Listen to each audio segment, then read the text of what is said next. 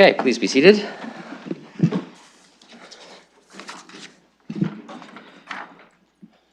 All right, thank you very much. Welcome to the 12th meeting of Council. We acknowledge we are gathered today on the traditional lands of the Anishinaabe, Haudenosaunee, Lenape-Pewak, and Attawandaron peoples. We honor and respect the history, languages, and cultures of the diverse Indigenous people who call this territory home. We acknowledge all of the treaties that are specific to this area: the Two-Row Wampum Belt Treaty of the Haudenosaunee Confederacy Silver Covenant Chain, Beaver Hunting Grounds of the Haudenosaunee Nanfan Treaty of 1701, the McKee Treaty of 1790, the Lennon Township Treaty of 1797, the Huron Tract Treaty of 1827 with the Anishinaabe, and the Dish with One Spoon Covenant Wampum of the Anishinaabe and Haudenosaunee. The three Indigenous nations that are neighbors to the City of London are the Chippewas of the Thames First Nation, Oneida Nation of the Thames, and the Munsee Delaware Nation, who all continue to live as sovereign nations with individual and unique languages, cultures, and customs. As well, the City of London is committed to making every effort to provide alternate formats and communication supports for meetings upon request. To make a request specific to this meeting, please contact councilagenda@london.ca or 519-661-2489, extension 2425.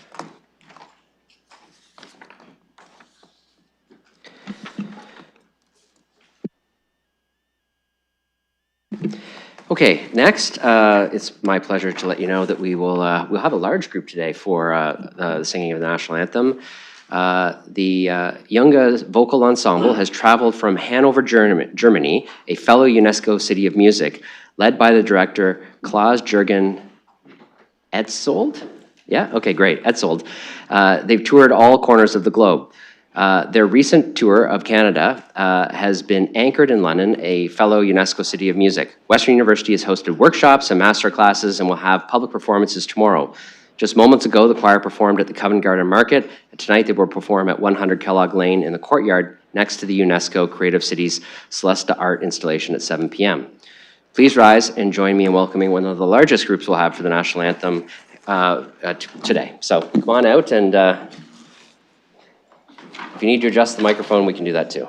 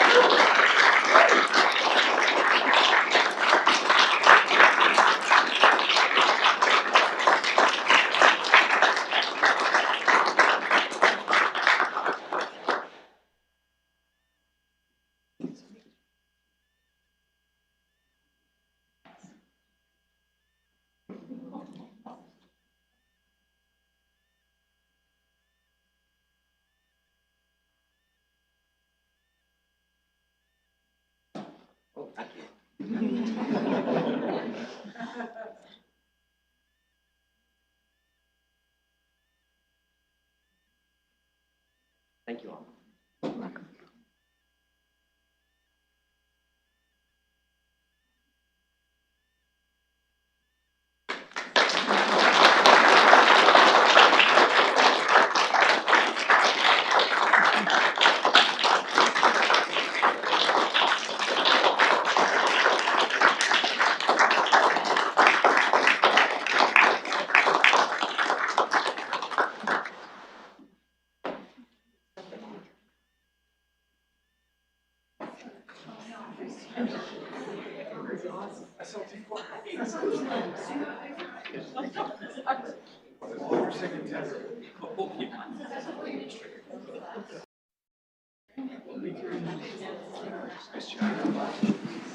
Okay, that was pretty awesome, actually. Especially given the times, like, how amazing is it to have a group from Germany come and perform the national anthem here in Canada in such an impressive way? And now I've got to go to a yard sale because I think I gave away my CD player, and so I'll be hitting the yard sales and the thrift stores this week.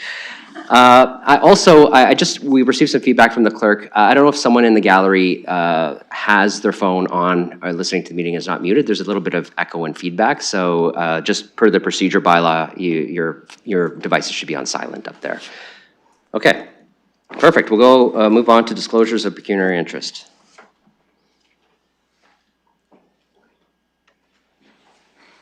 Go ahead, Councillor Rahman. Thank you, and through you, I'll be declaring a conflict on the CAPS item, I believe it's 8.2, sorry, clause 12, 2.8 in the 11th report of CPSC, because Fanshawe College is my employer.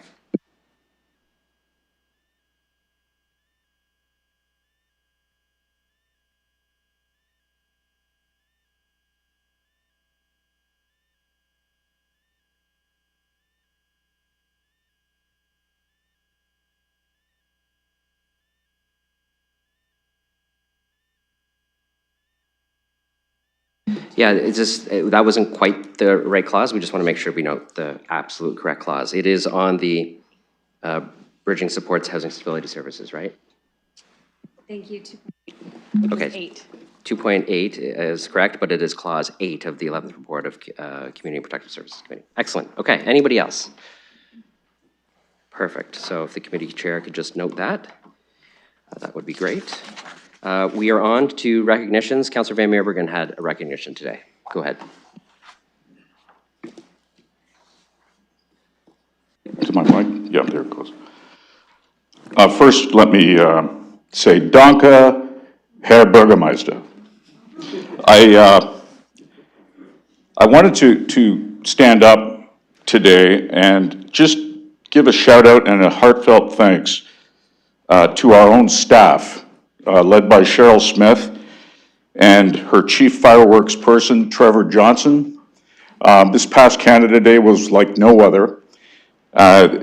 This team managed to bring in K&H fireworks to set them off in Harris Park. I have never seen such an impressive display, which was downright emotional by most of the people who were attending. You could hear the chatter, the talk. After each explosion, there was just such joy. And I just want to thank Trevor and Cheryl and KH Fireworks because it was truly memorable. Thank you. Any other recognitions? Okay, seeing none, we have a review of confidential matters to be considered in public. We have none. We have council in closed session, of which there is a fair number of items. I believe it's 13. So I'll look for a motion to move into confidential sessions. Councillor Ferreira and Councillor Frank. We'll open that for voting in the system.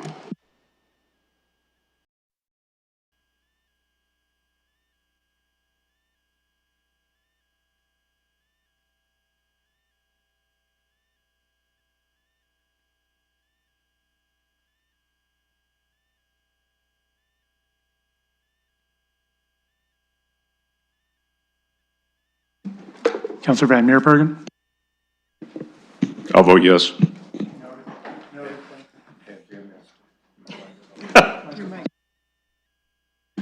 Noted. Thank you. Closing the vote. Motion carries 15-0. Okay, and we'll be moving to committee room 5. So for the public, we'll return as soon as our confidential session is complete.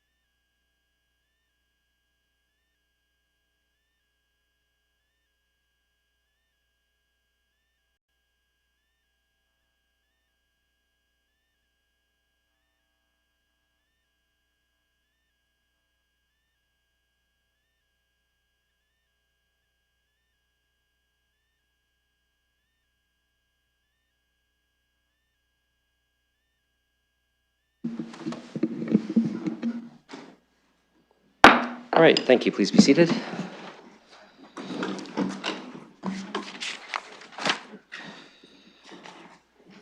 Okay, that completes our closed session meeting. We can report out on some items later in the meeting. We'll look to the confirmation and signing of the previous minutes. We have the 11th meeting held on June 24th, 2025. I need a mover and seconder for that. Councillor Van Meerberg and seconded by Councillor Haley. Are any comments or questions or changes to the minutes? All right, seeing none, we'll open that for voting.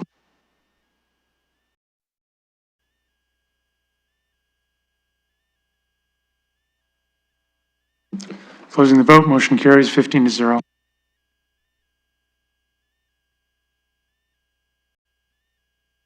Okay, there's a significant number of communications items, but they all have places to land within the relevant agendas. So there's a consolidated motion moving all of those to the relevant spots. Councillor Hopkins is willing to move that, seconded by Councillor Cuddy.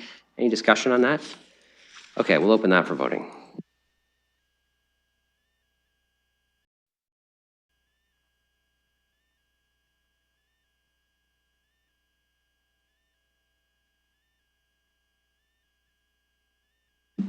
Closing the vote, motion carries 15-0. Okay, notice of which, motions of which notice is given, we have none. Reports, we have a number of reports to deal with today, and we will start with the 12th report of the Infrastructure and Corporate Services Committee, and I will turn it over to the Chair, Councillor Rahman, to present that report. Thank you, and through you, I'd like to put forward the items from the 12th meeting of ICSC, Infrastructure and Corporate Services.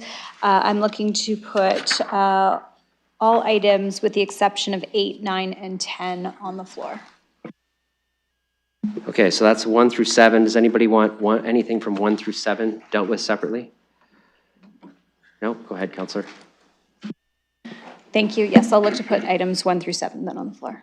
Okay, that's moved by the Chair. Any discussion on items 1 through 7? Seeing none, we'll open that for voting.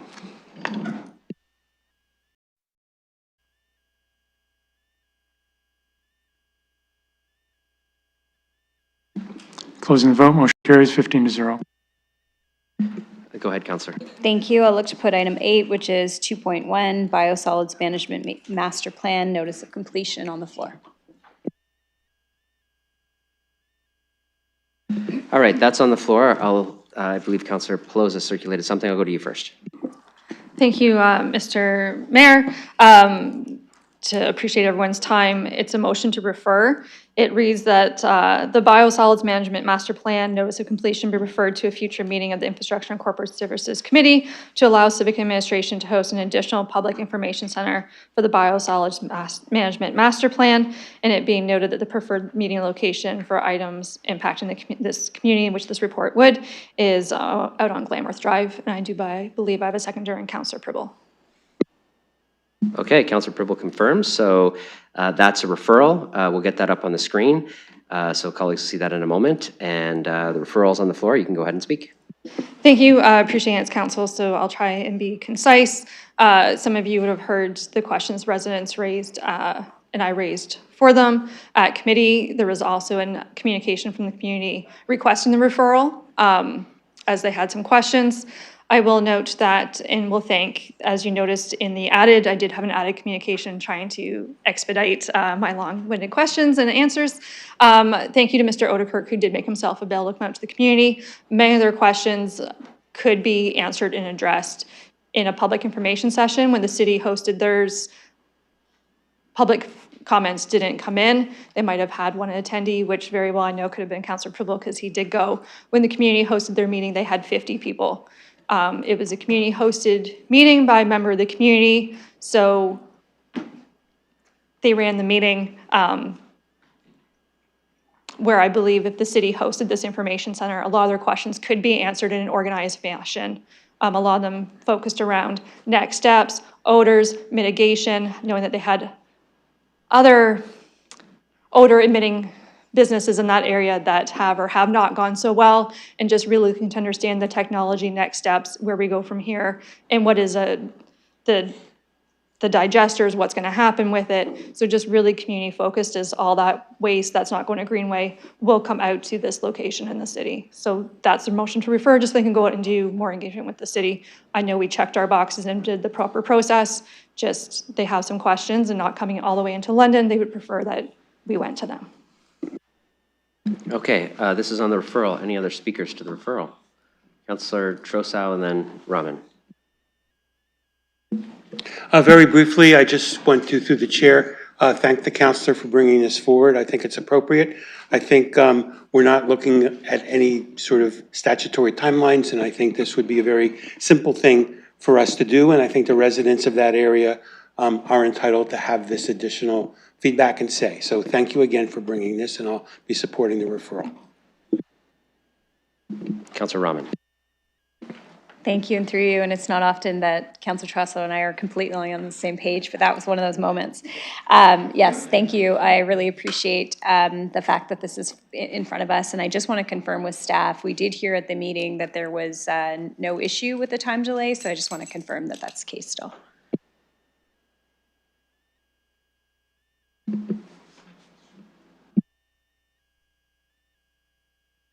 Time. Go ahead.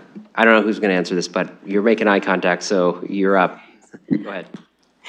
Thank you, through your worship. No, there is not an issue with the time delay, noting that putting this report forward now does not close the opportunity for public engagement, is merely actually opening the official 30-day plan that is part of the process. So there is still much more time for comment and consultation, regardless of what we do here today. Thank you. And just to follow up, I do think it would be helpful to refer the matter so that those folks that are interested in getting their questions answers can get those answers, so then they can therefore provide their feedback in a way that's relative to the process. Thank you. All right, any others on the referral? Okay, seeing none, then we're going to open the referral for voting.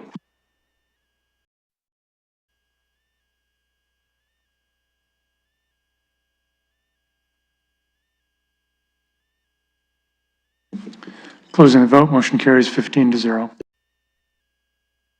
Councillor Rahman.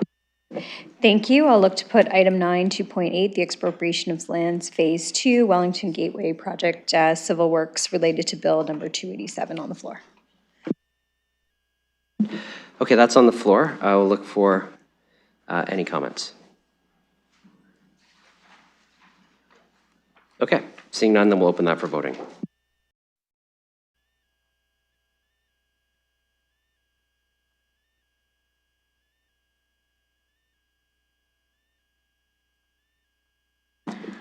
Closing the vote, motion carries 13-2.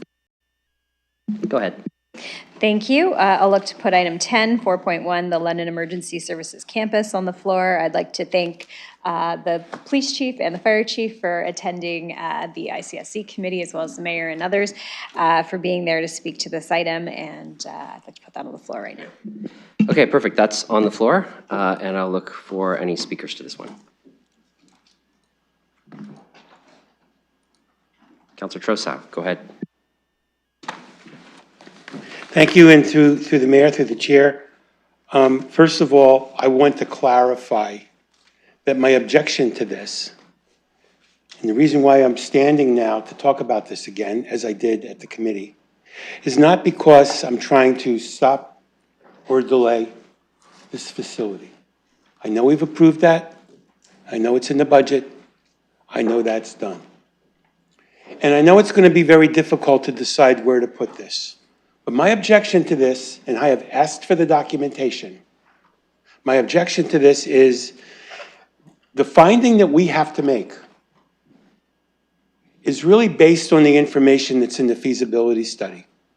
And we have not been provided with a copy of the feasibility study. I don't see how this council, other than the perhaps 3 of us who also sit on the Police Services Committee, who have been presumably given a copy of this report, I don't see how the rest of us can responsibly vote on this. And I think we really need to see that report, because in order to take out this land, in order to remove this prime farmland from its current use, there are certain legal requirements, not just as a matter of city law, but as a matter of the provincial policy statement. And, you know, again, since there is no zoning bylaw involved here, any limitations that exist in the planning regime regarding the inability of objectors to be able to seek relief is not relevant here. This is not a zoning application that's going to go to a tribunal. This is a bylaw that we're going to pass, which would be subject to attack as an improperly adopted bylaw. And I think it's important for us to recognize that. I'm not going to ask the solicitor for advice as to whether that's true or not. I think that's sort of self-evident. So again, in all due respect to the folks that have been working on this very diligently, I want to see that report, and I want to see it come back to this council. I've asked for it. I've spoken to a number of people about it. I could not in good conscience support this without seeing the feasibility study. And I guess I do have, I guess I'll just leave it at that. I need to see the feasibility study. Thank you. Yes, so this question came up at committee. I actually want Ms. Barbon to clarify an item that's in the report, just so that we're all clear on what the feasibility study actually relates to. Go ahead. Thank you. Through your worship, on page 145 of the actual committee agenda, under section 2.3.1, what the councillor is referring to is actually work that was done by staff. That work was to the filtering and identification of the parcels of land was done by civic administration. The feasibility study was commissioned early on in 2022 in order to inform the work that needed to be put forward to inform the business case that was adopted as part of the multi-year budget. So when you refer back to business case P57, there's a great deal of information about the feasibility study that was identified in that business case that was based on the financials of how that business case would move forward to support the development of moving to a emergency services campus as it was initially envisioned. So hopefully that clarifies a little bit of the information that was identified in the report. I'm going to turn the chair over to the deputy mayor. I put myself on the speaker's list for this. I will take the chair and recognize Mayor Morgan. Yes, thank you. I want to make a couple of comments on this. First, to what the deputy city manager just said. The work that staff did to identify the location, which is the matter before us, was work that staff did. The work on the feasibility study was the work, as was described, to inform the business case, of which the business case had details, which is council approved. I can tell you that the feasibility study contains components about the operational capacity and vulnerabilities of the London Police Service, which is why the business case was forwarded on. So that information is not going to be shared under the Police Services Act. They are not going to share operational details of the capacity of different segments of the police service. But that is only one component of what this is now. So we can get really hung up on one small piece on a business case that we've already approved as a council, or we can talk about the location and how this has evolved to include a huge opportunity for the city. And not just the city, but the region of southwestern Ontario. The co-location at this site of the fire and police and emergency services training capacity will serve the region. Provincial hazmat will serve the industrial areas, not just here, but the PowerCo facility and others in the region. It's one of the few provincial hazmat facilities outside of the GTA. EOC, we know our EOC is always asking for, or being asked for, training opportunities from other municipalities in southwestern Ontario, where they see what we've done from an operational perspective. To have that new improved facility, because we've outgrown ours there, is a huge opportunity for all of the communities who require emergency management training to come and co-locate their training in this facility as a regional facility. And of course, we've talked about fire many times, the closing of the fire college, the fact that we have airports in this province who go to New York in the United States at a time when we're talking about doing things in Canada, would have the capacity at a facility like this to actually train in this country and this province. Huge opportunity for all of Ontario. So there are really great components here, let alone the small volunteer fire departments who could train at a professional facility in southwestern Ontario that has a burn tower and the proper facilities to do so. Possible partnerships with Department of National Defense on the scenario training, the driving course when it's built out, and the other pieces. So we have to think, I think, bigger than just our city on this. This is an opportunity for us to continue to serve as a leader in southwestern Ontario to not only provide the necessary facilities for the organizations that we're responsible for, but also be a leader in southwestern Ontario in providing a regional facility that, truly could serve all of the communities and the 2.8 million people across southwestern Ontario. And that is why there is interest from the provincial and the federal governments in becoming a financial partner on this, which I can tell you, given the amount of debt that we could offload if we had financial partnerships on this, this is a very good opportunity for the city, not just from an operational and training perspective, not just from the way that we do business, but also from a financial perspective for the city to relieve some of the pressure that we will have on the debt side of things in the future by having a facility that can be a true partnership with the provincial and federal governments and serve all of southwestern Ontario. So I think that we need to move forward with this location. Because of that regional perspective, this is a great location because it is near those 400 highways and it services those industrial areas as well. So I hope you support it today. I appreciate the conversation at committee and I'll look forward to the vote. Thank you, Mayor Morgan. I will return the chair to you. I have no one else on the speakers list, although I see Councillor Pelosi was about to raise her hand. Councillor McAllister. Sorry, I always forget to look. There's one more seat here. Sorry, Councillor.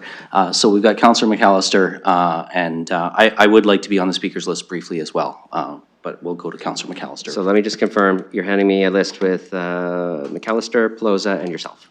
Okay. Okay, great. Thank you, and through the mayor, I recognize the difficulty of choosing a location for this. I know we've had a lot of conversations at committee and council, and to kind of some of the points the mayor made. I've also had conversations. We've had a number of delegations with the Solicitor General in terms of the cost sharing on the police side. I know there's the opportunity with fire as well, with Ontario Fire Marshal has been involved in those conversations. And so for me, I really stress the importance of the cost sharing and even the cost recovery aspect of this facility. It's a large ticket item, understanding the realities that emergency services are facing.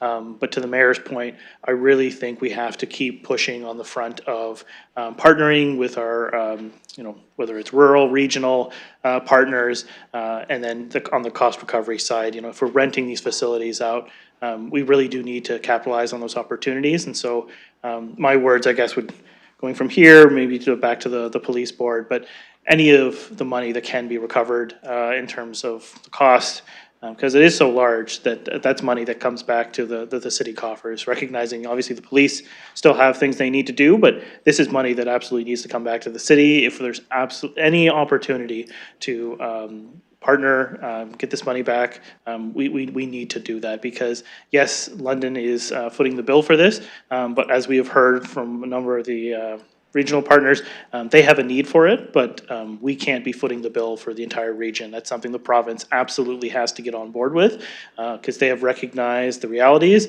especially with the Ontario Fire College closing.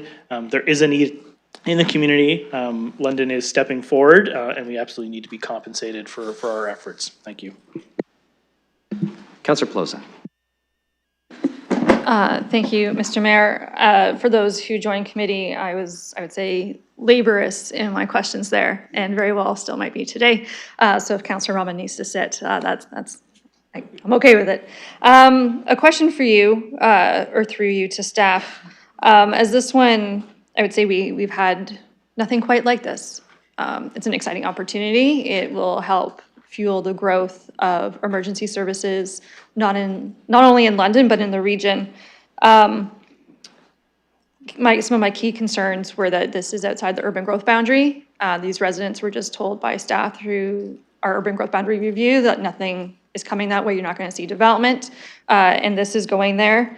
Some community concerns focused around, we just discussed the biosolids, that it just seems to be whenever there's something controversial or smelly, that we'll just put it there. Other concerns focused around its prime agricultural land. Do we look at other locations, which we did, though staff highlighted that locations outside the city of London, even maybe on our doorstep, that might have already been brownfield developments looking for regeneration, were not considered. A question through you to staff. Ms. Barbone had just spoke to the feasibility study having impacted the budget and the business case. What is it? I'm just looking for the words, because I thought part of the feasibility study contained the LPS stuff that would be confidential that we can't have, which is the reason we can't have the report. So I'm just looking if it was all mashed up into one report, if it's two separate reports, and I'm just not understanding what confidential sections would have referred to LPS operations. I'm just looking for that clarification. I know you asked Ms. Barbone, but Ms. Smith is also nodding, so I'll go to Ms. Smith first, and if you have to hand it over, go ahead. Thank you, and through your worship. So as part of the consultant and the feasibility study, they laid out and used their expertise and looked at other experts, looked at what other training facilities in a similar look like. So as part of this, they had to lay out the very detailed design in order to help determine what the projected costs were. So in conversation with the London Police Board Chair, it contains a lot of detailed operations specific to the London Police that could be detrimental if shared to the public. So therefore, it remains confidential. So it was one report, approximately 200 pages, a lot of options and designs as we looked at what would it look like phased in, 1 phase, 2 phase, 3 phase, what would be required. So a lot of it was block designs. They engaged with fire, with police. I can speak on behalf of fire safety experts that have done and built facilities before, police experts, in order to help draw potentially what the design, so they could cost it out, would look like as part of the budget. Go ahead, Councillor. Thank you. I'll come back to that because I might have a motion. Well, I have one drafted. We'll see if it's relevant or will get us to where I'm trying to get to. I had sent staff a few questions beforehand, so just looking to turn to those now. As we heard at committee that under certain provincial legislation that this isn't going to require the zoning change like we'd normally see through PEC, which would trigger a PPM. So just looking forward to what is next steps if there's no public participation meeting, where do we go from here? And ideally in-person engagement, just not get involved London, which is great, but it's not always people's preferred method to engage. Go ahead. Thank you, and through your worship, you're correct. The next step is we will publicize on Get Involved. It will outline a lot of this information. It'll articulate the benefits of this facility. It'll talk about the site selection process. It will provide opportunities for input and feedback. And as we start to progress, as Ms. Barbone stated, this feasibility study was started in 2022 and completed in 2023. Since then, as the mayor articulated, we've had a number of conversations, both regionally and provincially and internally with Mr. Ladouceur and the possibilities of building a state-of-the-art emergency operations center there. So our next steps are really to update the design, look at what we're planning to do with block patterns as we phase in this over hopefully 2 phases. So as part of that, we are committed to keeping everybody updated through Get Involved, and we also are committed to having a community engagement session in the near future with the surrounding neighborhood and anyone else who is interested. Councillor Pelosi. Thank you. A follow-up before she gets too far. Would that community engagement include something like that public information center? Just looking for that format. Go ahead. Thank you. I don't have the details yet, but 100% it would be part of sharing information, what it looked like, answering questions, and receiving feedback from the community and from the surrounding neighborhoods. Thank you. As noted in the last biosolids discussion, the community since it's going out there, would prefer a location closer to them to make it easier for them to be engaged in their community. They had also highlighted that sometimes when we do the notification boundary, that especially out there, so much of it is actually owned by the city, that the city notifies the city and not really any residents. So I've already flagged that for staff, and I'll have a motion coming through a different committee as advised by the clerks of how best to policy-wise change that overall. So that's not a today plan, that's next time. Does the Conservation Authority need to sign off on this anyway? Realizing the province has allowed us to do this. And then if Ms. McNeely's standing up anyways, is there a site plan, or how does that get handled, or does it come back to council? Go ahead. Thank you, through your worship. Yes, either a Section 28 permit or a letter of clearance from the Kettle Creek Conservation Authority is required. And for site plan, we'd be going through a similar process as we do for any site plan, looking at site functionality, access, egress, making sure that the safe movement into and off the site, as well as mitigation measures, sign off from any ecological, all those elements.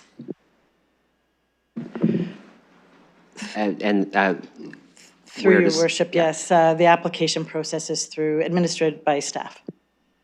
Go ahead. Thank you. And will that administered through staff, but does it come back publicly through council and committee, or is it just taken care of administratively behind the scenes? Thank you, through your worship. Yes, it's all with staff, done administratively, no approval through council. Go ahead. Thank you. Just like I said, a very different process. So there's no PPM, staff handles stuff behind the scenes. And then when we get notified, or our decision-making points, knowing that where those will or will not come. I would like to thank the LPS Chair, Ryan Goss, and Chief Throng yesterday for taking time to discuss with me. Some other residents' concerns were, as it relates to the report, that if we're doing, or well, we're not doing it, it'd be awesome if we did, but as they're doing situational training and they're out in the field, residents were asking, like, if they're burning special things or doing special operations, like, how are they going to be notified if, especially if it's at night, realizing there's also going to be an outdoor firing range. Some questions were asked about what kind of ammunition are they using, how far, especially in that area, will the shots be heard, and is there residential homes within that catchment area, or even people driving by out in the countryside who aren't used to hearing or knowing that the police center's there, hearing live ammunition being fired. That was some other concerns. Their concerns also pertain to if there's noise, environmental smells, and other concerns when it comes time and we move through the process. Who do they complain to? Is it a bylaw issue? 30 seconds, Councillor. Then I'm asking for an extension. 2 minutes. Councillor Pelosi is moving a 2-minute extension for herself, seconded by Councillor Hillier. Any discussion? We just need a second to put that in the system.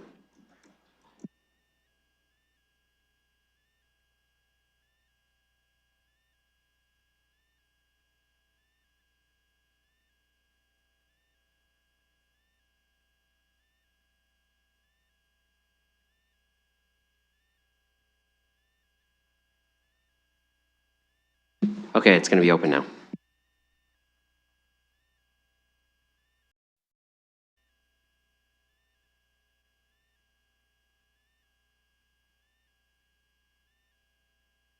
Closing the vote, motion carries 15-0. All right, keep going. Thank you. I put my own timer too. So they were just even looking at if there's other concerns. Is this a Ministry of the Environment concern? That's who they normally report to. If it's city bylaw, or if they have concerns about the operations, do they report their police concerns to the police, who's just looking at that area as concerns move forward. They've raised concerns that they have, in their belief, diminishing road quality out there, that some of the actual roads have already been reduced in speeds, and looking to see, as we move through this process, if those heavier weight vehicles or more traffic out there will reduce it further, if the city plans any enhancements to those areas, as there's no paved shoulders, no sidewalks, and they still walk their kids, grandbabies go for walks, that they're still out there, and some of these vehicles can be quite large or moving at higher speeds.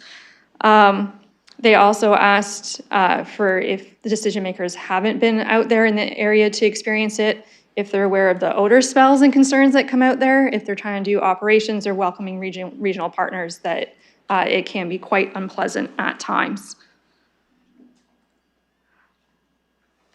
My draft motion, I'll look to staff to see if we think it's going to get to what we're trying to get to for those who still have concerns, including some colleagues at committee.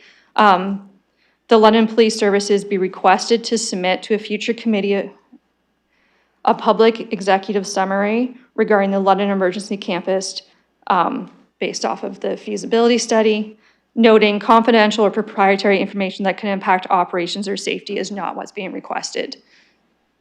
Still have some concerns from that 200-page report that we don't have access to, that the chain of custody of information is not ours. We're just looking to understand what's needed, what's going to be going on. So that's my main question to staff. If that's what I'm looking for, is that going to get us there? Or is everything else in that report, besides what we have in front of us, confidential? We're not going to get it. Sorry, I had sent the draft to the clerks in email. Yeah, I'm just going to pause your time for a second.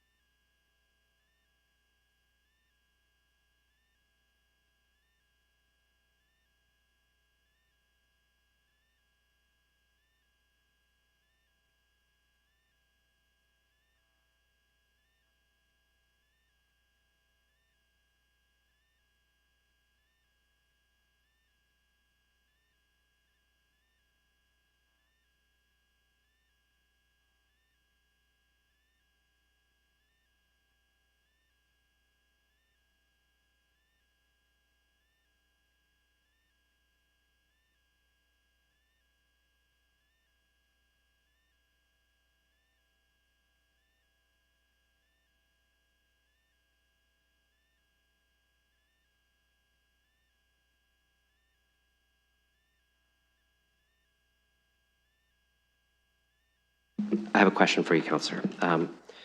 You're asking for the decision, so the decision will be made today on the location, and this is a separate piece where you want to request some information, okay? Okay. Do you want, because I don't think that the London Police Services can provide an executive summary for the London Emergency Services campus because it involves multiple other partners. So Ms. Smith, go ahead.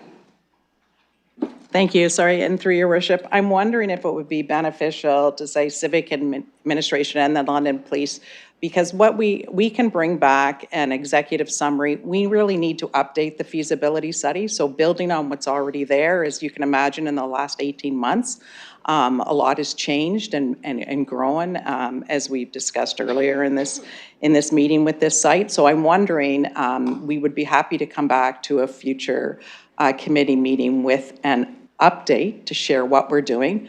our plan to how we're going to engage with the community, and an executive summary or a public executive summary, some of what's in the feasibility study that was done back in January of 2023, but probably more importantly of what's going to be happening and the updated version of that feasibility study, as we will be bringing back the consultant to help work us out to design block and what does the emergency service campus look like today as compared to almost 2 years ago. So if I can ask you, Counselor, does that sound good? Because we can just Yeah, modify. I'm happy to make that civic admin and LPS. So we'll broaden it a little bit and make sure that it's, because what I think is just, so I know we're making a decision on the location today, but I do see value from a council efficiency perspective, given that this is there's other partners at play, and we've talked about kind of the updates. I think that there's value in council getting that, more comprehensive update on here's what it'll do for fire, here's what it'll do for EOC, here's why it's good for police. And so I'm trying to save you the committee cycle by letting it happen attached to this, as long as it's not contingent upon the location. Otherwise, I'd have to say that's out of order, given we're deciding on the location today. So if you're good with that, I think that probably makes a lot of sense. I'm fine with that, recognizing that London Fire is civic. And I did discuss this with the chief yesterday, so he understood my intention as well for relationship building. Okay, so does this sound okay? That civic administration be directed to submit to a future meeting of the Infrastructure and Corporate Services Committee a public executive summary regarding the London Emergency Services Campus. And I guess you want the stuff about LPS because we can direct our staff. What did you need to say?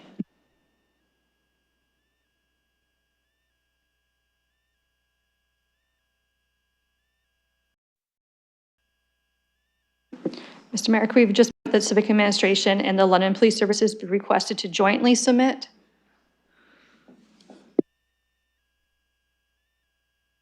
Can we, because I kind of want to direct our staff, but we can't direct the London Police. So what if we said civic administration be directed in consultation with the London Police Service to submit a report to the next Infrastructure and Corporate Services Committee, executive summary regarding the London Emergency Services Campus? I would just put to a future meeting, realizing that police need to be consulted and potentially Oh, a future the board. meeting. I just read it wrong. Yep. Sorry. Yeah.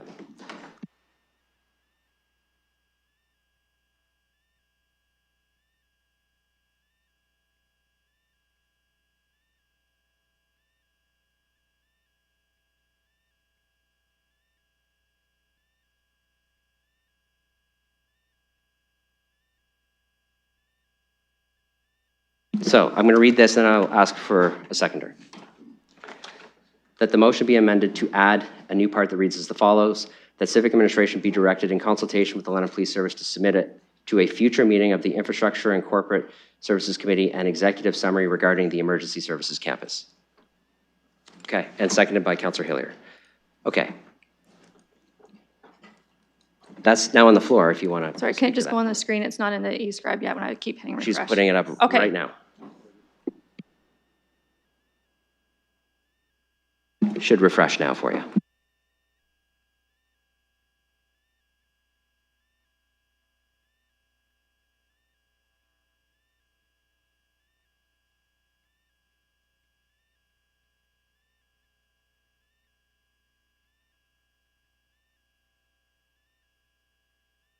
Okay, so do you have anything to add to speak to the amendment now that the amendment's on the floor? Okay, anybody want to speak to the amendment? Go ahead, Councillor Rahman. Thank you, and through you, I just want to clarify.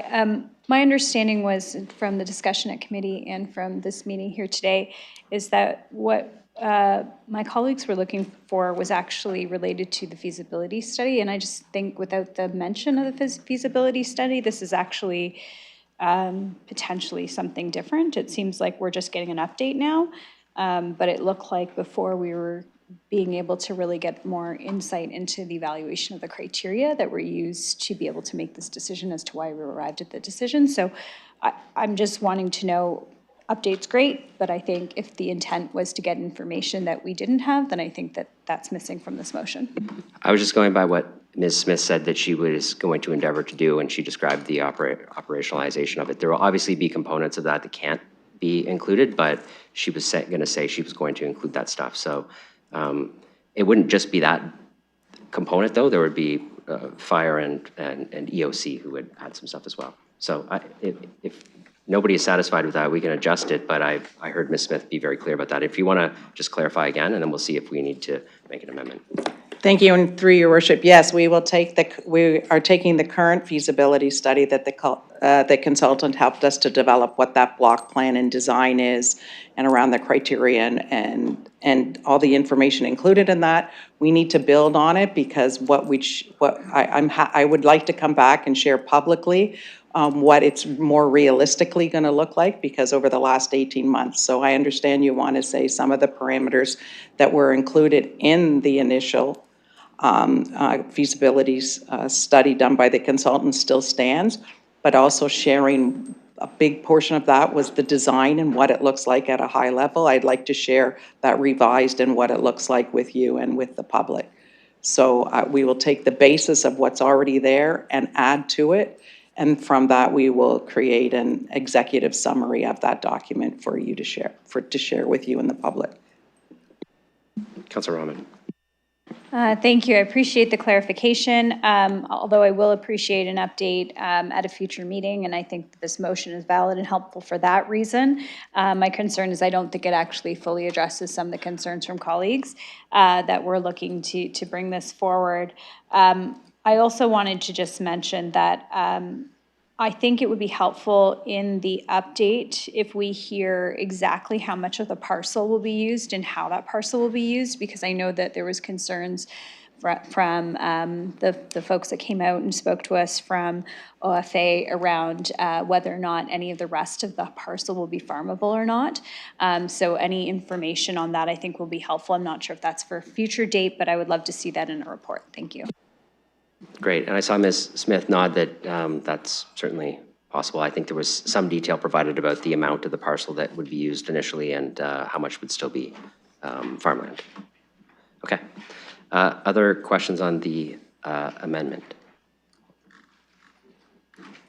I don't have anyone else on the amendment. Okay, so we're going to open that for voting.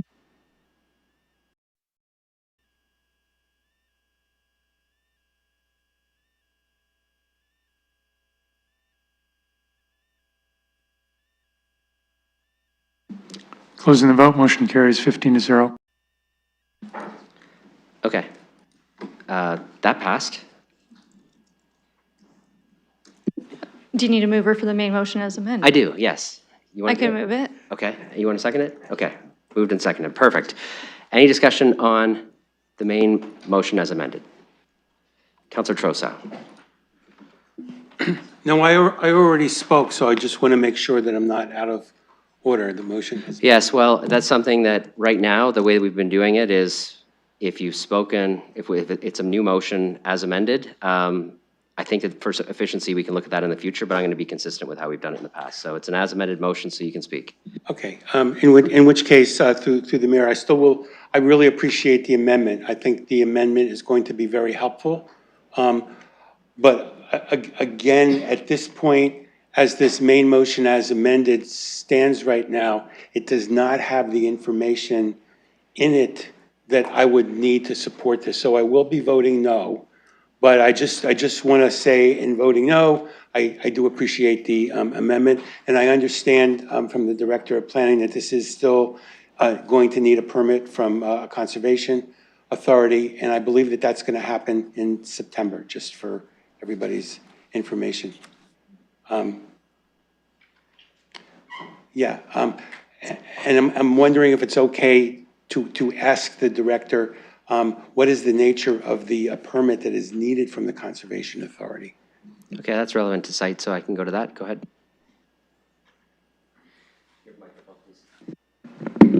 Thank you. Through your worship, it would be a Section 28 permit.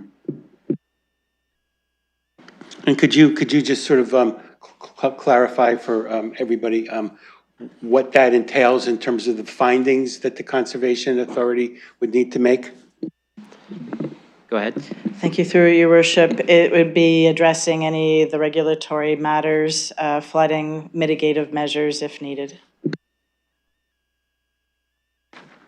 Okay, well, with that, I'm still going to vote no on this. I guess I really appreciate the progress that's being made, and I hope the people who are supporting this as is recognize that many, if not all, of the considerations that you raised in terms of the benefits of this, I'm not disputing. All I'm disputing is, I want to see those 15 alternative sites and satisfy myself that none of them are appropriate. With that, thank you very much for your indulgence. Thank you. Anybody else on the as amended motion? Go ahead, Councillor Ferrer. Thanks, Mayor. Through you, I really appreciate all the comments and questions that council has asked at this council chambers. Looking at it at council, and I'm going to get to the motion as amended in a second, but kind of just looking at conversations and how we did work here 2 years ago and comparing it today, I got to say, we're definitely easing into that groove, working with each other and doing work on the floor in front of everybody in the public space. As Councillor Plows has asked about the feasibility study and putting that motion forward, that is, and I understand the concerns with releasing any type of feasibility studies with any confidential items. So the executive summary, if that's what we'll do, then I would appreciate that, and that's why I supported that. And as you know, I've been saying at the multi-year budget, when we were discussing this, it was really the training facility and the cost therein that I really had my issues with. But hearing what the mayor had to say, and the potential of cost recovery and getting monies from other levels of government for this, that definitely puts my concerns down. Like, I've been speaking to colleagues, I've been speaking to friends, I have a lot of people that I know that are police, and they tell me that this training facility amongst the entire package that we approved is something that is helping with morale, is something that is helping them, police, look forward to the future of being able to be fully trained and being fully equipped and updated on doing their job. So those two pieces are the real thing that are going to get me to support this at this time. I know we're going to have a Section 28 permit approval coming eventually at some point. So with that, I do await on the executive summary, and that will inform my vote at that time. But at this time, knowing that we're going to get that executive summary for the feasibility study, and we're going to get all the questions that were asked here at council, which I believe staff will do that, and knowing that we're going to get some money back from the federal government, that will release some budget pressure for us in the next year and the years to come, especially when it comes to capital stuff. So you're going to get my vote on this one, and that's what I had to say. That's my piece. I look forward to seeing that time at the permit time, and yeah, really like to see the work that we did here in front of everybody. So thank you. And I know you said going to get money from the federal government. I still have to do that. So location is important. I still got lobbying to do provincially and federally. They're positive ongoing discussions. So I haven't got any money yet. So just didn't want you to create a false expectation. Sorry, Mayor. Hopefully the mayor will acquire that or get that money for us. So Thanks. We'll have that conversation, I guess. All right. Well, everybody else can help too. Okay. Other speakers to the as amended motion. Go ahead, Deputy Mayor Lewis. Thank you, Your Worship. So I supported the amendment, support the main motion. I will express, as I always express, it would have been great if this had been circulated in advance so that we could have considered it rather than wordsmithing on the floor. But nonetheless, I appreciate the intent of what the councillor was trying to accomplish, so I supported it. Through you, perhaps actually at you, as a question as a member of the Police Services Board. And I think this is important just for the public understanding. Your Worship, you spoke about the regional benefits. We've been very clear today that fire, EMS, the EOC are involved as well. There continues to be a misperception out there among some members of the public that this training center is a police college, that it somehow is creating additional spaces for training cadets like the Elmer Police College does. So through you, can you confirm that this is in fact for the ongoing training of staff who are already hired. This is not a training facility for new cadets. I'm going to go, oh, you're shaking your head? I know it was asked at me. All right. I'm not sitting as a member of the Police Services Board here, and I'm also not going to answer this as a member of the Police Services Board, but I will tell you from the knowledge that I have and of the business case and the rationale associated with it, council made an investment in police services. There is inadequate facilities within that service to meet the needs of the service today and in the future. That was all clear in the business case. I think Ms. Smith and Mr. Lassiter can comment about the adequacy of services on fire and emergency operations side, but I would only go back to the business case to say it was made very clear that this needs to, there needs to be some additional space created. There also, I think the chief was clear that if you want to train to adequate professional standards, this is a necessary facility without commenting on operations at all. So that's the best I can do with this hat here. So there you go. Fair enough. So I will say that then, just myself, it is my understanding, and I've had discussions with the chief as well, this is not a police college. This is a training center for our existing police officers, our existing firefighters, our existing emergency operations folks. And it is needed, whether it is new technology training, whether it is new procedures in terms of workplace safety operations, and whether it's fire or police or our own EOC teams. Policies and procedures change over time. There is a constant, continuous learning curve for our emergency services. And so I think that this is vitally necessary. But I also think it speaks to the fact that London is, and I say this with all due respect to our neighboring communities, but we really are the capital of southwestern Ontario in terms of standing alone as the largest single-tier municipality between Toronto and Windsor. And there are numerous emergency services throughout that region that need training. And it is extremely expensive, whether it's firefighters, whether it's police officers, to start putting people on planes and flying them to other jurisdictions in Canada, in the US, or in other places around the globe. It is much more efficient to have a training center here at home where we can train those folks. When it comes to the feasibility study, I will say, I trust our staff have done their evaluations of the 15 potential sites and that they're bringing forward their best recommendation to us. That is their job, and I trust that they have done it adequately within the parcels of land that we have available to us.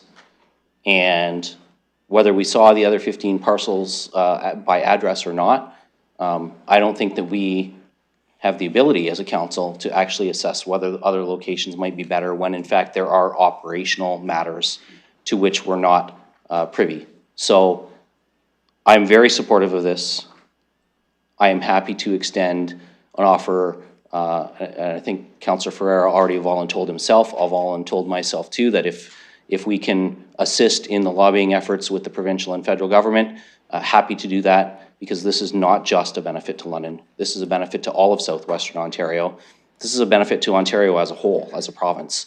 And if you start talking about Department of National Defence and things like that, it's a benefit to the nation. So I do think that senior levels of government should be assisting in the cost here, but I am happy to support it moving forward and happy to work with you on the lobbying efforts to get them to partner with us on the costs. Thank you. Other speakers to the as amended motion? Okay, seeing none, then we'll open that for vote.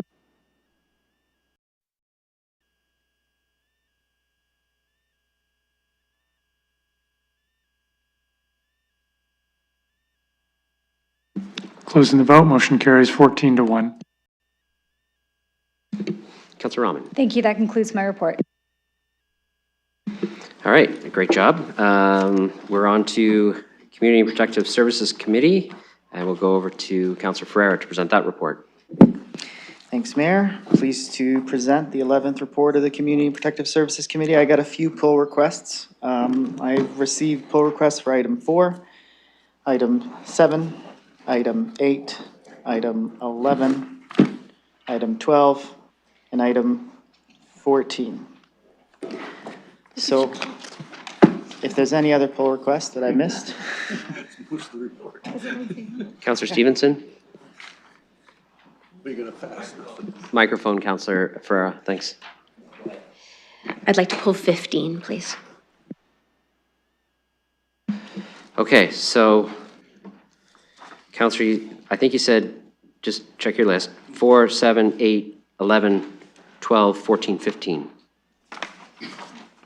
Okay, Was that have not been pulled? that's the pulled list. I have item 3. Oh, wait, Item I don't think, 7, I don't think you item said that 8. one. Oh, okay. So 3, 7, 8, 11. so not 4, it's just 3. Not 4, Okay. not 4. So, yeah. 3, 7, 8, 11, 12, 12, 14, 14, 15. 15. Okay, And that's all right. Anybody else want anything else pulled? Okay, so I believe you're going to craft a motion then that is 1, 2, 4, 5, 6, 9, 10, and 13. Yes, I will put, I'll put those on the floor. I'll move those items that you listed on the floor. All right, those are on the floor. Any discussion on those? We just got to put that into the system here.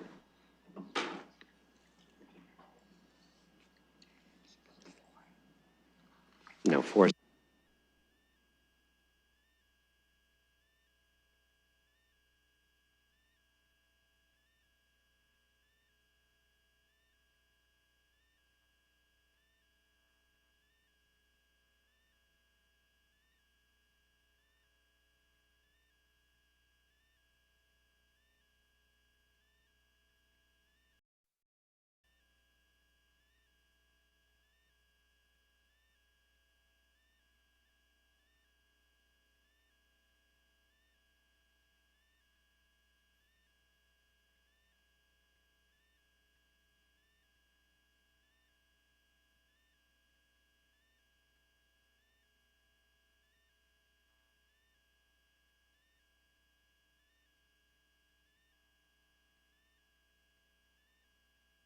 All right, we're going to open that for voting.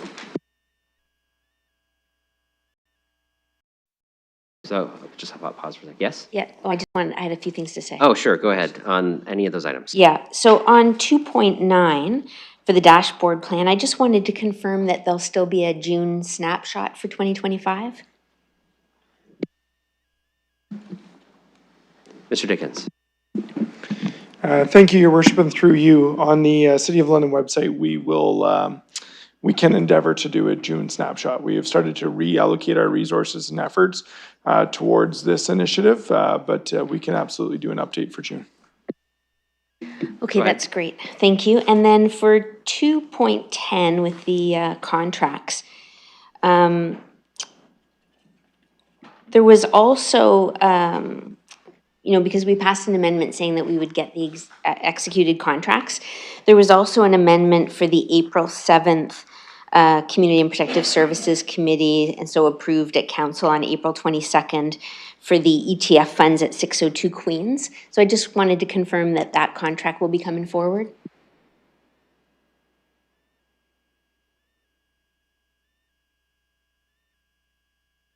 Yep, take your time.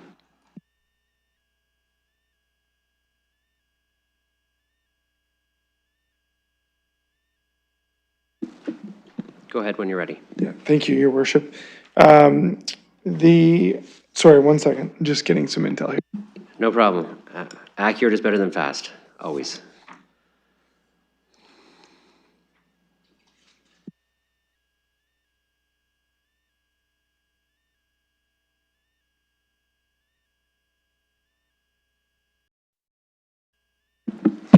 Your Worship, Ms. Wilcox is on the Zoom. I'm going to maybe defer this to her. Thank you. Okay, go ahead.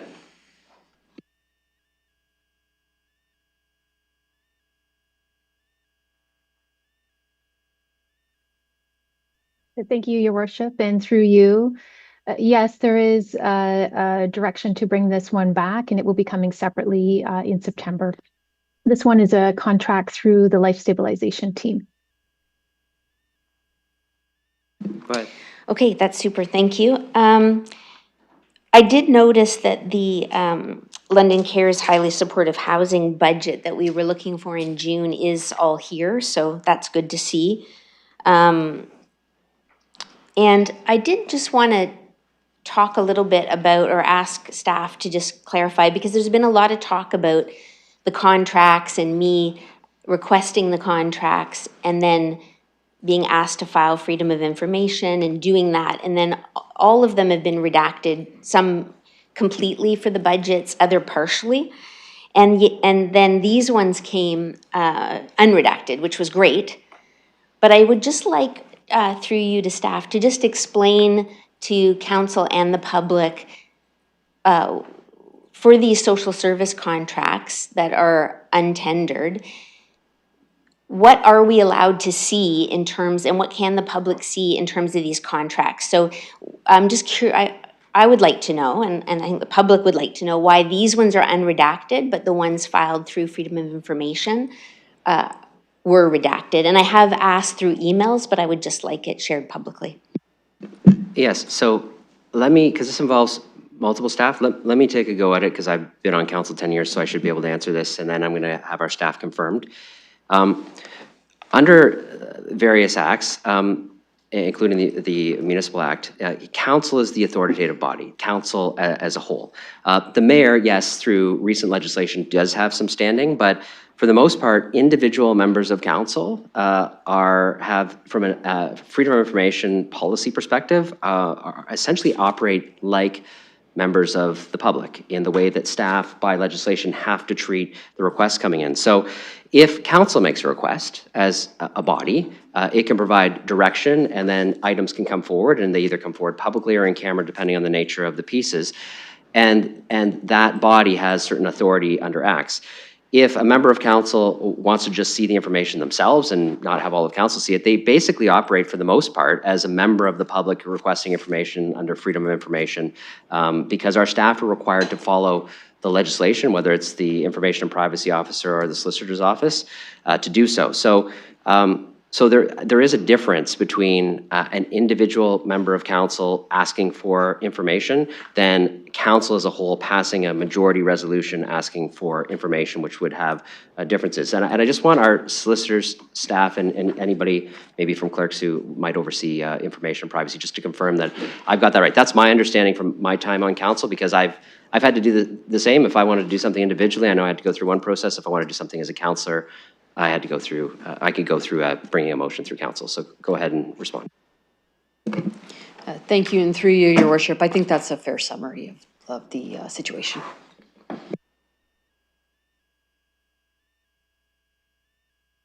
All right, the clerks say that's good enough, but the solicitors confirmed it, so there. I'll go back to you, Councillor Stevenson. Thank you, I appreciate that, because that's good for the public to know that we do act as a body. I guess my question and slight confusion on this is, if something has to be redacted based on freedom of information protection, then are we overriding that in terms of asking for the contracts, hence the stuff's redacted? It just does, for me, if it has to be covered for privacy protection, then we're not overriding that in asking for these contracts, correct? If we file it through a freedom of information, it should be all information that is allowed to be shared publicly, I would have thought, and I'm just seeing a lot of inconsistency. I think I would like the solicitor to comment on, council has a mechanism to receive things in camera, whereas individual councillors obviously do not. They operate as a member of the public who, when they get freedom of information requests, can do whatever they want with it, whereas council, if it receives confidential information, is bound by council confidentially under the legislation to do so. I think the difference is an organization has the ability to voluntarily disclose some things or not, and regardless of how it's requested. So could you, maybe the solicitor can comment on that aspect of it for clarity for the members of council and the public as well. Yes, thank you, and through you. So all institutions, not all institutions, municipal institutions have to comply with MFIPA when they are releasing information, because there is certain information that may not be disclosed. So as the mayor said, when it is council as a whole, there are confidential mechanisms that can sometimes come into play, where council can see things in confidential session, whereas when it is a simple MFIPA request, we do have to comply with the act and make sure that we're redacting things that are confidential, third-party information, that sort of thing. There are times as well when something might be redacted in terms of MFIPA, and then become a public document because the organization or individual that is the owner of that information consents to it being made public. Go ahead, Councillor. Thank you. And that was the answer that I find really interesting, right? Is that they own the information rather than the city owning the information, in that it seems as though organizations have said yes to it, information being disclosed on the public agenda, but they have said no to it when a councillor, a member of the public, has asked for the same information. So I guess that's just, I think, interesting public information. I had no idea when I filed the Freedom of Information request that the permission to share the information publicly was going to be based on who was making the request. So I think that's interesting, and I think this has shown for me anyway, this is how to get the contracts in the public, is to have it pass through council. It's not coming into confidential, it's coming into public session, but it's going to go redacted to the public if they were to ask for it. So that's the confusing part, is that I would have thought these would have come back redacted, or we would see them in closed session, or under freedom of information, the information is public and is able to be shared. So if there was to be, so in this case, I did 3 amendments that said bring forward the executed contracts, and they all passed. So, and this worked very well. So if I were to, in future, want to make a policy change so that that was always the case, and it wasn't not needing to be done every time there was an untendered social service contract, can I just ask through you to staff what the best way is to bring that forward?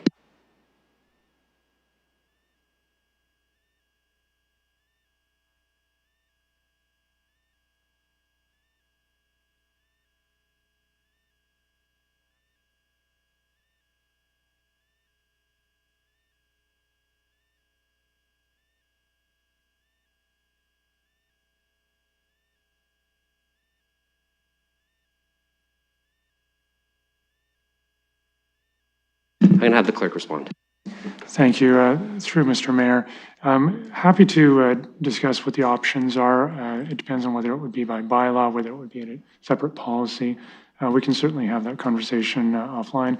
That may result in a communication to a future standing committee, should you wish.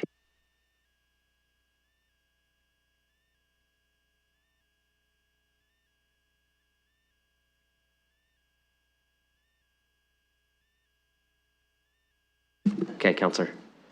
Yeah, I just wanted to say thank you. Like, this is what I was looking for. The contracts are here, they're unredacted, and I look forward to just making that policy. Thank you.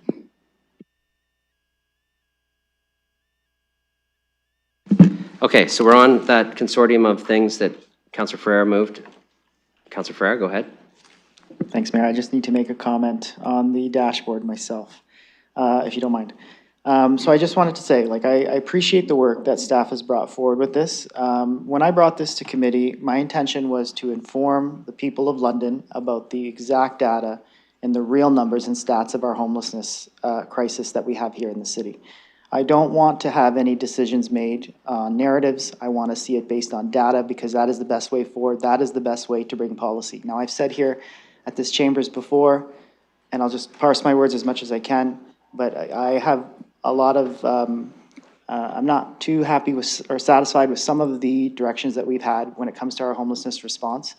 And I believe that we need to be informing the public and informing council as much as we can with the real numbers, with the real data. So that's why I brought this forward. This dashboard will allow us to know the inflows and outflows of homelessness, how people are falling into homelessness, who is getting out, what types of supports we're providing, what types of housing supports we're providing, and give us an actual real-time estimate and numbers month to month in a lot of the areas that we're going to be reporting out, so we can have the most up-to-date and consistent information possible. It's something that I wanted to give to the public, so you can go online at any time of the day that is convenient for you and look at those numbers and look at that data so you can inform your response to us and your communications to us. It's also something for us counselors here so we can inform our decisions as well.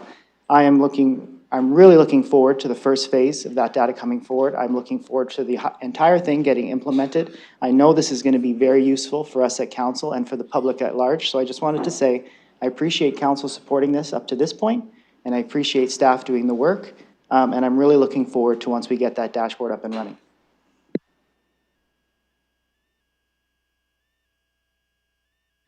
Sorry, I was fixing something else. I don't know if you asked a question or are you just done talking?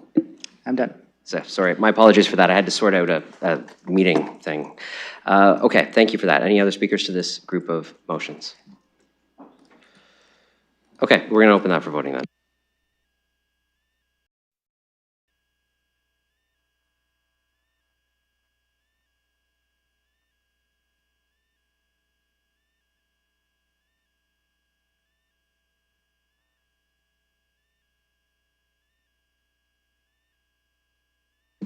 Closing the vote, motion carries 15-0.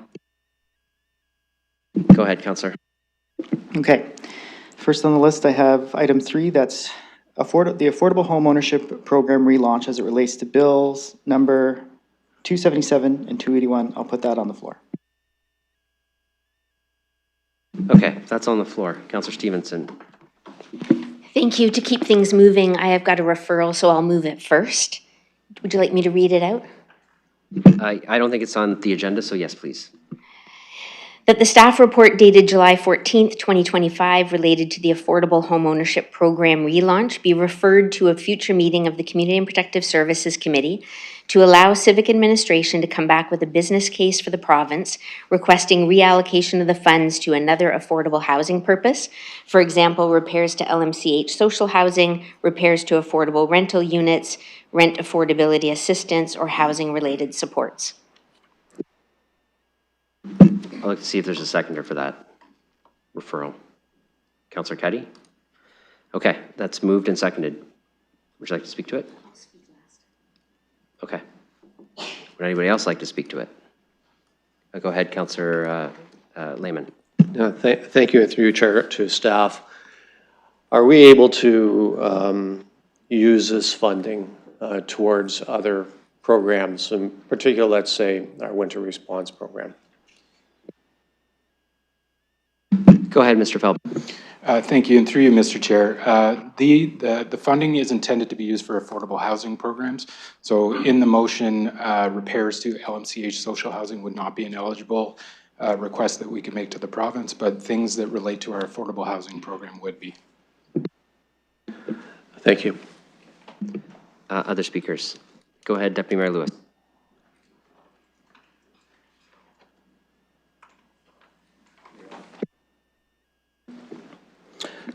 Thank you, Your Worship. So through you, I will not be supporting this referral, and I'm going to try and sum it up as quickly as I can. First, you know, as we've heard, like LMCH repairs would not be eligible for this.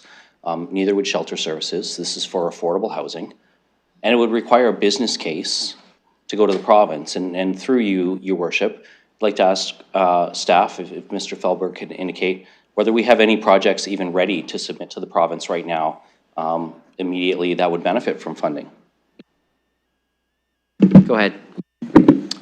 Through you, Mr. Chair, nothing immediately at this time. Thank you. So we don't have anything ready to go to replace this. But more importantly, the reason I'm not supporting this referral is I'm not interested in replacing this with something else. I think that this proposal is a good proposal. I think that this speaks to the housing needs assessment that we received earlier this year that spoke to the barriers in the missing middle that prevent people from moving to rental into home ownership. I think it also, the proof is in the pudding, and I'll speak to it more on the main motion. I'm not going to try and get into it too much on the referral. But the reason we have this funding, and I want folks to think about this really clearly, this is Harper and McGuinty era funding that we spent all of, got back because loans were repaid, and now have the opportunity to spend again to get another group of people into housing. And the program as proposed also requires anyone taking out this loan to provide 5% back on the capital gains that they realize when they sell the home. So we're actually taking out a 5% equity investment in a home to do this. We're moving people from rental into home ownership. It's a loan program. They have to repay it if they vacate the home in 20 years, and we know that most people don't stay in their first home. It's a starter home, and then they build some equity, and then they move on. And that's been the experience in the use of this program previously. And I've also, seen the commentary that it's only going to help a limited number of people. And I've seen the 124 number, but actually it's going to help double that because it's going to free up 124 rental units that people who are looking desperately for rental units can then attain and move into. Our housing supports have to cross a spectrum of needs in the community. It cannot be all focused in one area because housing is a continuum and we need to move people along that continuum, both up and down. We see retirees downsize and move back down to smaller homes, but we see other folks needing to get into the housing market. There are a number of factors, most of which are well out of our control when we talk about mortgage risk assessment by the banks, interest rates, the federal policies there. But we are taking money, and it's not our money, it's not municipal dollars. It was contributed by the senior levels of government, as I said, in the Harper-McGuinty era that we spent once, and now we get the benefit to spend again. This is a program that other municipalities have had success with. It's a program we've had success with, so I'm not interested to refer it to come up with ideas about what else to spend it on. I want to support the program as it's in front of us from staff. Okay, other speakers to the referral. Councillor Trossau. Sorry, Councillor Trossau. Councillor Proble actually had his hand up and I wrote him down. My apologies. I'll put you next after him.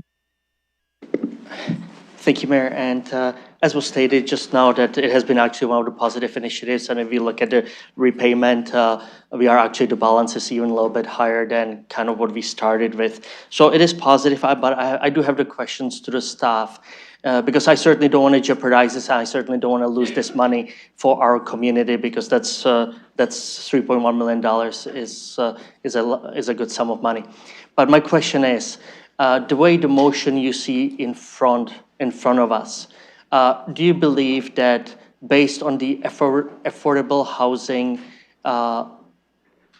definition from the higher levels of government for this initiative, do you believe any of the initiatives proposed in the motion would potentially qualify for this amount?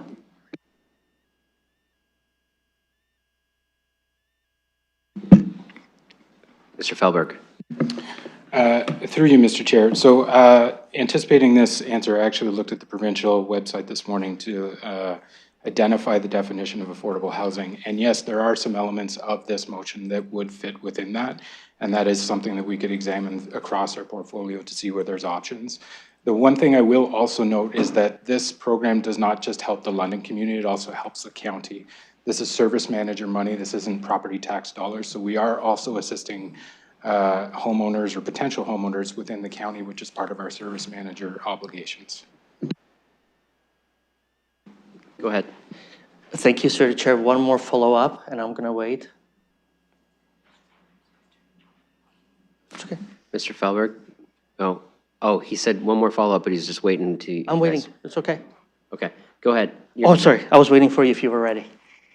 No, the other follow-up I have, if we were to defer it, is there a certain timeline from the higher level of government that if we don't continue with this initiative or don't introduce others, that we could potentially lose this amount? Is there a certain deadline? Mr. Feldberg. Through you, Mr. Chair. No, it would depend on what it is we're proposing to the province, and that they actually may not approve a business case or a change, and they could reallocate the funding to another municipality that's searching for similar programs or similar funding for these types of programs.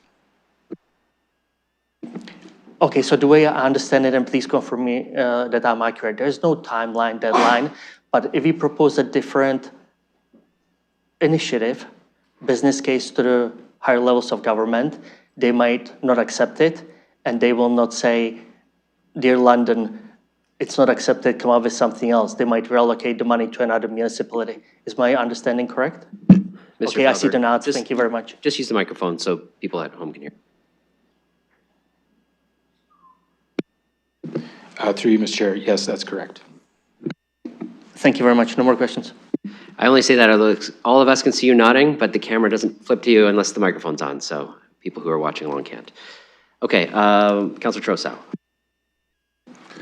Thank you. I'll keep my points very brief because I think they were already made very well by the Deputy Mayor. The only thing I would add to that is when this motion says reallocation of funds to another affordable housing purpose, doesn't that render this referral contrary to the main motion? And I guess maybe it's too late to raise that. But regardless of whether this is contrary or not, I'm not going to be supporting the referral because I think on its face, based on the information that's in our file, in the staff report, this is a viable program. So I'll be supporting this program and I won't be supporting the referral. Thanks, Councillor. I'll just let you know, amendments can be contrary. Referrals back have a much wider threshold because you can refer back for various reasons that could do something different because it still has to come back through a council process. It's contrary when we would be making a fundamentally different decision and finalizing it today. So I just wanted to clarify that's why the clerks and I talk about it, and that's why you'd see something slightly different from a width perspective on a referral than you would on an actual amendment. Okay. Councillor Ferreira. Thanks, Mayor. Some great comments from the Deputy Mayor. I got to say the same thing. He covered a lot of good points. The only thing that I guess I would add, and I will be speaking to the main motion after this, but I'm not going to support the referral. And it's simply because this is a program that is a program that can self-sustain itself. If we were to take the money out of this program and put it somewhere else, that's a one-time allocation. But this program has the potential to revolve and continue to roll on and roll on and roll on. So 124 households we could help, actually double that, because yes, as individuals are moving from their rental into a home that they've acquired with the assistance of this program, other individuals are going to move into that rental. So there is that migration effect between the housing continuum itself. But as it continues, it has the potential to build, and it has no pressure on the taxpayer base. This is a program that funds itself. Imagine if this program was much bigger, and imagine if we had no pressure on the top property tax rate. I understand that is some big dreams looking in the air, but it's not just 124. It is 124 households that we'll be helping. So I'm not going to support the referral. I appreciate the program as it is. We saw success as it was from its last iteration.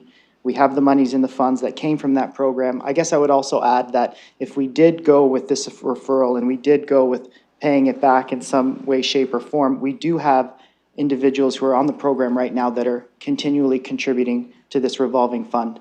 So, how would that work exactly would be my question. So I'm not going to support this, and I will speak to the main motion when we get to it. Mr. Feldberg, the question about there are people out there who are continuing to pay back into the fund still. Through you, Your Worship. So yes, there are 97 remaining loans that we have. So as those reach maturity, assuming they haven't reached that 20-year threshold, they would be obligated to pay back a capital gain to the city as well as the full value of their loan. Other speakers to this? This is on the referral. Go ahead, Councillor McAllister, and then Councillor Stevenson. Thank you, and through the mayor, appreciate the comments from the deputy mayor, very much along the lines of what I was thinking as well. I definitely see this program as a success. I feel it's self-sustaining. I know people who would benefit from this program. Just a quick glance at, when you look at real estate, my ward would be one of the few wards where people could actually access this and purchase a home. And I have folks who are stuck in this situation. They've been working a while. You look at people's salaries, and I think things have got harder in terms of what they can afford. And so getting someone into a starter home, getting them out of the rental market, these are the pegs that are missing from the property ladder. And I said this at committee.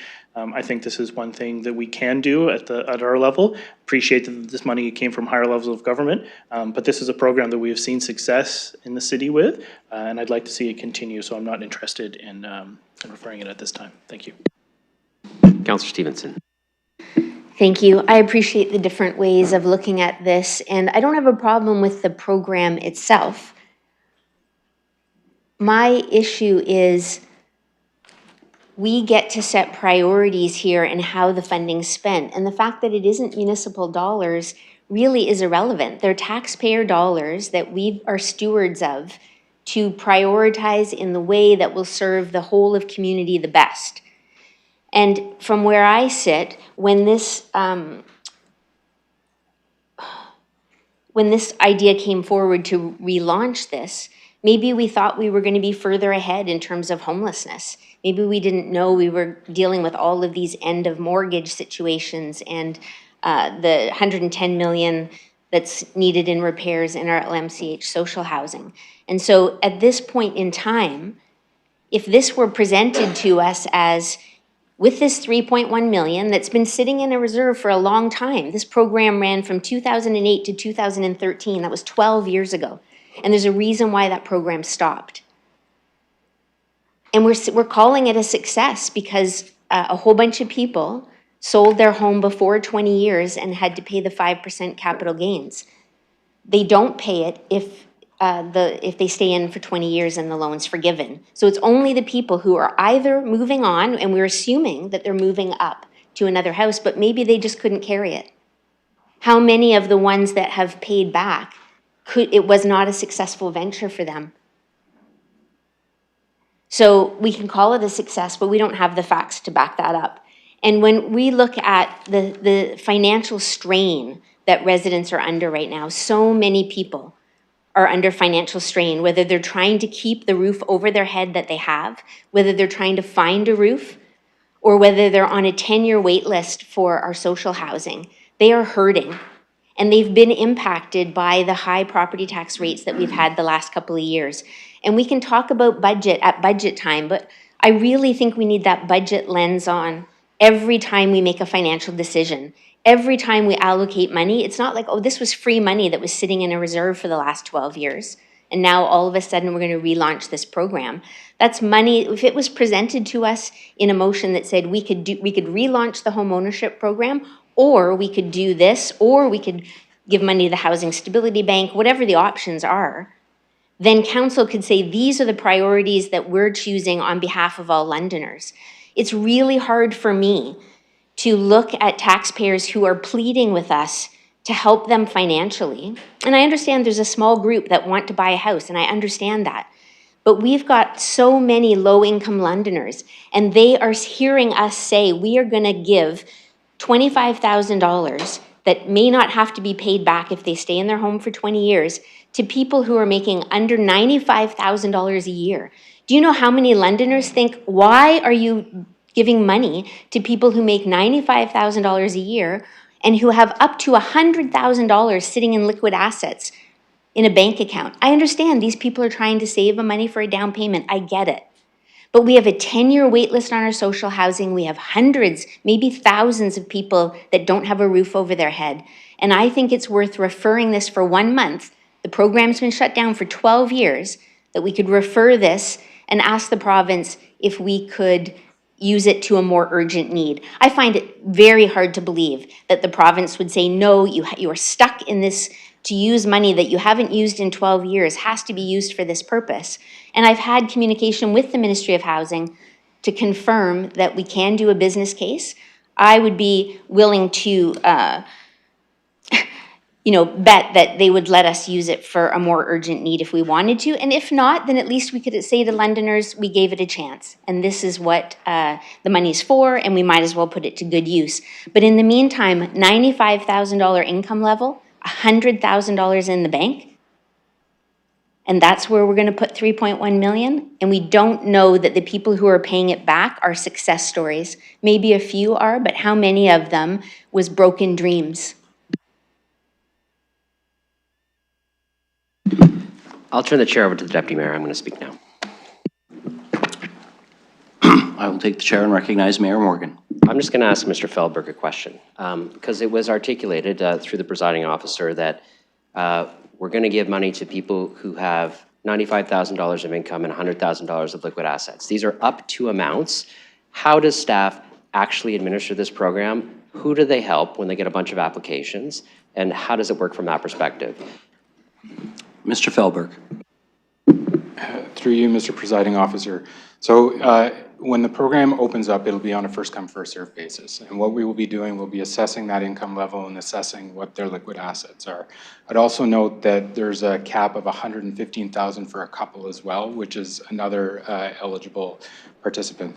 So as we work through that, those folks will, obviously, if they have a lower threshold and can afford a mortgage, that's a very important element of this. If the banks are not going to issue them a mortgage, they would not be eligible for this program. So there still is an income test, and there still is a financial liquidity and ability to make your monthly payments that has to be tested, which is tested by a third party, not the city. Mayor Morgan. So I want to follow up on that.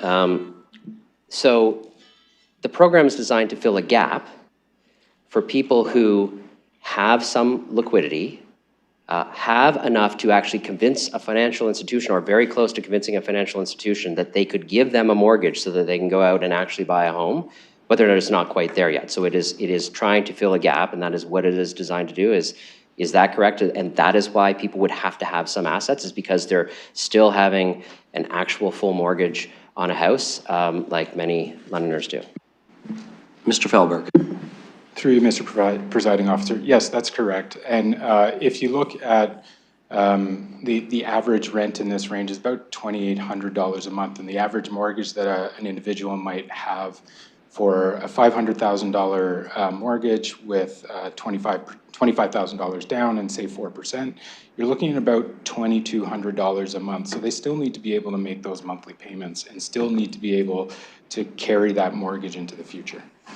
So it is opening up by taking folks out of rental. It's opening up that bottleneck that we have of finding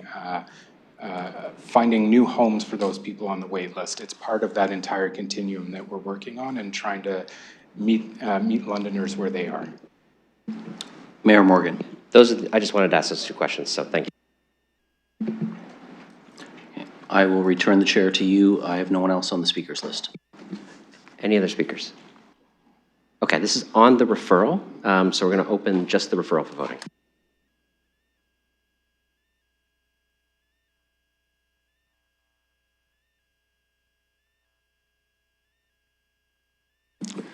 Closing the vote, motion fails 2-13. Okay, so I'm back to the main motion that was put on the floor by the chair, and you want to speak to it? Go ahead, Councillor Ferreira. Thank you, Mayor. I'll just add some things. So I know there's some discussion around the 95 or 90,000 K a year for income, or the combined income of 115,000 a year. And for anybody who's been looking for a house in these days and age, you know, you can't even get approved at 90,000 a year for a mortgage of $500,000. Anybody knows that. You know, the lenders, depending on who it is, they really kind of will look at your debt to income ratio on two categories: the gross service debt ratio and the total debt service ratio, which could range from the GDS around 36 to 40, and for the TDS could range anywhere around 44%. There's a great online mortgage tool calculator from the Government of Canada website that you can plug these numbers in. So I did, just so I could read back some to you. And I had to finagle some numbers so I could actually get approved at the $115,000 mark. But for a property valued at $450,000 at a 5.5% interest rate, which is a little bit low right now, from what lenders are putting out at a 25-year amortization rate, 5-year fixed term, $90,000 gross income, and I was really unrealistic with this. Heating costs at $150, property tax at $250, 0 credit card payment, 0 car payment, and just I would add, you know, you also need some credit rating too, which means you're going to have some sort of debt. So this is unrealistic, but just to prove the point, I would not be approved for that $450,000 house at $90,000. Another example, and I'm only going to do the next one, but for the $500,000 property at $95,000, still unrealistic, $100 credit card payment per month, property taxes at $150, heating costs at $150, a car payment at $100, still not approved. And that's on the online mortgage calculator for the Government of Canada, so you can check that out. I'll just do one more. At a $500,000 house, 5% down payment, 5.25 interest rate, a little bit closer to reality, at a 25-year amortization period, 5-year fixed, $150,000 joint income. I was trying to get as realistic as I could. $250 heating cost, because it's an older house, $250 property tax per month, $200 credit card payment. I wish I had that. I would get approved. And I'd barely get approved because I am almost at the GDS ratio, and my total debt service ratio is 0.14% below the threshold where they'd say no. So the reality is the cost of housing today is not the same as it was before, and people with this level of income cannot afford those starter homes. So the program is set up in a way that is literally based on the situation we are today. My outrage comes from the amount of the house cost itself, and the fact that individuals at this type of income or this type of family income would not be approved. So just to put things into perspective, this is why we see the numbers the way they are. And I did see the mayor ask about the liquid assets part, so I'm not going to ask about that, but that's just how it is. Okay, other speakers to the main motion? Go ahead, Councillor Rahman. Thank you, and through you. I appreciate that analysis that you've done, because I looked at it similarly and found some of the assumptions to be flawed as well. I think part of the challenge that I had with this program is when we talk about it being a Harper and McGuinty era project and iteration of a program, some of those assumptions still seem to be presumably there, as if the affordability hasn't changed so dramatically. Even today, there was a report on how substantially the middle class is being hit by the economic reality that we're facing right now. But at the same time, we need to find ways to assist the missing middle. With that in mind, I did have a question related to the wording that's in the application. It says the applicant must agree not to lease the home. The rest of that sentence says must be their principal residence, but can it be their principal residence, and in the case of ARUs, ADUs, can they have an ARU or an ADU? Go ahead. Thank you. Through you, Mr. Chair. So that isn't something we've actually had come up yet, but that's a great question. I would assume that if it is their principal residence, we would work with them to allow an ARU, given that the planning rules have also changed to allow 4 units. What we're not looking for investors. We're looking for first-time home buyers, folks with low income. We're trying to allow them to be self-sustaining and create their own capital and their own assets. Thank you, and through you, I would love to see that language removed from the documentation going forward, because the reality is for the missing middle that having an ARU or an ADU is part of potentially that reality for them in order to make housing affordable. We want people to be successful. Let's give them every tool possible, especially as we look at meeting with them to give them information about how to access this funding and to make it. So I wanted to follow up a little bit on that piece. I know it says our staff will work with applicants on this process, but we have a suite of tools available to people right now to help them to be housing ready and to give them opportunities. So I'm wondering what that might look like. Is it just a matter of someone comes in and says, hey, you know what, housing is where I want to be, I want to own my own home, and I saw this program? Or is it that we are able to, through our conversations along the housing continuum, talk to them about every opportunity that's in front of them and every opportunity there may be to get them into a house?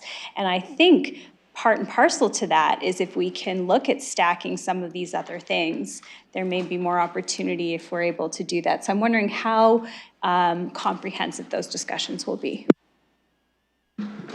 Go ahead. Through you, Mr. Chair. So each applicant would be taken on its own merits. We'd review every particular individual who's taken out a loan and determine what they are able to afford.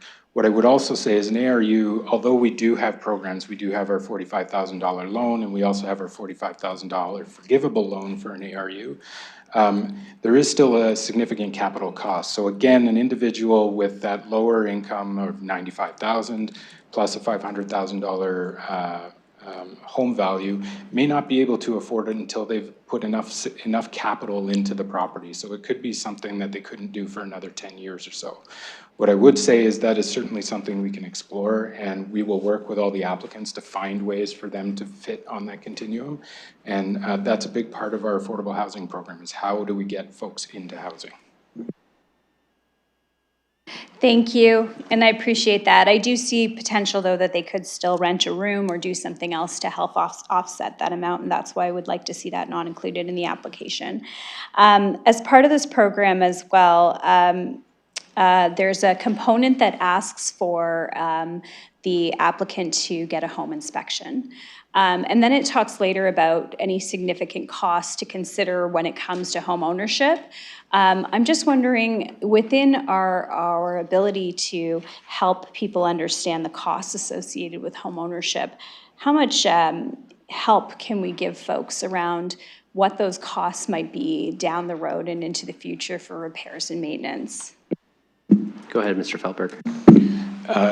Just so I've got you correct, Councillor. So what you're looking for is some sort of guidance on the typical home ownership costs for individuals. That's certainly something that we can create, we can put on the website, we can have available to folks. As we're developing our program materials, we can also include some of those in that as typical costs and typical things to think about.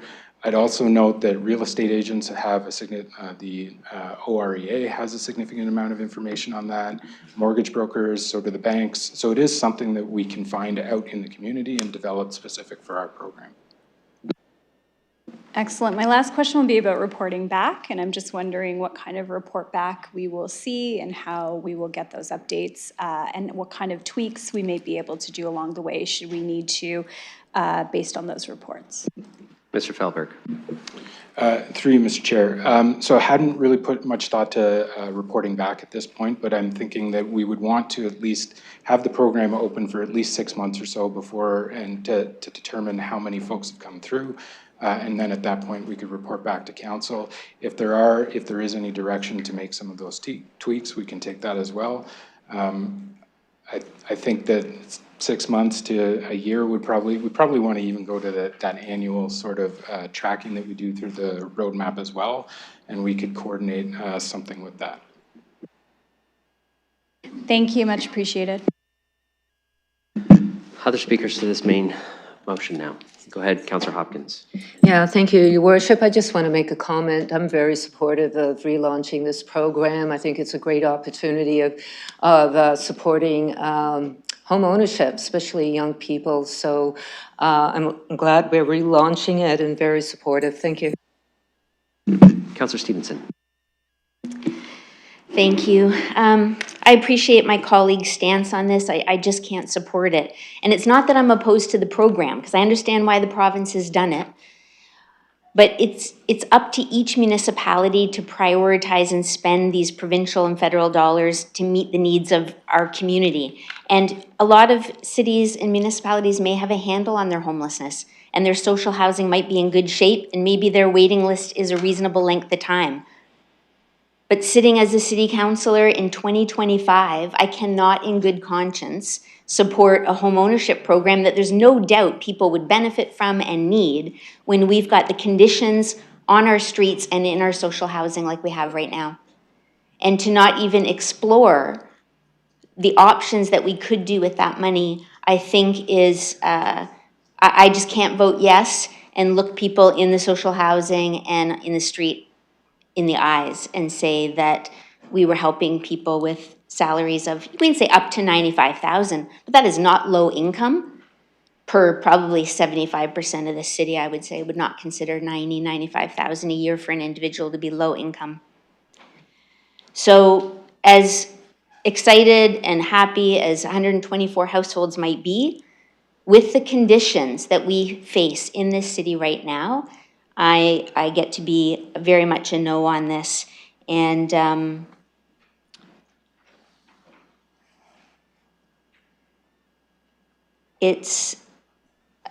I would like to find a way for this council to be more looking at the big picture and making these big picture decisions instead of having things come to us and we say yes or no without taking a look at what our options are. I would like to have more options, and I would like to be looking at the big picture. I'd like to know that we have money to put people indoors this winter, that we have a plan for helping those most in need in our city, and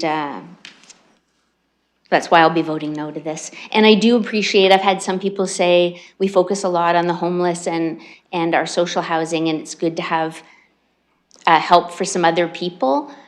But as I said, if our city was in a different shape, if the state of our city was better, I'd happily support this.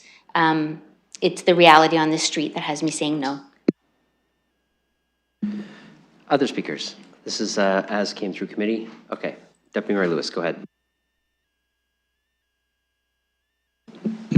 Wait. Thank you, Your Worship. And hold on one sec. Yep.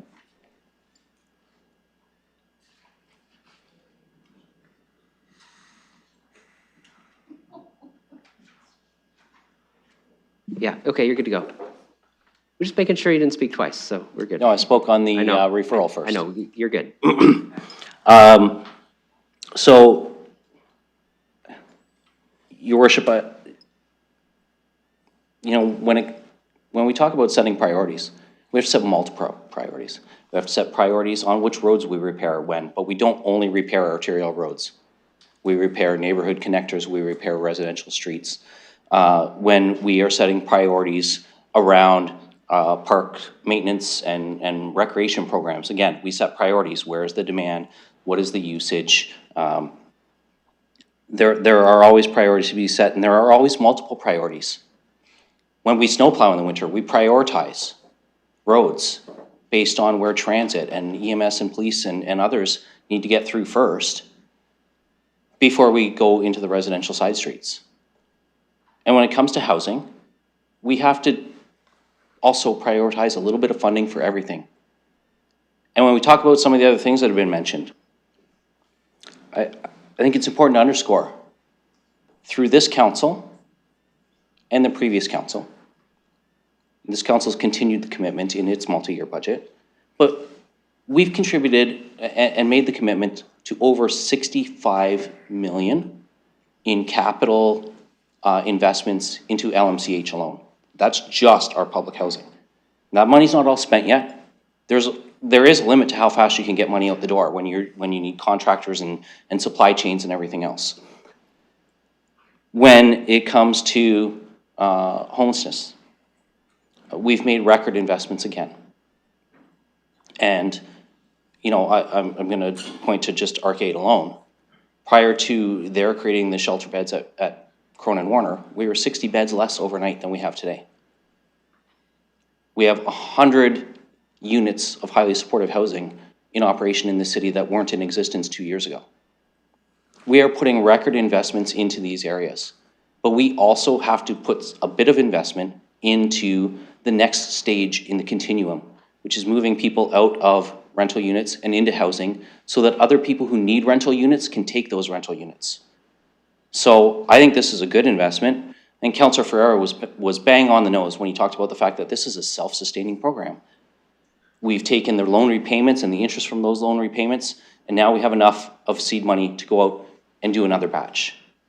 And we still have, and I don't have the report in front of me, I think it's 97 loans outstanding to still be repaid. And as that money comes in, we will have another pot of seed money that we can do another round and another round. That's how the program was envisioned to work. I can't help but notice the former member of parliament from Burlington is sitting in the gallery today. Mr. Wallace was part of that Harper government that supported a transfer of funding to the province and created this federal-provincial partnership back in 2008.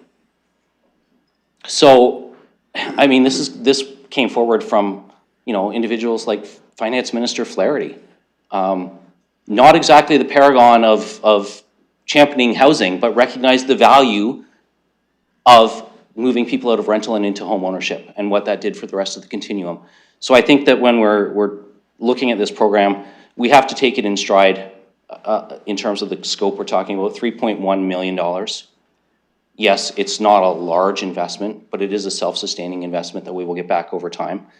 And it really does pale in comparison to some of the other major investments we've made in other areas. So I think taking a little bit of money and putting it into this so that we are creating, so that we're opening that bottleneck just a little bit. It's not going to be a lot, but we are opening that bottleneck a little bit to move people out of the rental and into the housing market.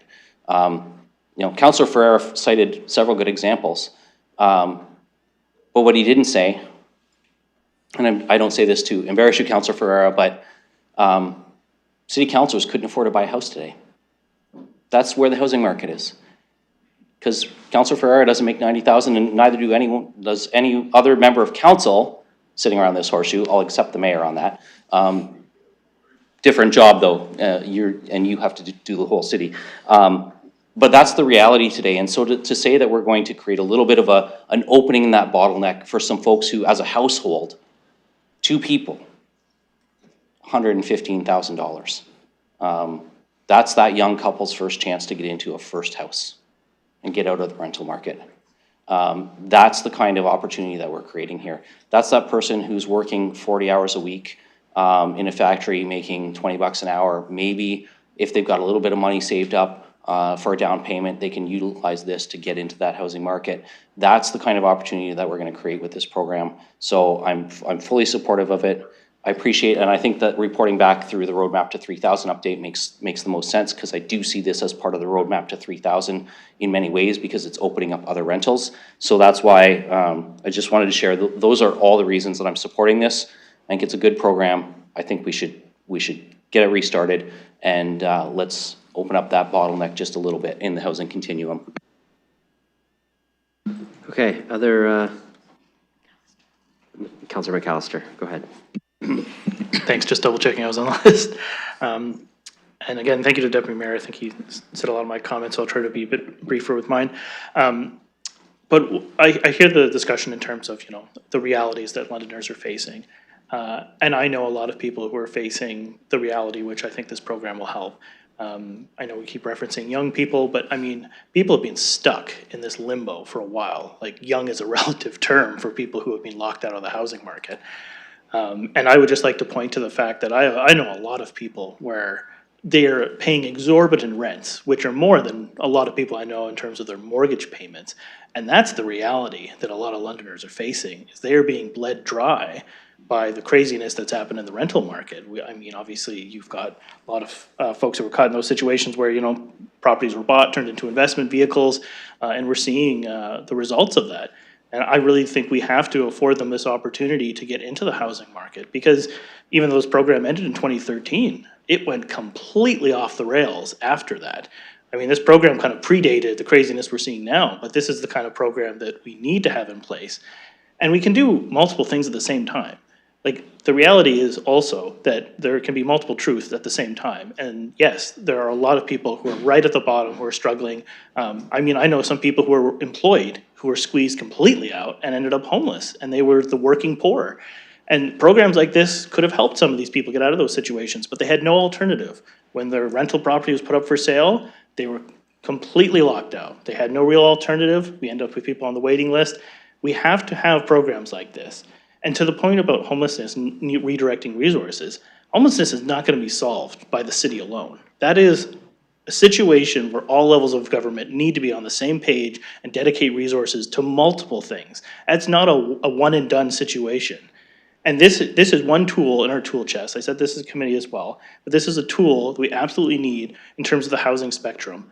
Yeah, in terms of numbers, you might not think this will help a ton of people, but in terms of freeing up other spaces, we have got to rebuild the property ladder because it is completely broken, and a tool like this will absolutely help rebuild that. So I will be supporting it.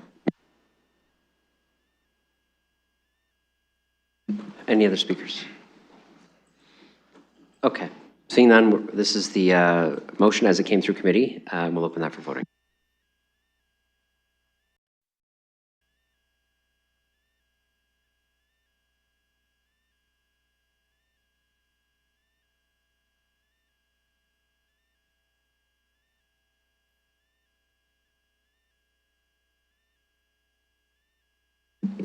Closing the vote, motion carries 13-2.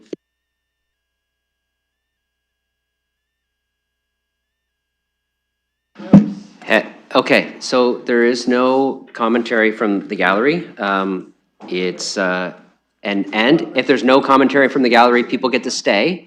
So I want people to be able to stay and listen to the meeting, but there is no interjections from the gallery. So that is the decorum rules in the chamber. You get to stay, sir. You get to watch the meeting. You get to do what you're doing up there. But if you're going to speak out, I'm going to have to eventually ask you to leave. So I just want you to be able to stay and listen to the meeting. So no more outbursts, please. Thank you. Okay, we have like 6 more items pulled from this committee. It's been 3 hours. There is the ability to just have a refreshment in the side room, just if people want to take a break now, might be an opportune time. But I'm not going to wait till the end of the CAPS report. That could be another hour from now. I'll move 15-minute break. What? Let's go ahead. I was just going to say, I would prefer it to be less than 15 minutes. We do have the public sitting in the gallery waiting. Can we go 10 minutes at the most? I can move 10. But I'm gonna keep it to 10 minutes. That's gonna be really tight but you moved a motion for 15. I'll take it back if I can. Yeah, but just what do you want to move? 10. Okay, is there a seconder for 10? Councillor Hopkins. I'm just gonna do a hand vote. All those in favor of 10 minutes?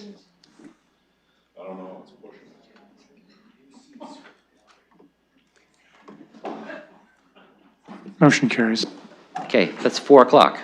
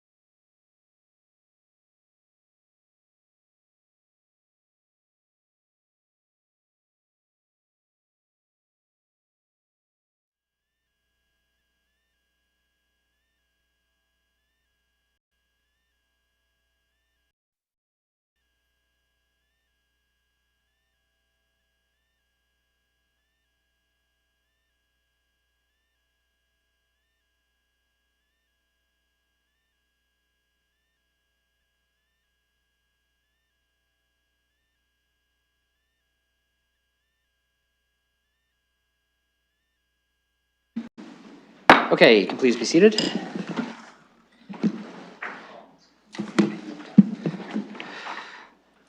Okay, we are in the middle of the Councillor Ferrera's committee's report, and I'll let you go to the next item, Councillor. Thank you, Mayor. The next item we got is item 7. That's the Federation of Canadian Municipalities Community Efficiency Financing Agreement for Better Homes London as it relates to bills number 278 and 279. I'll put that on the floor.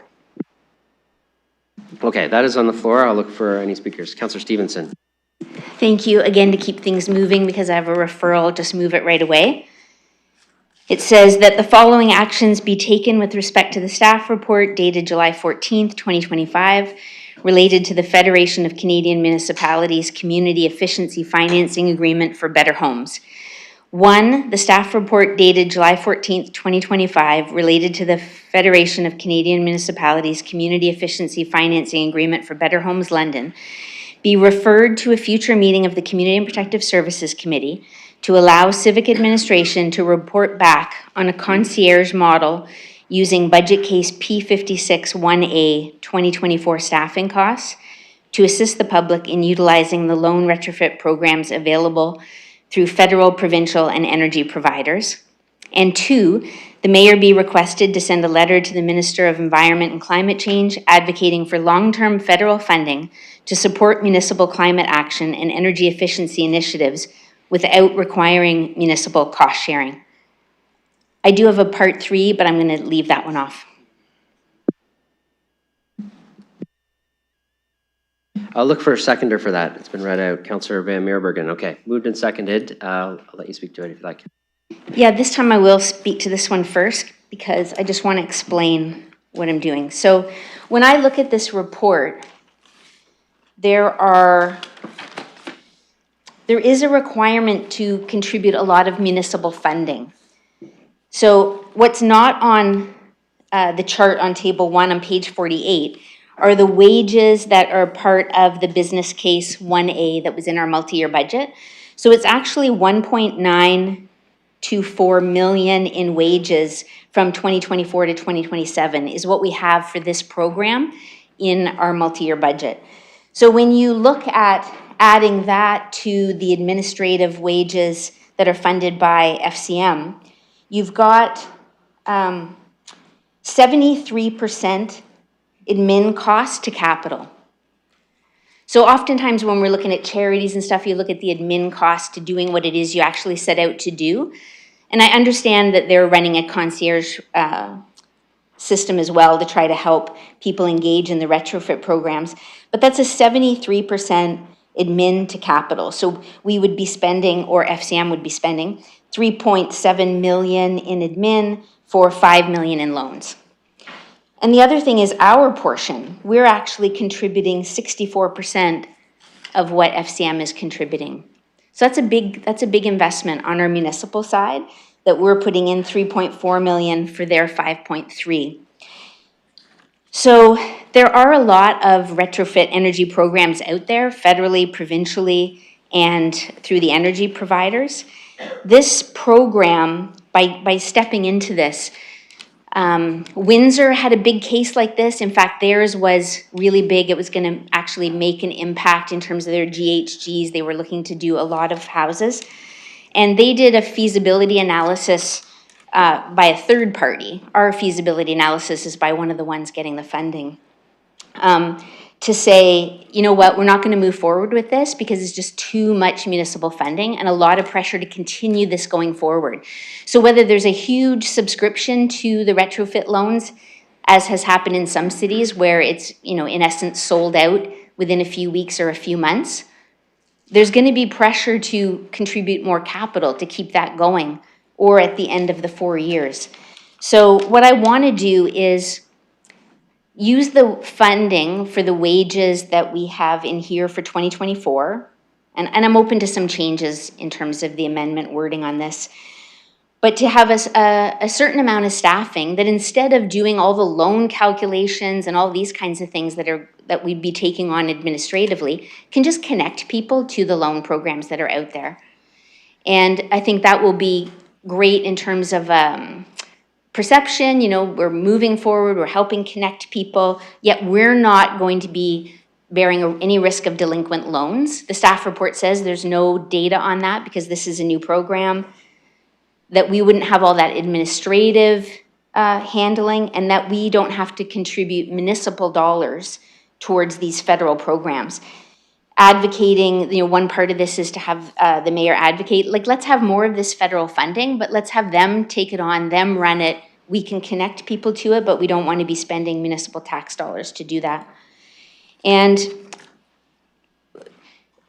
one of the things too is we're taking on another project, which I'm trying to say, look, we've heard Londoners, it's too much property tax pressure. I think, and the reduction in property taxes that we've chosen for 2026, or we anticipate choosing with the mayor's commitment to be under 5, so far everything is temporary. It's a one-off reduction in our property taxes. We haven't made those systemic changes to actually bring the administrative costs down for our city. And we have a lot of issues in terms of what's going on in our city. So what I'm suggesting is that we just scale this program back, use a few staff dollars to help connect people to the programs, and release back into our multi-year budget the 1.5 million in capital and potentially $1 million or more in wages.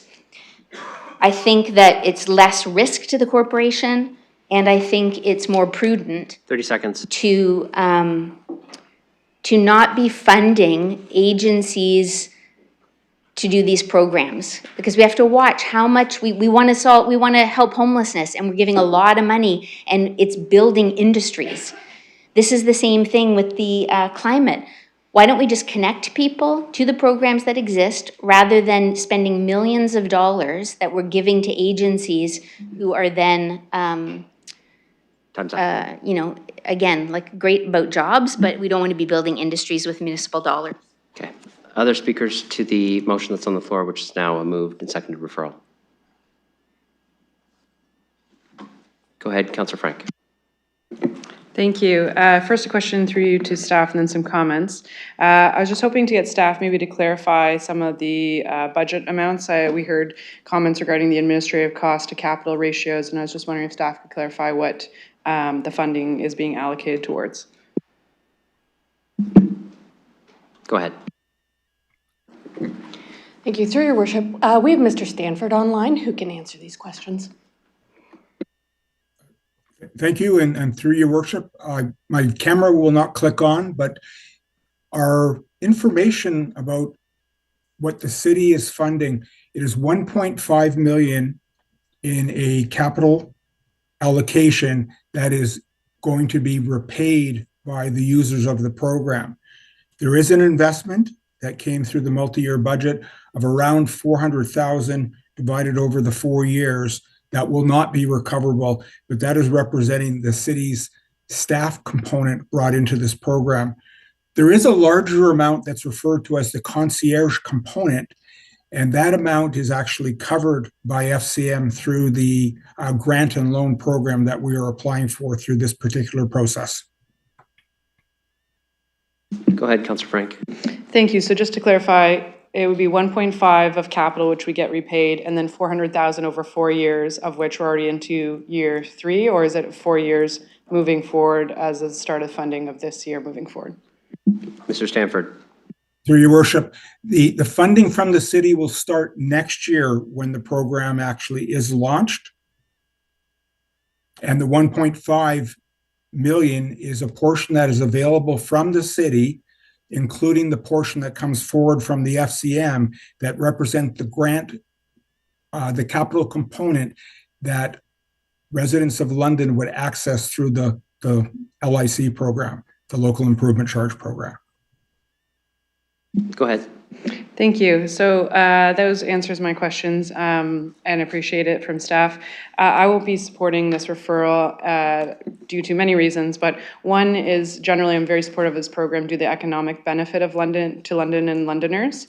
As we heard, there is some investment from the city, but it actually is a 3.5 to 1 leveraging ratio of the city's financial contribution, meaning we get more than 3 times back through this program by investing in it from the federal government to our local retrofit and contracting industries. It also provides provisions to assist lower income Londoners. And I'll remind folks that the federal retrofit program has ended. So there is no federal retrofit funding available right now through the Greener Homes program or their low interest loans. And the provincial retrofit program isn't very well designed, whether intentional or not, I won't comment, but I don't believe it's sufficient to address the need that we have for providing Londoners with tools of knowledge and financial support to make those retrofits for their homes. As a personal example, I've retrofitted my home over the last 10 years. I've spent about $12,000 of my personal money and $5,000 in federal incentives. I've moved towards an air source heat pump hybrid system, air source heat pump water heater, insulation, air sealing, smart thermostat, and I accessed incentives whenever possible because I wouldn't have done it without incentives.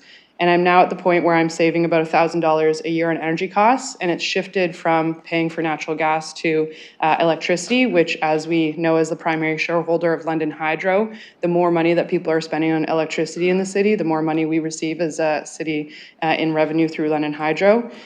So that is an awesome opportunity for us to be looking at how we're doing our energy shares.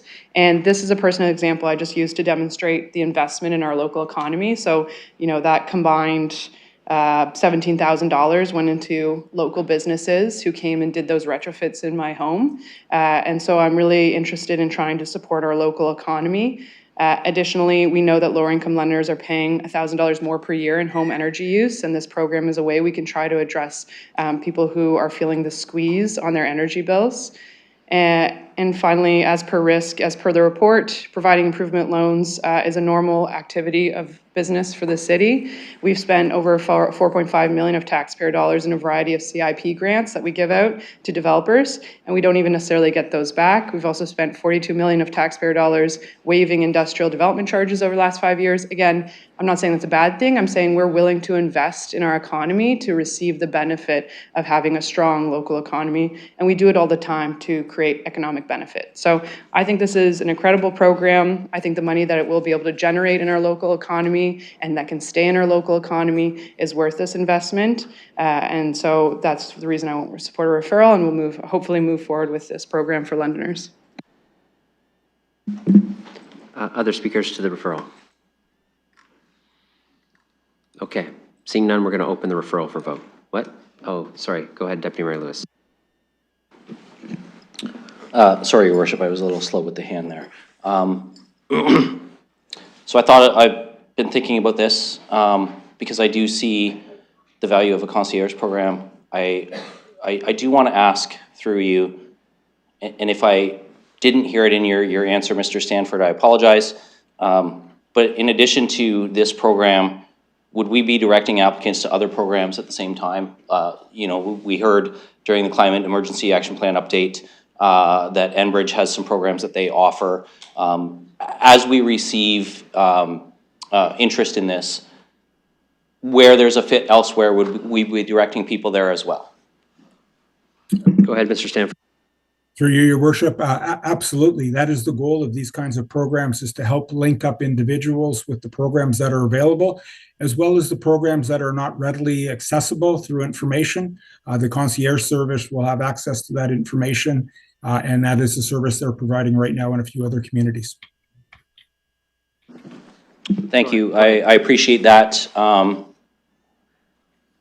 Councillor Frank is not the only one. I took advantage of the federal Greener Homes loan program, low interest loan, put in a heat pump, smart thermostat, tankless hot water, took advantage of that. It's a repayment over 10 years. But to Councillor Frank's point, I'm saving almost as much on my energy bills already as I'm paying to repay the loan. So just from the reduction in natural gas use alone, I'm pretty much seeing my revenue incoming, outgoing is pretty close to zero. Not quite yet, but it will be over time. So I do see some value in this, and I appreciate the fact that this is something that's going to be invested in. And Councillor Frank, where you really convinced me today, when you talked about the development charges waivers for industrial and the CIPs that we offer, in a couple items, we're going to be talking about funding for some BIAs and some assistance for businesses there. And so I think that in weighing those things, I think that this is a relatively small investment, so I'm going to be willing to support this. I know how valuable concierge service is going to be because, quite frankly, even myself accessing the federal program, it was way more complicated than it needed to be, quite honestly. And I won't comment on the Ontario program either. I'll just say probably and leave it at that. But I do think that there is some value to this in the community, in the job creation as well, the economic stimulus. And this is a different way of providing some incentive to homeowners that we provide to businesses and industry as we're growing our city. So I had thought about perhaps entertaining the referral, but I think Councillor Frank, you've convinced me to move ahead with the program that has been presented to us. All right, anybody else on the referral? Just the referral right now. Okay, seeing none, then we'll open the referral for voting.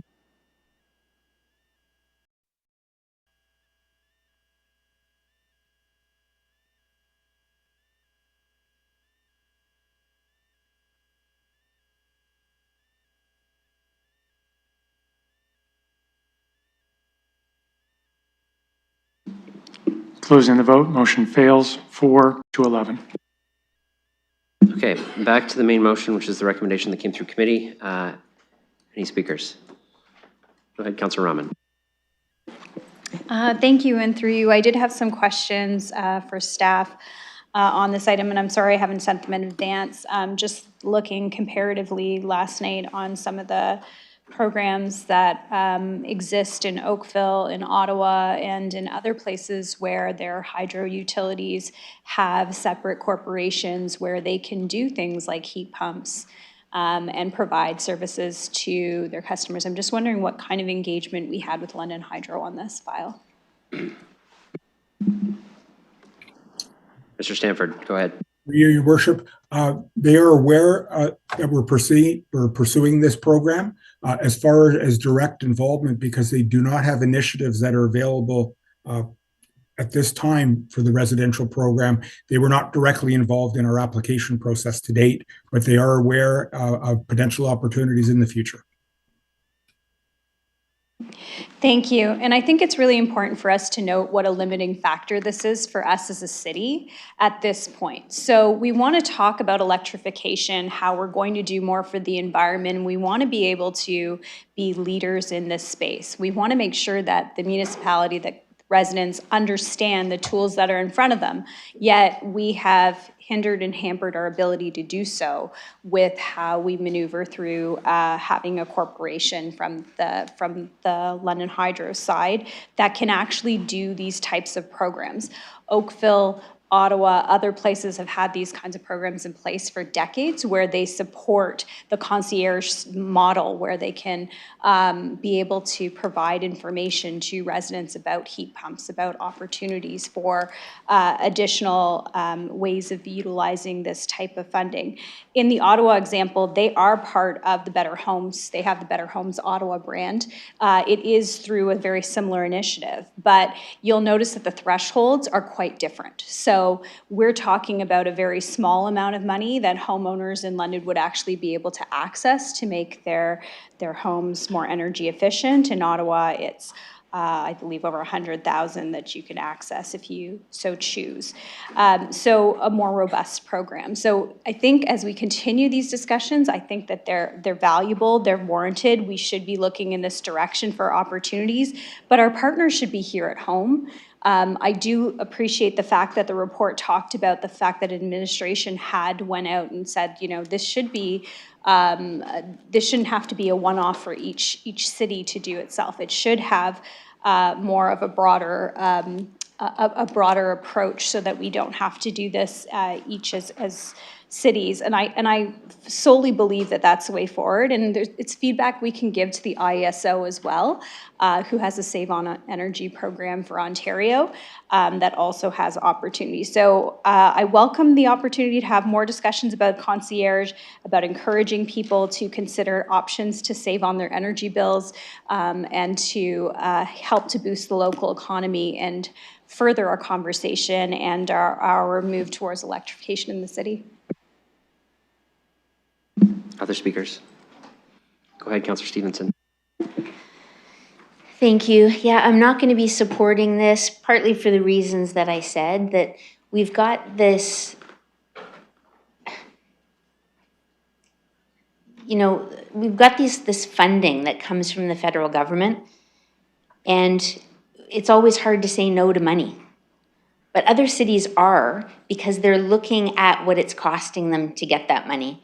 And so I really think that we need to take a bigger view on some of these things and realize what it is that we're funding when we say yes to this. This is 150 retrofit loans. Why does it cost $2 million? Even according to the Table 1, it's $2 million to hand out $5 million in loans to 150 households. What exactly are we funding?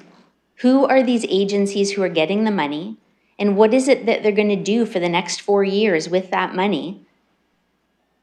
When many cities, the 150 loans goes really fast because there is an uptake for all the reasons that my colleague said. So if the loans do go in a few weeks or a few months, we're going to have city staff processing all of these loan payments in a very short period of time, trying to get all that set up. And then these other agencies got $2 million because we said yes. What are they going to be doing? I think it's worth asking. Why does it cost? Because again, it's taxpayer money. Yes, it's not ours. Yes, it's not the property tax. But it came off people's paychecks. And we are facilitating the $2 million going to these agencies. I think it's worth looking into who they are, what they're doing, why this program is going to take 4 years. The feasibility study that I was provided with has been created and done by one of these agencies. It was the Clean Air Partnership. This is a North American-wide program. When you start looking at PACE and when you start looking at these agencies, one of them is local. And they've been pretty big advocates for us funding all of this. So you can be sure that these agencies that are receiving this money are going to be trying to direct more money of taxpayers at every level to continue this. At a time when taxpayers are saying to us, whoa, it's too much. So I won't be supporting this. Other speakers? Go ahead, Councillor Frank. Thank you. Just a couple of wrap-up comments. I will be supporting this, as mentioned before. I read the report that staff provided and actually provides a very thorough description of what the contractors will be doing over the next couple of years if this is approved. Appendix A outlines the roles and responsibilities of the contractor. Appendix B provides a work plan and payment schedule, which goes out from 2025 to 2030 with annual increments of what's being paid at what point and what targets are being met. Appendix C has very different scenarios for eligible homeowners. And then it continues on with a program design, page 40 until page 43. So if there's any questions as to what the contractors will be doing, it's in the report and it's outlined.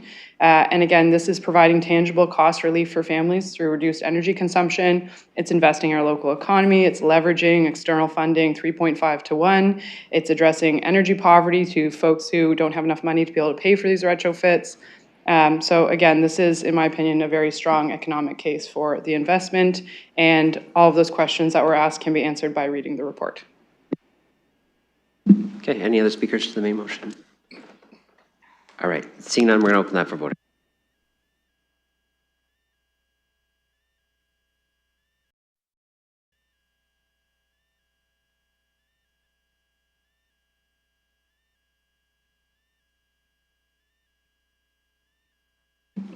Closing the vote, motion carries 12-3. Councillor Ferreira. Thank you, Mayor. I believe we have 5 items to go. This next is item 8. That's the RFT 2025-041, Bridging Supports Housing Stability Services. I'll put that on the floor. Yeah, and I think this was pulled for someone who had a conflict, so any speakers to this? Seeing none, we'll open that for voting.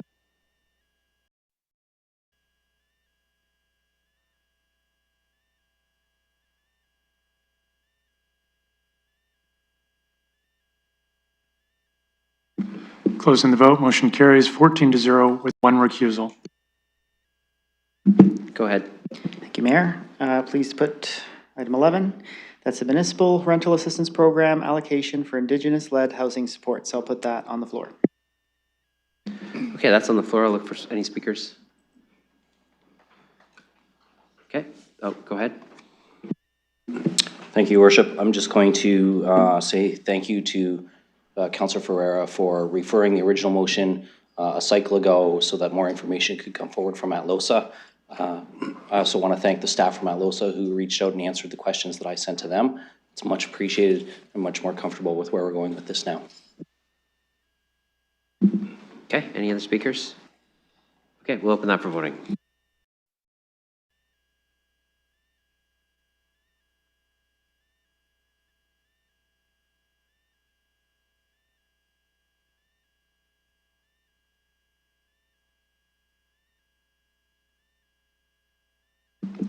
Closing the vote, motion carries 14-1. Go ahead. Thank you, Mayor. This item 12, I have a referral for this one, so I'd like to hand this over to my vice chair. Okay, Councillor McAllister, go ahead. Okay, put item 12 on the floor. Go ahead. Okay, item 12 is on the floor. Councillor Ferreira.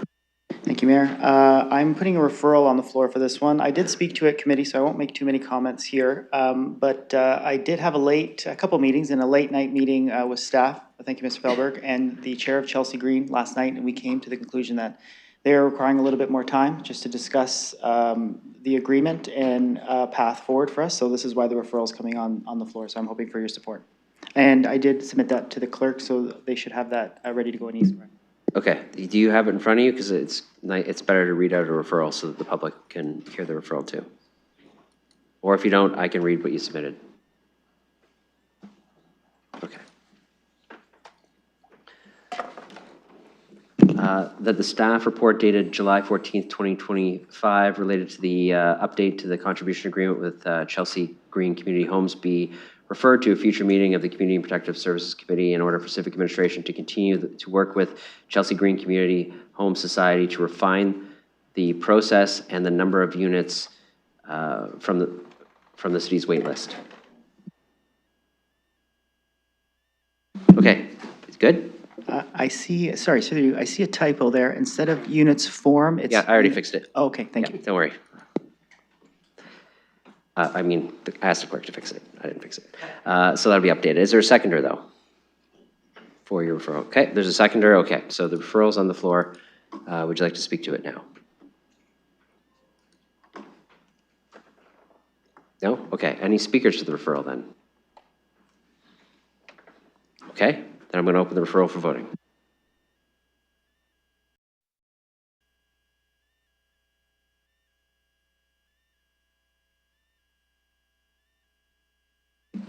Closing the vote, motion carries 15-0. Okay, so you're going back to Councillor Ferreira. Councillor Ferreira, continue on. Thank you. I have 2 more to go. This is item 14. This is the request to review the school crossing guard program. I'll put that on the floor. Okay, that's on the floor. I'll look to this for speakers. Deputy Mayor Lewis. Thank you. So I'm just rising to let colleagues know I'll be voting no on this one. I appreciate that Councillor Frank brought it forward as a concern from her residents. I also heard Mr. McRae's response that the intersection was studied and it didn't meet the warranted threshold. I'm also, you know, if we're going to start putting more money into the crossing guard program, it's not going to stop at 200,000. It's going to be every school in the city is going to be coming forward with the same request for their counselors. And I'm, you know, not going to add multipliers to that 200,000. I do think that we have a pretty robust traffic calming petition system. I think that we do our traffic studies fairly diligently. It is unfortunate that there are always people in that, what I think our traffic folks call the 15th percentile, who are the really aggressive, really high speed, reckless driving sorts of situations. I know on Hale Street, prior to our traffic calming going in, we had a traffic study done, and there was an individual in the 15th percentile that was doing 100 kilometers an hour in a 40 zone. No amount of engineering, of regulations, of crossing guards, nothing like that. Somebody who's going to behave like that behind the wheel, you're not going to stop. And while crossing guards might create a sense of enhanced safety, we also know that there have been crossing guards who unfortunately have been hit by motor vehicles as well. So it doesn't guarantee anyone's safety. It perhaps creates a sense of safety. And I appreciate why the council brought it forward. I understand when you get resident pushes like this, that there's a desire to react to them. So I never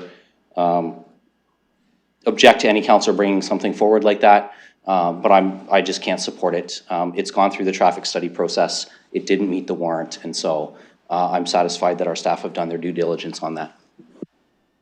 Councillor Chosow and then Councillor Plaza. Thank you very much through the chair. I am fully in support of this motion. I am grateful to Councillor Frank for bringing this forward at the exact same time that my residents in Old North, we're holding a community meeting tomorrow night about this, and we're going to be asking for many, many similar things. And I have to tell you, in all due respect to the traffic department, which works very hard, they're getting an increase in the number of these petitions. And I think that we do need to look at the warrant system. Because again, the warrant, and I've asked this at previous Civic Works committees, as it was then known, the warrant commission, the warrant commission, the warrant process, you know what I mean, does not preclude the relief being granted if the numbers are not there. They're merely suggestions. We've been through this. The residents feel, and I think legitimately so, because at first I was skeptical about this too. It's sort of like, yeah, $200,000 isn't going to go very far because each ward's going to want 2 or 3, and there's enough money for 1. I get that, but I'm in support of this because I think I heard from the parents and the residents that were here that they have a very legitimate concern, not based on some sort of ideological, we have to stop cars from bothering the people in our neighborhood, but a very, very legitimate concern about their day-to-day experience in Old South, which is very similar to the day-to-day experience in many other neighborhoods in the city, that they need some relief. And I think the fact that this motion came forward as it did, when it did, adds to this overall discussion that we're having in the city right now about how we are going to update or revamp or revisit the way we go about generating approvals for traffic requests. Ultimately, I hope that this leads to a much broader review of what is needed in Old South, what is needed in Old North, what's needed in other neighborhoods. I feel a particular affinity to Old South here, not only because I like to go down there and walk around, but it's the neighborhood, it's the developed older neighborhood. I should add Old East to this. It's the developed older neighborhood that is right next to downtown, and we in these grid older neighborhoods, we get the brunt of the cross-through traffic, of the cut-through traffic. And something has to be done about that. And if putting out more police officers, or in this case, a traffic guard, is going to help at least let drivers know that they're being watched, we should do that. Now, we should also spend some money for safety to make sure that those traffic guard officers are not in harm's way. which is going to be a whole nother discussion. But I'm fully in support of this.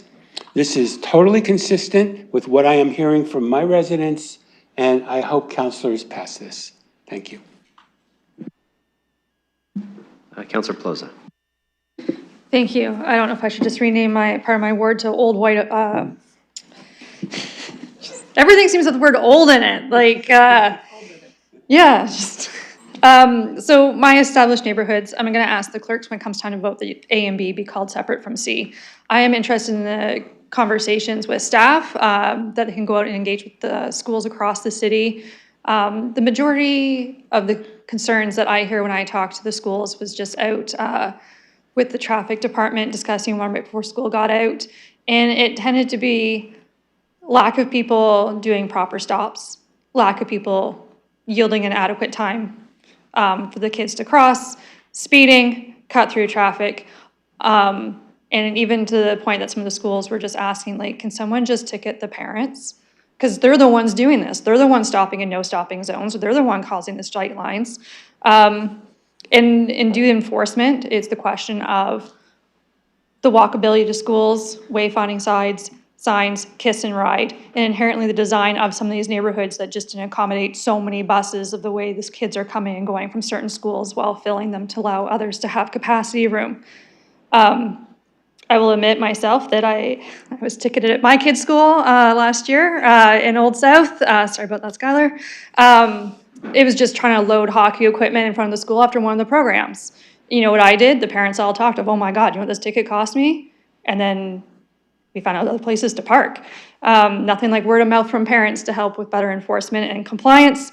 I've been better since, thank you. So that is my information and reasons for supporting Part C. My concern with Part A and B is also that the budget process this fall, we will see the increased business case of $200,000, and then staff will bring a report. I just feel those are a little bit out of order of putting the money in and then doing a report. Thank you.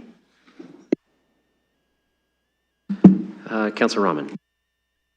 Thank you. And through you, first, I do appreciate calling these items separately. I'm generally supportive of reviewing the policy. I think the policy needs to consider things like large schools. In my ward where, you know, schools are upwards of 800 students in some cases or more, you know, we need to look at whether or not one crossing guard for a school is sufficient or not, and at which locations as kids are funneling in from different parts of the area. So generally supportive of looking at the policy in general. Also how we're accommodating new schools where there are no sidewalks and other interventions right now. I think there's a lot more that we need to discuss. With Part C, that civic administration be directed to engage on the review of standards of the policy. A lot of schools have active travel plans to schools. And I'm just wondering how we might engage with the work that's been done or is being done on active and safe travel plans to schools.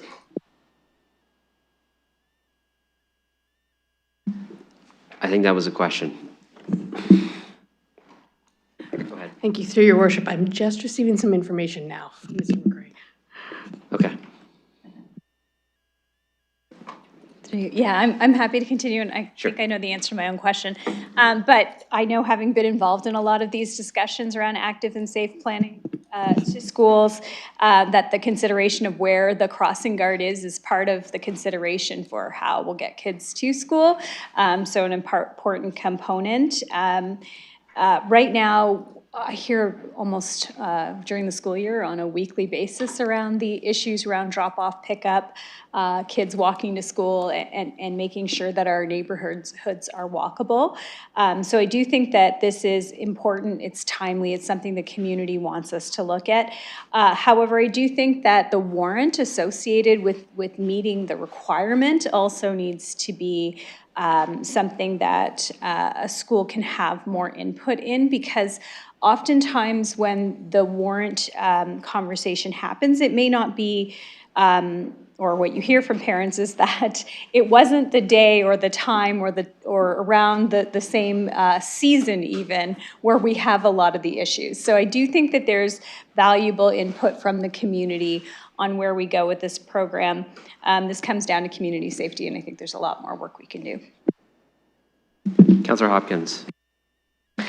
Yeah, thank you, Your Worship. And just to follow up on, it does come down to community safety. It is the #1 issue that I hear in Ward 9, how we move around safely in our neighborhood. So I want to thank the councillor for bringing this forward. I will be supporting the motion.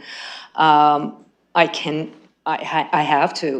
We need to look at all opportunities to create those safe places in our neighborhoods. As our culture changes, as we see more cut-through traffic, more speeding, and most likely less enforcement, it really is up to the community to come together and keep our neighborhoods safe.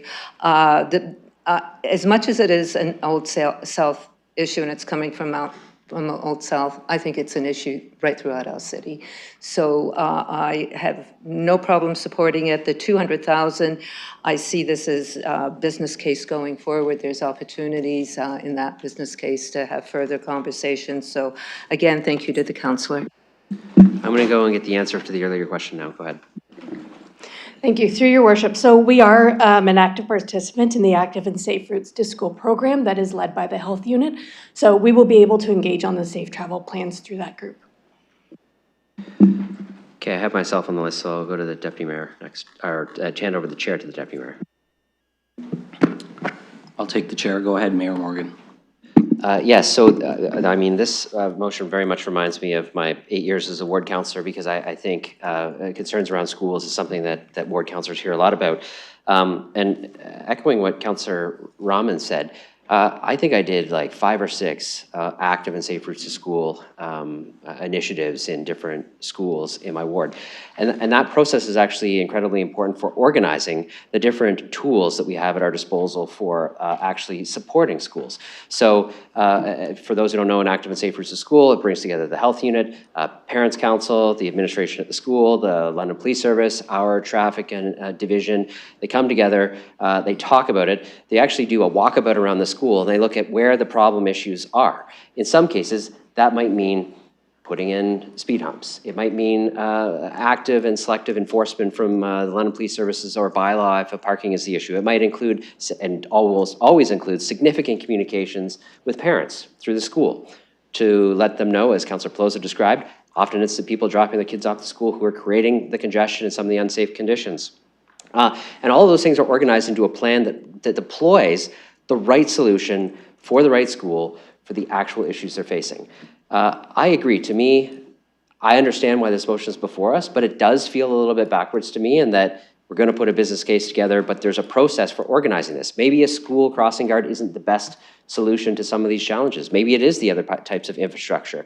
In some cases, we actually solved a bunch of problems by painting different lines on the road that kind of compressed the length of the road so that parents would stop turning left into what was the Kiss and Ride at the time, and would go the other way. Simply lines on a road actually made a difference, right? So we've tried a whole bunch of different things, and there's a lot of experience through those programs in what works. But I think, I can't remember which councillor said it might have been Councillor Pelosi. It feels a little bit out of order to me to say we're going to put a business case in to the multi-year budget this year, and then we're going to do all this engagement with schools and review the policy, and maybe we might make some changes. To me, I think a more holistic perspective is important because there are multiple solutions to the challenges around schools from an active and safe routes to school program. And I actually really quite like the program, and it actually brings a whole bunch of partners together. People have concerns, and it puts the onus on all of those partners, not just the municipality, but the school has a role to play, the parents have a role to play, the municipality from an enforcement and infrastructure perspective has a role to play,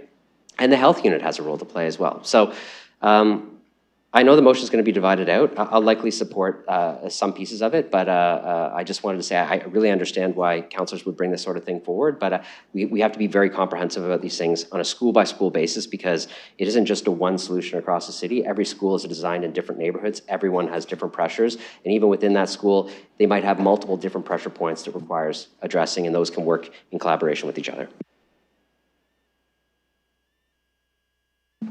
Thank you, Mayor Morgan. I'll return the chair to you, noting we have Councillor Stevenson on the speaker's list. I'll go to Councillor Stevenson next.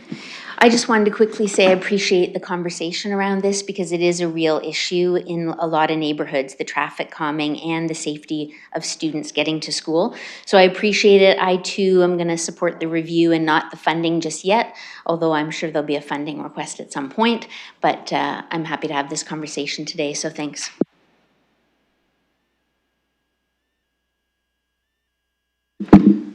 I don't have any other speakers. I'm just going to let you know, we're going to, just based on the conversation, deal with all three parts separately, and the "it being noted" piece will be attached to C, just so people know. Okay?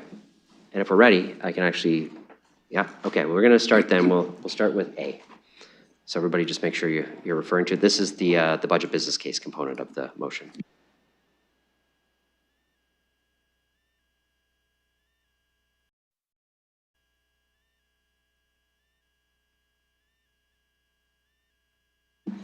Closing the vote, motion fails 5-10. Okay, and then we'll move to B, which is the review of the crossing guard policy and report back to a future meeting, including but not limited to a couple of things. Okay, we'll open that for voting.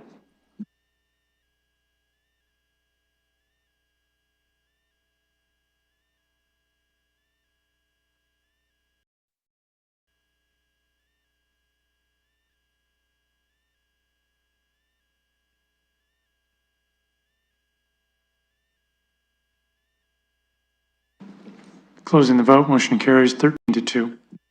And part C, with the "it being noted," which is directed to engage on the review of the standards with the school guard crossing program with school boards, I think. Sorry, we opened that a little quick for me to read it, but I think you know what it is.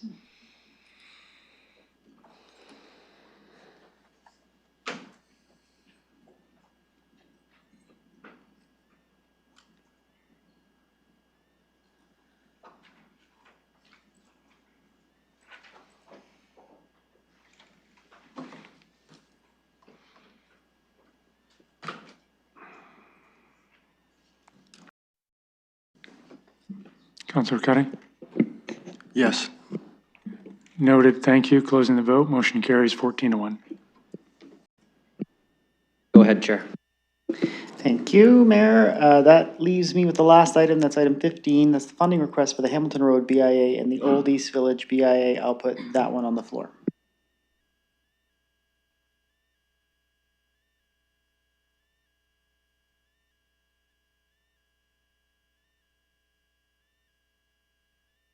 All right, that's on the floor. I'll look to speakers. Councillor Stevenson, go ahead.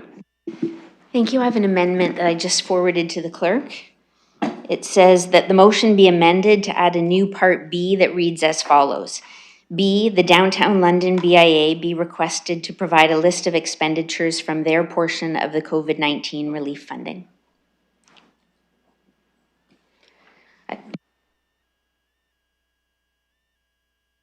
All right, is there a seconder for that? Okay, we've got multiple seconders, but I'll pick Deputy Mayor Lewis as the seconder. All right, that's on the floor. Thank you. The reason why I put this on here is if we're going to take a closer look at the funding that was spent for the core area, then it seems only fair to look at all three and not just look at two of them. I realize that Downtown London's not asking for any more money at this time, but we did approve, I think, 300,000 without any details not that long ago in the budget.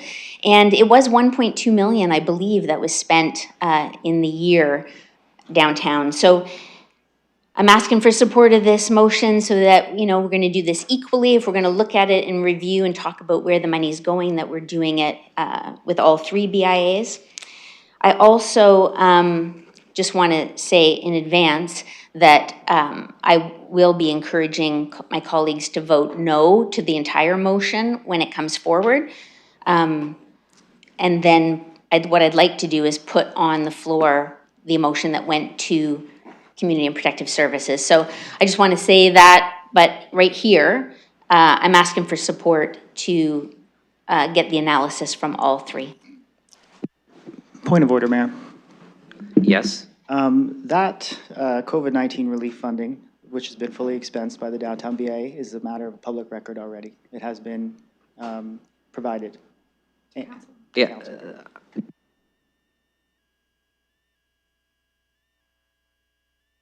So, understood. It should probably be an easier, I don't think that precludes us from asking for it again. It's probably a pretty quick and easy thing to do if it's already available. It'll just be, I think the point the councilor's making is do it for all three, which I don't think is contrary to the direction, and I don't think warrants a point of order not to do it. Just because it's easy doesn't mean it's not something we can ask. Okay, go ahead. Can I speak to that? You can get on the speaker's list, and I think I don't have anybody, so you can go now. Okay, so the motion that we're getting, tying it back and forth, it's a little tit for tat for me, to be honest. The reason I was asking for transparency at this council, which this council asks for transparency all the time, was because I was having trouble reconciling the fact that the COVID-19 relief funding that was provided in 2023 for a grant was monies that are still within the account of the BIA. And the BIA is requesting additional funding to pay for expenses that have already been expensed. This is a reimbursement that they're asking for. The money that came from the 2023 grant was money that was specifically provided to help offset the costs for our ongoing homelessness crisis. In the motion that I received from the BIA had expenses that was for our ongoing homelessness crisis. So my question is why does the BIA not use money that's already in their accounts that we have already approved for those expenses that have already been incurred? Why is the BIA asking for additional funds when specifically the time frame that those expenses? Yes, point of order. Go ahead. Sorry, I'm not trying to derail the councillors, but if we could clarify which BIA we're talking about, because BIA is being used too broadly, so just specify, please. Yeah, just be specific about the BIAs you're talking about. Very good point. Thank you for bringing that up. I'm talking about the Old East Village BIA in that request because the Hamilton Road BIA is asking for funding, additional funding for 2026. That's the year after this year, and they're asking to continue their security services agreement with the Argyle BIA. They did provide the fully expensed out and the projected costs just like that when I asked for them. When I ask for this transparency from the Old East Village BIA, I get a letter back that gives me a fog of I don't even know how to classify it. And it really actually hurts my confidence even more. So it's a simple request of transparency that I'm asking for at this council.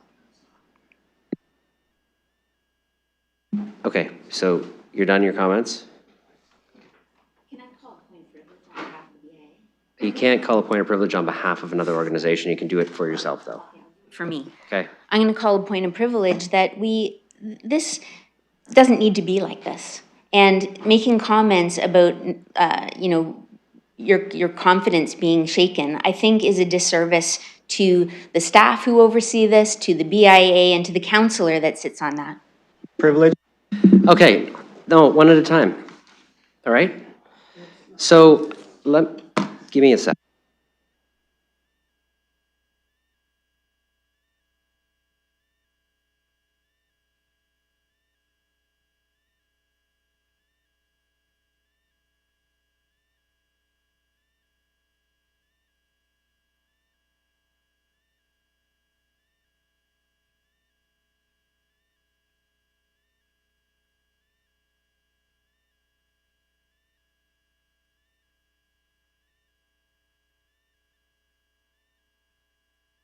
Okay, so there's a point of personal privilege here, and I'm going to make a few comments on it.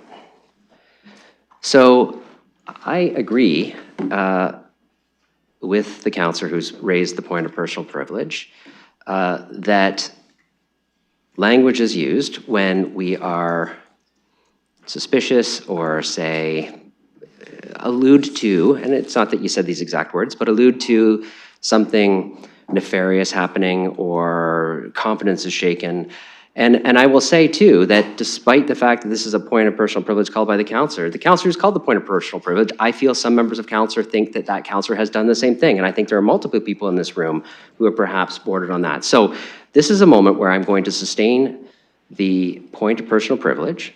I'm going to ask the counselor to retract his comments, but I'm actually going to ask all counselors, every single one in this room, to assume that staff of the corporation and staff of the BIAs and public service members are doing things because they believe it is the right thing to do, are doing things authentically, appropriately, with professionalism and training. And we can disagree with some of those decisions, but we do not have to, or nor should we, move down the path of disparaging people who have decided to either volunteer or have careers or devote their professional lives to serving the public in the city in multiple ways. So I think this is a good moment for council in these multiple points of personal privilege that we can be better, and we can do better on this point. We can disagree and not have to go down these paths. We can use language that is not charged and leads into good, robust public discussion that leads us away from multiple points of personal privilege being called, which we've had a lot of this term, and down a path where we can be a little more respectful to each other. So I will ask the counselor to phrase things differently, and I'll ask all of council to consider these thoughts moving forward. Counselor. To rephrase the point of privilege? No, to just rephrase the way that you're referring to the BIA as confidence shaken or any sort of suspicion. The BIA may have responded in a way you didn't like, but we're not going to assume that's for nefarious reasons or even allude to that in any sort of way. Not again that you said those words, but this is why the points of personal privilege are being called. And I'm admitting that it's not just one called on you, but there's been multiple times this term. And I and all other committee chairs will be expected to enforce this a little more. I appreciate that. So I am just trying to do my job. And I have questions that I wasn't satisfied with some of the answers, which is why I requested the 2020 or the grant monies and what's earmarked for the remaining funds. That's basically what it is. I got a letter in the report that seemed to say no. He's responding to the point of personal privilege and rephrasing things, so he's doing what I've asked him to do. So yeah, so that's what it is. I'm just asking for this small little tidbit of transparency. It's a very easy item to request. The Hamilton BIA got it around within a day, so that would be my point of personal privilege. Well, it's not a point of personal privilege. I'm asking you guys to respond. So we're just not going to use language like confidence shake and those sorts of things. You got a letter back. You have more questions. You put a motion on the floor. You've explained why, and we're using language that is respectful of the debate in this chamber. Okay, so I'm assuming all the points of personal privilege are dealt with that, and we can continue with the discussion of which there is we're on the amendment to add the addition of the downtown BIA right now. Okay, all right, so other speakers to that? Oh, yes, sorry, Councillor Lehman, I had you on my list, go ahead. Thank you, Chair. Just on the amendment, I'll be recusing myself as I'm a member of the Downtown London BIA. Okay, that's noted. Thank you for that. Councillor Trosow, go ahead. I'll save my comments on the other two BIAs until the main motion, but I'm not in favor of this amendment. I don't think we need to bring yet a third BIA into this discussion, which in my view is becoming much more complicated than it needs to be. I can say how I would like to resolve this matter, but it's beyond the scope of this amendment. So let's vote this amendment down and get on with the discussion, because I think there are other things on the agenda that are really big issues. So I think I'm done. Okay, so the amendment's on the floor. Councillor Pribble, go ahead. Thank you. Councillor Trosow, can you please give up your mic? Thank you. And I was just going to talk to the main motion, but now with this, I just want to clarify one thing. Because what we passed or what we talked about at the meeting last week for the remaining balance of the COVID-19 relief. So for the remaining balance, it's for the future spending, and what's in front of us, to me, it doesn't sound like a remaining balance. It sounds to me more like what has been currently spent. So I just want to clarify what we are actually voting, what we are voting for. I would certainly, I do think that we should be absolutely fair to all BIAs, so I would support this. But again, what's in front of me, I don't think it's the same thing. So I would just like a clarification on that. Thank you.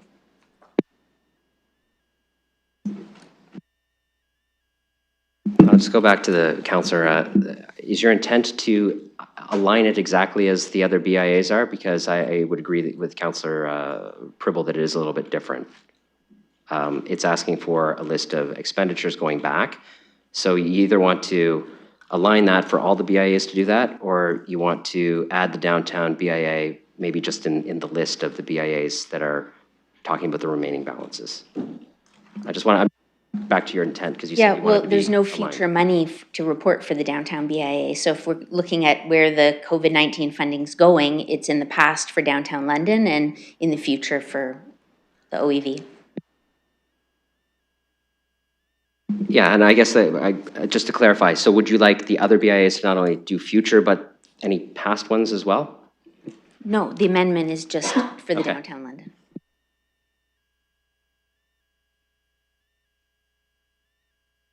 Okay, that's the answer. It may be slightly different, but it's not fundamentally contrary, so the amendment can stand.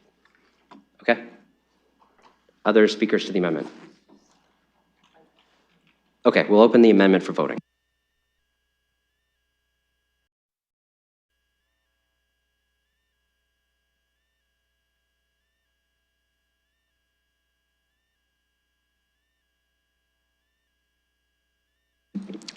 Closing the vote. Motion carries 8-6 with 1 recusal. Okay, so I need a mover for the as amended motion. Councillor Ferrer will move it. A seconder for the as amended motion. Thank you, Councillor Cuddy. Appreciate it. Okay, so now we have the as amended motion on the floor. I'll look for speakers to the as amended motion. Councillor Pribble, go ahead. Thank you. So last week I just supported this motion based on the assumption that this money was supposed to be spent until the end of this year. And I think that organization like this, if you are looking at less than half a year, the organizations, any business organization should already know where the money is going. I did receive a confirmation from both BIA and our staff that actually the timeline is still end of 2026. And if I look at kind of how the world is changing, economy is changing so promptly, so quickly. So I will be voting against this because again, for now to ask detailed funding, spending for next 18 months, I don't think that's reasonable. Under my assumption that it was half a year, I was absolutely supporting it. Based on 18 months, I will not be. And I just want to clarify one thing that I did receive few calls from some businesses and residents. This money, even though we call it COVID money, this is from 2023. Some individuals thought that it was still part of the LCRN money, which again, this is not the LCRN money from early COVID times. So I just want to clarify this. But going back to it, I supported it. I will not be based on the timeline and now asking BIA where they'll be spending the money for following 18 months. In 10, 12, 14 months, the priorities might be completely different than currently. So I'll be voting against this. Thank you. Councillor Lehman. Thank you. Now the main motion includes the amendment explicitly referencing Downtown London BIA. As I'm a member, I will recuse myself from that as well. Okay, thank you. That's noted. I'll go to Councillor Ferreira. Thank you, Mayor. I do believe that there were some other BIAs that received the funding as well, but I'm not going to mention them to be brought on this list. It just makes me a little hesitant. However, this information for the downtown BIA has already been provided, so that's not an issue for me. I would say that as councillors here, we have a fiduciary responsibility for all the taxpayers of the city on how we spend their money. They expect us to spend their money and ask all the right questions and really make sure that that money is actually required. My questions of the fact that the money is in the account for the Old East Village BIA, these expenses overlap with the exact same time frame of the COVID-19 relief funding, and these expenses have already been incurred. But my question of why are we not using the money we've already provided for expenses exactly for the ask? And why is that money not being used to pay for the expenses incurred? Why is there not a new additional ask coming forward for other items that may be for the future? I'm not saying no to this money. I'm just saying I have some questions and I'm looking for the answers. So I'm going to support this motion as it is. I do believe there should be other BIAs involved, but I'm not going to go there just to keep things tight. But I do see that this motion is a little more politicking than I'd like to see. I shouldn't see anything. I just want to roll up my sleeves, get to work, have my questions answered so I know and I have the confidence that I'm just approving funds in the right areas where they're needed. So I am going to support this because I know we've already put this public information out, but I do want us to all know that we need to practice that fiduciary responsibility. We need that transparency. This is a question that hasn't been answered, so that's why that motion was brought forward. Once I get that question answered and I get that breakdown for the earmark funds, and I'm satisfied, which I'm sure I will be, you'll see me support it. Deputy Mayor Lewis.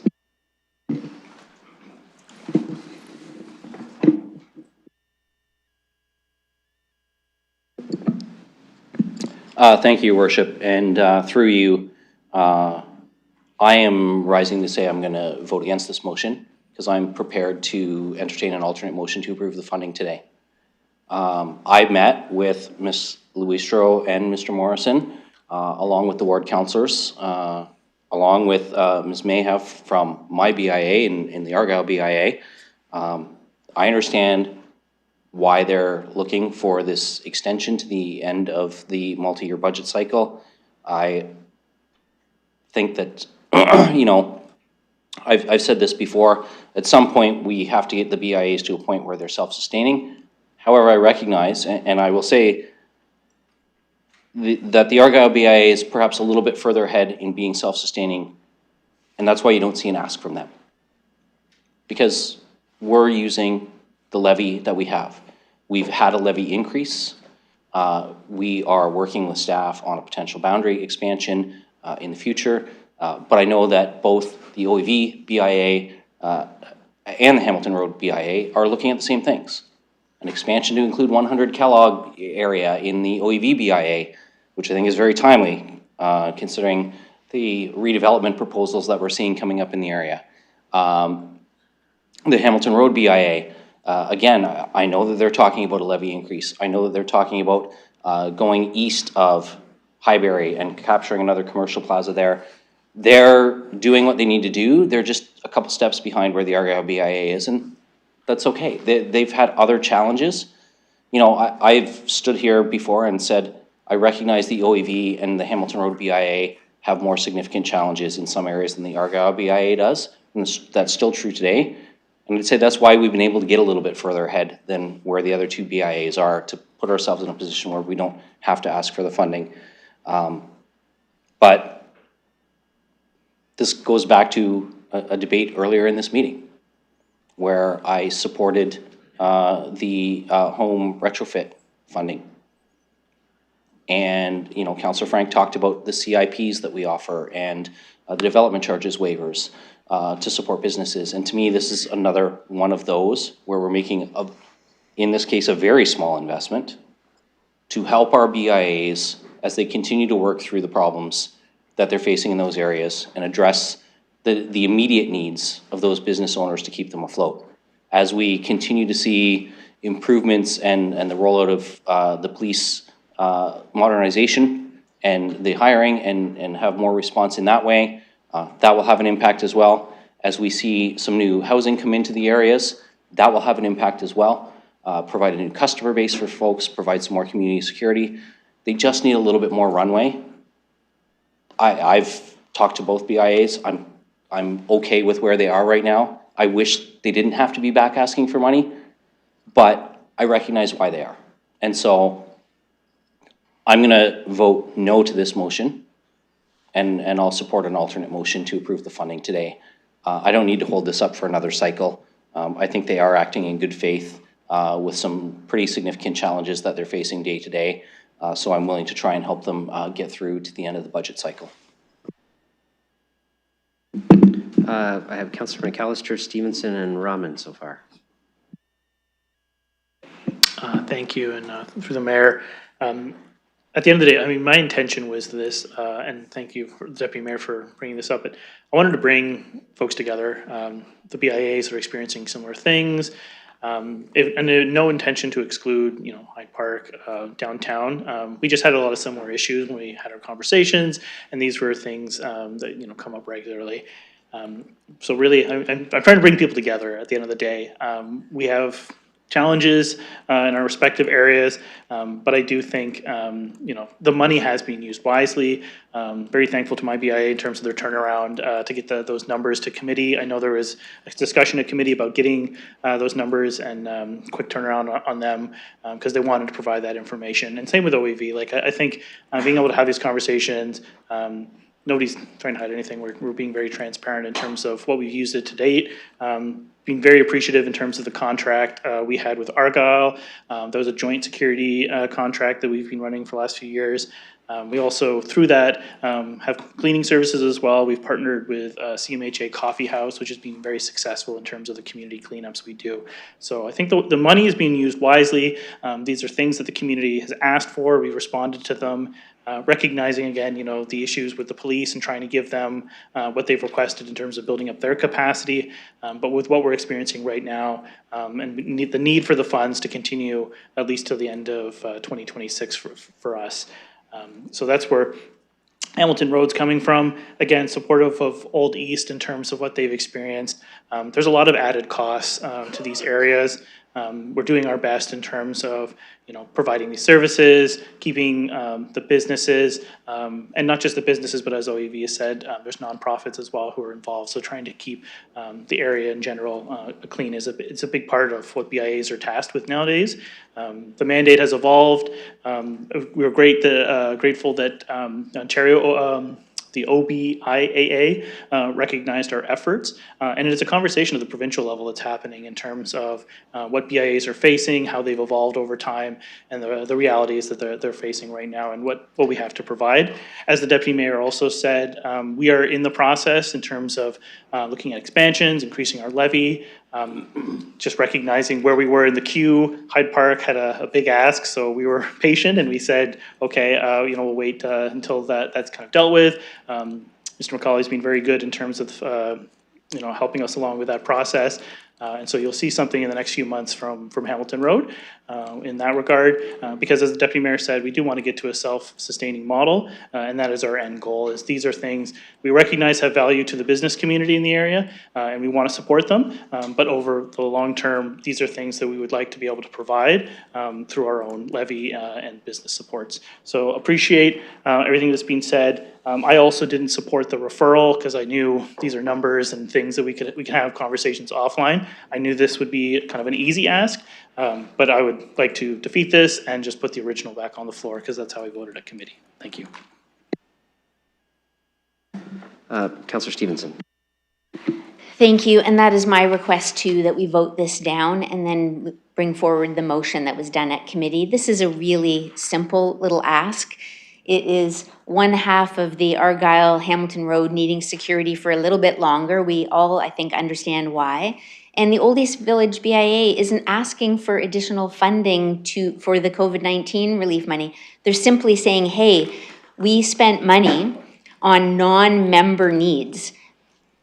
Non-members that are of huge importance and value to the city. The National Historic Site of Banting House, Aeolian Hall, Palace Theatre. These are important assets to our city that happen to fall within a business BIA, of whom the BIA has been funding their broken windows and things you don't even want to talk about. And so it's again a very small, reasonable ask, $30,000 in reimbursement, so that the property tax levy paying members of the BIA who are really, really struggling in that area don't have to be doing that from their money. So it's an honoring thing. So by voting this down, we'd be able to bring forward the original motion. It's $30,000 and $60,000. I don't think, as much as I always want fiduciary and want to see, this isn't the place for this. We have a BIA. It's part of our city. You know what I mean? It's a board of this city, this isn't the place to, I don't think, scrutinize for 30,000. Councilor Rahman. Thank you, and through you. So I'm really struggling with what's in front of us today for a number of reasons. One, I wholly support our BIAs and their the work they're doing to enhance business and development in our community. The fact that they're working with small businesses, the engine of our city, to be able to bring much needed resources, services, jobs, et cetera, to our community is all very good and needed and necessary. My challenge is, one, this money is being asked for out of the Community Investment Reserve Fund, which I'm not quite clear as to why BIAs are now going into the Community Investment Reserve Fund or requesting funds from that fund. To me, they are wholly aligned with economic development, and therefore, if they're looking for money from a reserve fund, it should be coming from economic development. And then the goals of which they're tying back to why they need this funding should be, in my opinion, also coming from an economic lens, because that's where their mandate is to be an economic driver. When we start talking about the Community Investment Reserve Fund, which is a dwindling fund to begin with, we should really be looking to other opportunities from community organizations to be accessing those dollars and leveraging those funds that are there.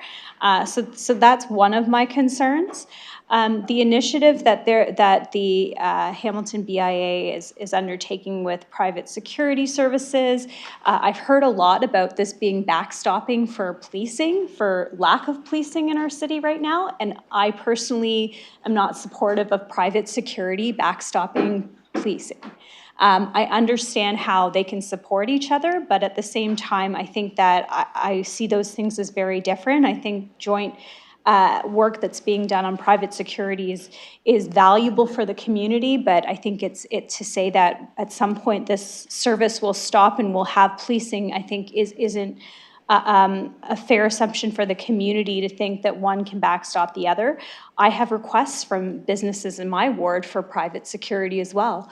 And some fall within the BIA and some fall outside the BIA. And it's not something that our BIA provides. And it's not something that we're providing across the city to other businesses. I've heard from businesses in my ward, I've heard from businesses in South London that have experienced rising increase in break-ins, windows smashed, et cetera, but they don't have a BIA to go to for support. So we're in one way incentivizing areas that have BIAs, but we're using investment funds that, in my opinion, should be going to community organizations. But even if we were to be using economic development business funds, reserve funds, shouldn't that money be available to all businesses then to access, not just those that are aligned with BIAs? So I'm personally not going to support an increase at this time. I do value the work that they're doing. I appreciate the work that the Old East Village BIA is doing to support national historic sites and Banting House and others. But at the same time, I think that the Community Economic Reserve Fund is not the place to do it as well. Other speakers? Okay, so this is... No, you have not. Councilor Trossau. Thank you, through the chair. Let me start by saying where I'm going with this, and I can figure out what's on the table. And I'm inclined to want to vote this down and then have that other motion come up and separate it between the two BIAs, which I think I'd be able to do. At this point, I am prepared to reimburse the Old East Village BIA for expenses that they've incurred with respect to these other non-members, because I think that's very different than asking for a prospective funding application, as justified as it may be, for things that, for security. Backdropping the police, if you want to look at it that way. So where I want to go with this is I voted against, I voted against the amendment. I'll be voting against what's on the floor. and I would like to hear the next motion that comes up in terms of going back to where the committee was. This is getting pretty complicated, much more complicated than it needs to be. But yeah, that's where I am. Thank you. Okay, that exhausts the speakers list. So what we have is the amended motion on the floor, which is the committee's original motion plus the part about the downtown BIA. I'm going to open that for voting.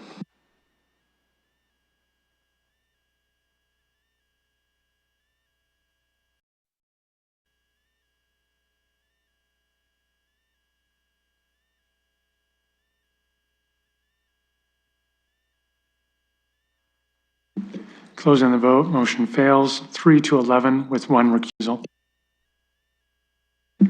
Okay, so there's no yeah, go ahead, Councillor Stevenson. I'd like to move the motion that was brought to Community and Protective Services. Okay, I'm going to read it out because people in the gallery and at home probably don't know what it says.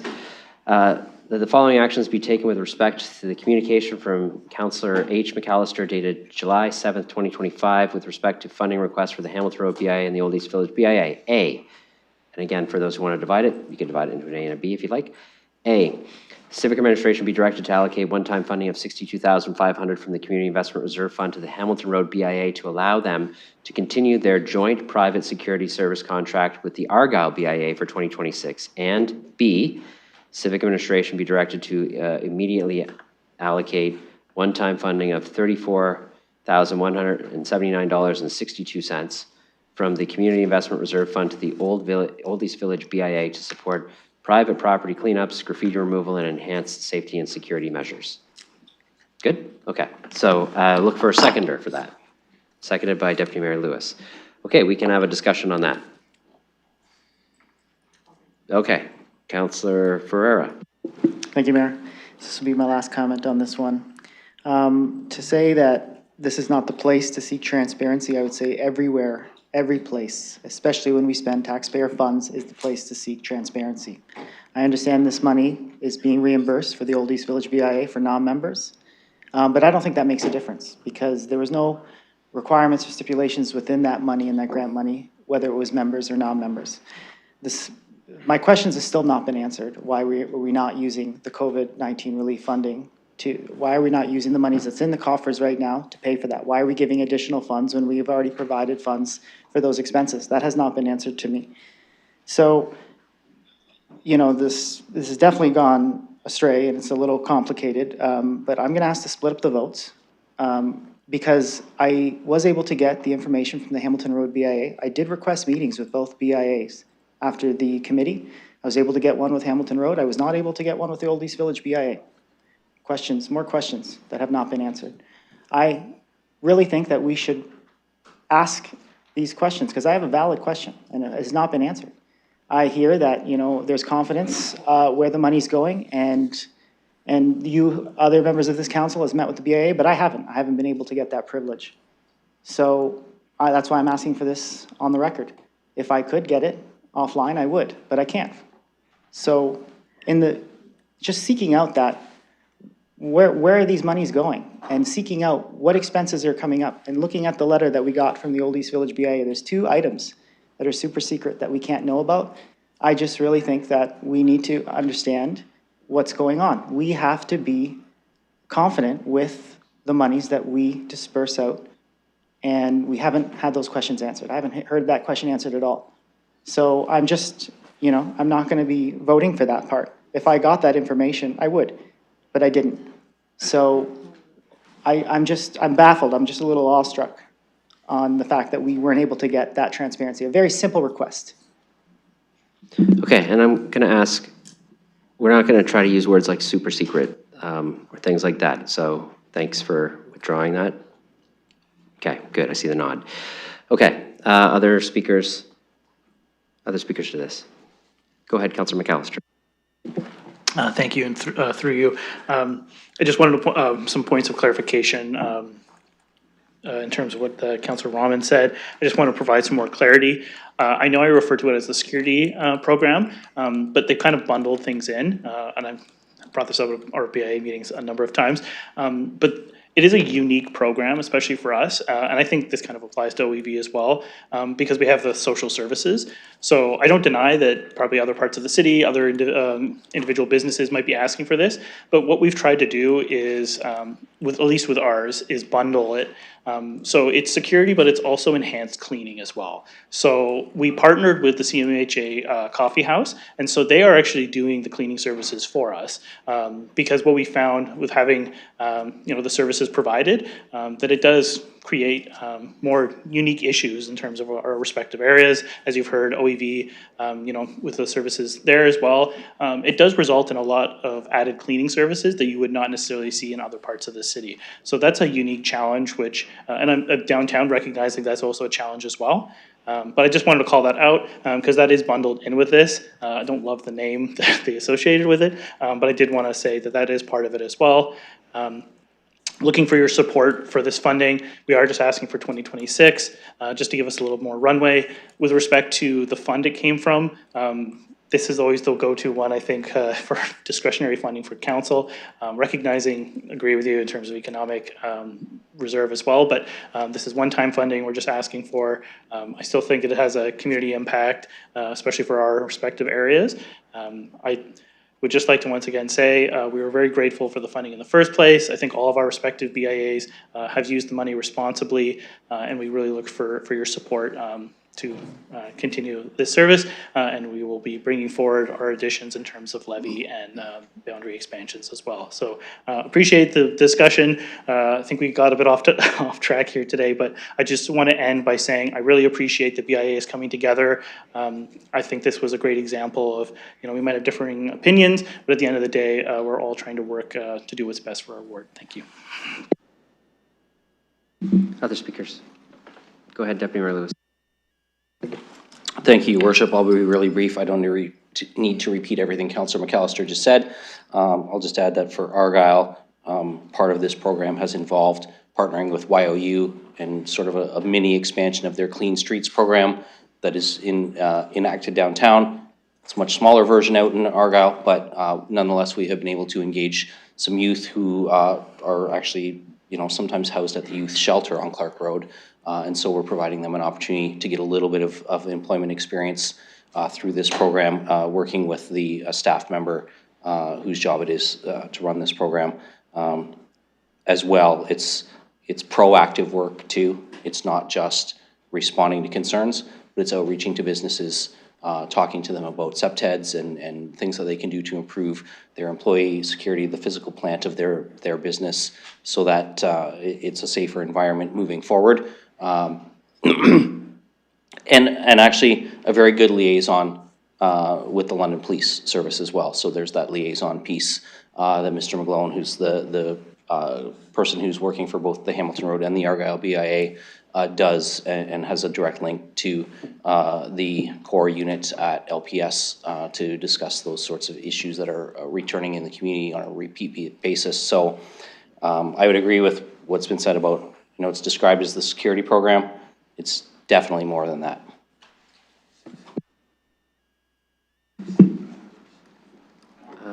Okay. Other speakers? Go ahead, Councillor Preble. I think I just want to make a statement or comment on what was said in terms of the transparency and accountability, and in terms of all these village BIA. The motion that we have defeated, which we have passed at our standing committee meeting last week, it said remaining amounts. And all these village, they were very transparent in terms of saying, based on the 18 months still remaining, we don't know where the priorities will be. So I don't see in terms of currently, I have no issue with accountability, transparency. Next year, will I be asking and will I have a meeting with the executive director? Absolutely I will. And I will be asking him, what, if we are here 1 year from now, I will ask him what's on the books for next 4 or 5 months. Or at the end, what was it spent for? But currently, I really don't see an issue with accountability, transparency, because the motion clearly stated remaining balance. It didn't say what was spent, it said remaining balance. So based on that, I will certainly support this and I'm good with it. Thank you. Point of order. Point of order, Councillor Trousseau? Yes, if the intention was to go back to where we were at the committee, then Part B should say reimbursement for, because that's what we added at the committee. And this doesn't catch up with Well, that. we don't have to go back to committee. It can be similar to what happened at committee, so It would be better to say reimbursement. you would like it to say that? Okay, well, is that what? All right, so does everybody have consensus? Like, I don't have to amend that? No, we don't have consensus to say? Oh, we're good, okay. So the nod is like, I'm just not dealing with it. Okay, just do what you want. That's what I'm getting from people. We'll change the language. It'll say reimburse. Okay. Okay. I don't have any other speakers. Councillor Stevenson. Okay, thanks. I'm not going to reply to some of the comments by my colleague. This is a simple, super simple request for a reimbursement of expenses that the BIA did on behalf of Londoners for institutions of value. National Historic Site, Palace Theatre, 50 years of theatre in our city, Aeolian Hall. I want to thank colleagues for voting the previous one down, and I'll ask for your support on this one. I'm going to be supporting both because there is a reality in the Hamilton Road and the Old East Village BIA that is different. It is unique from others. So I will be supporting the Hamilton Road ask as well. There's some bigger issues to look at. But in this case, I really, I really am, I'm going to end up talking about it, so I'm not going to. This is a simple ask. I'm asking for your support on behalf of the area that I represent.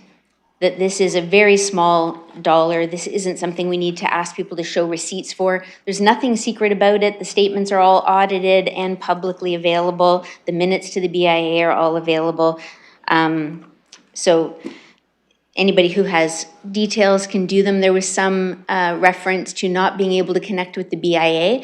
And that can happen for all kinds of different reasons in July. So I don't think there should be anything untoward mentioned around that. And I just look forward to council's support on this and being done with it and not having to bring it forward to another committee. Okay, so B now reads, the civic administration be directed to immediately reimburse the Old East Village BIA $34,179.62 from the Community Investment Reserve Fund for previously expended private property cleanups, graffiti removal, and enhanced safety and security measures. Okay, yeah. I know it might not be exactly as committee. We don't have the committee one in front of us, so we just got it close. Okay, all right.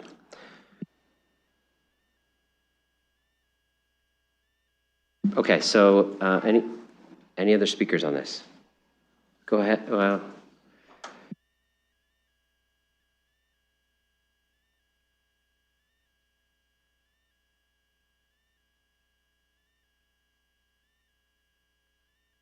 he spoke to the main. Sorry.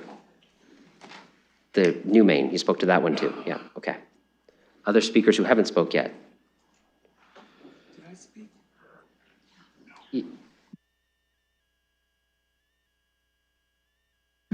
No, you spoke to the as amended and then you called a point of order. So no, you haven't. But you don't have to if you don't want to. It's up to you.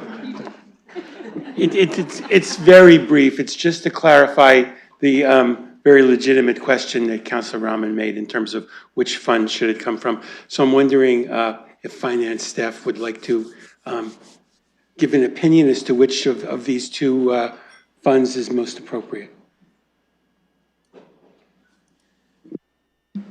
I have no opinion. Sure, we can, yes, I'll go to the Deputy City Manager. Thank you. Through the chair, essentially it's up to council which source you wish to ultimately choose from. The bylaw that governs the Community Investment Reserve Fund is at the will of council to determine exactly what projects you wish to put forward. The Economic Development Reserve Fund is a little bit more stringent, but there certainly could be a case made to put forward funding from that if council wishes. We have Mr. Murray on the line if we want to dig into exactly what the bylaw says, because I'm sure he has that available. But certainly, I believe either would be acceptable. The balance in the Economic Development Reserve Fund is approximately $7.5 million. The balance in the Community Investment Reserve Fund is a little less at $1.5 million approximately. So certainly, it's up to council to determine which one you'd like to select from. Sure. Okay, that's the answer. Good. Any other speakers to this? Okay, so we have the new motion on the floor. Some people wanted it divided? Yes? Okay, I see nods. Okay, so what we're going to do is A, with it being noted, and then B. All right? Okay, so first thing up, A with the it being noted, which is the Hamilton Road BIA one, and the noted about the delegations. We'll open that for voting.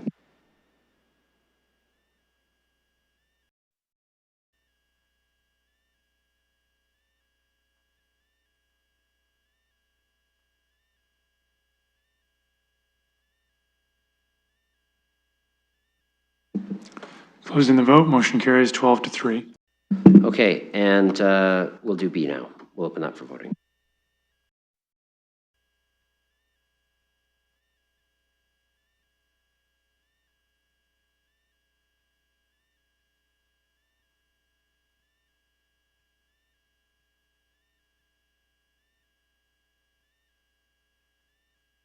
Closing the vote, motion carries 12-3. Go ahead, Chair. That concludes the 11th report of the Community and Protective Services Committee. And I think you've been standing since about 1:30, so thanks for presenting that report. Point of Okay. order. Yes. Wondering if procedurally it's still in order to do a change of order at this point. I believe the people in the gallery who've been waiting so patiently with us are here for the 12th report of PEC, item 11 for Pack Road. If it's still in order to. And I don't know if we need a motion to go past 6 p.m. or whatnot either.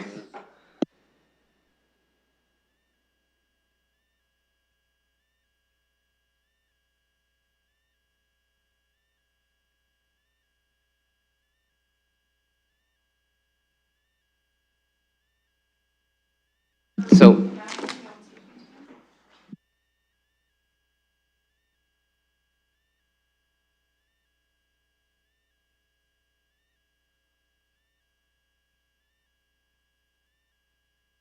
okay, so the answer is yes. You can make a change of order. It requires 2/3 of the support of council, but it is very messy and e-scribe not to move the whole planning report up. So we could move the whole planning report up.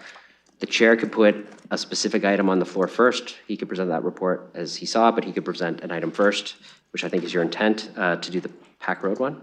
But we need to move the whole planning committee report. It's just easier, and we don't want the system. I can appreciate that. So looking to move with 2/3 of your support of council to remove the 12th report of PEC up next prior to the 11th. That's the next thing we deal with. Okay. And I saw someone second, Councillor Ferrer seconds. It's not amendable or debatable. It requires 2/3. I'll let you know when we're ready to open that.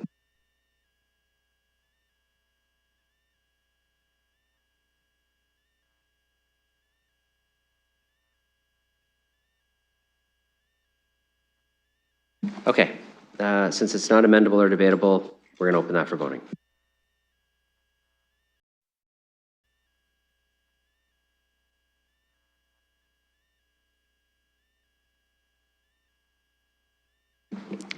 Closing the vote, motion carries 14-1.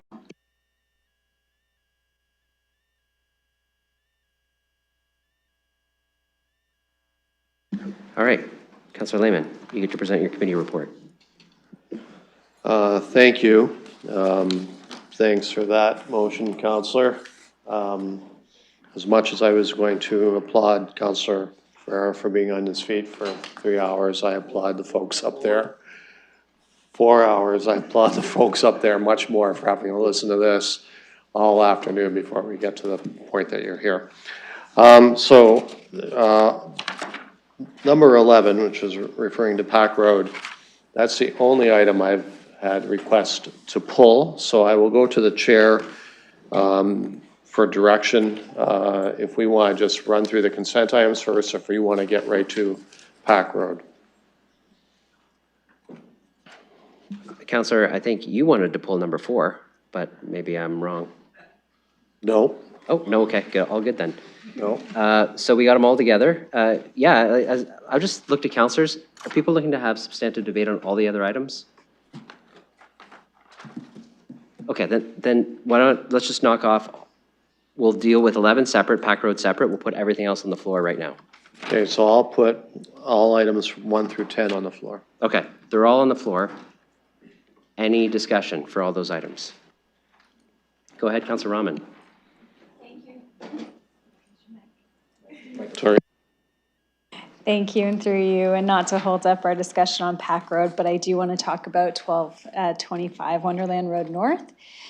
So I just want to first take a moment to say thank you again to the applicant for this application and the process that they went through. There was significant engagement with the community over the course of over a year on this application, and even before that with me as a counselor as they were bringing this forward. So I'm appreciative of them for that.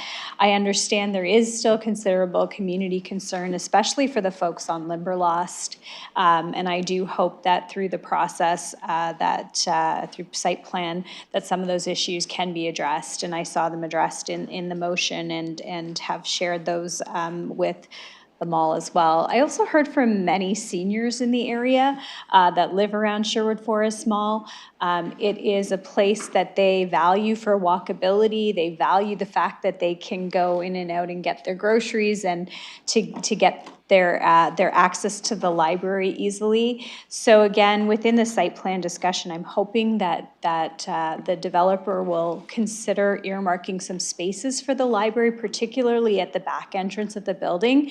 And I hope that the library board makes a similar request, because I think it's imperative, as we're investing a lot of money into redeveloping the library at Sherwood Forest Mall, that we make sure that there's adequate space to park and that it's accessible and easy. I did look at the parking study. I know there's ample parking, or it seems like there's ample parking on Sherwood Forest Mall. I can tell you I'm there quite often, and it is very, very difficult sometimes to get a spot. So although I do see we have data that shows otherwise. So just wanted to share again my support for the application for this 9-story building at this time. And again, thanks to committee for their work on this as well. Any other speakers to all of these items? Go ahead, Councilor Trossau. Just to thank Councilor Rahman, who's, I'm not the ward councilor, but I almost am. So, and I'm also interested in the library, so I share all the concerns she raised. My view is these can be raised during site review, so I was not going to poll or debate the item, but I have many of the same issues, concerns. Yeah. Okay, thanks, Councilor Stevenson. Thank you. I just wanted to say a quick thank you to the Planning Committee for the work done on 8.48, the Hewitt and King Street parking. That is critically important to the residents of those buildings there, and so to get the extra 2-year extension was very much appreciated. So thank you to committee. Okay, any other speakers? Also, my son says hi, and he wants more time on his tablet, so he's watching the meeting. So I've done that now. It's my phone that unlocks it. He's probably laughing now. Okay, that's everything except Pack Road. So the whole committee reports on the floor. We'll open that for voting.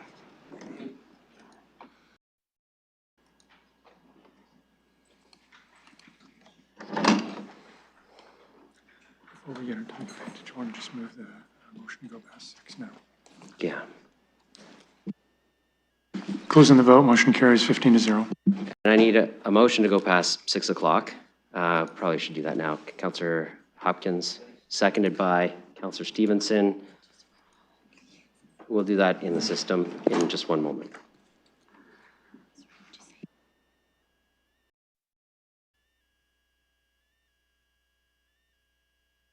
Okay, this requires 2/3 support.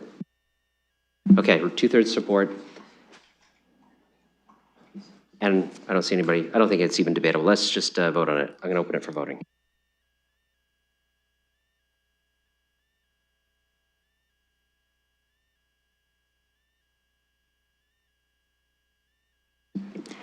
Closing the vote, motion carries 14-1. Okay, go ahead, Councillor. Thank you. I will put item 11 on the floor, dealing with Pack Road. Okay, that's the committee recommendation on the floor. Councillor Hopkins, go ahead. Yeah, Your Worship, I do have a referral, and I understand a referral goes first, so I would like to put the referral on the floor, and I'll read it out.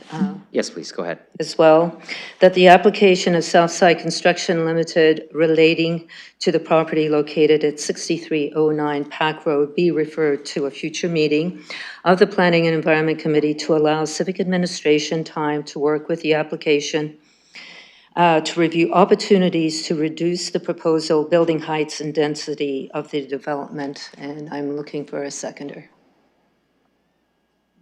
Councillor Trossau will second, so the referral's on the floor.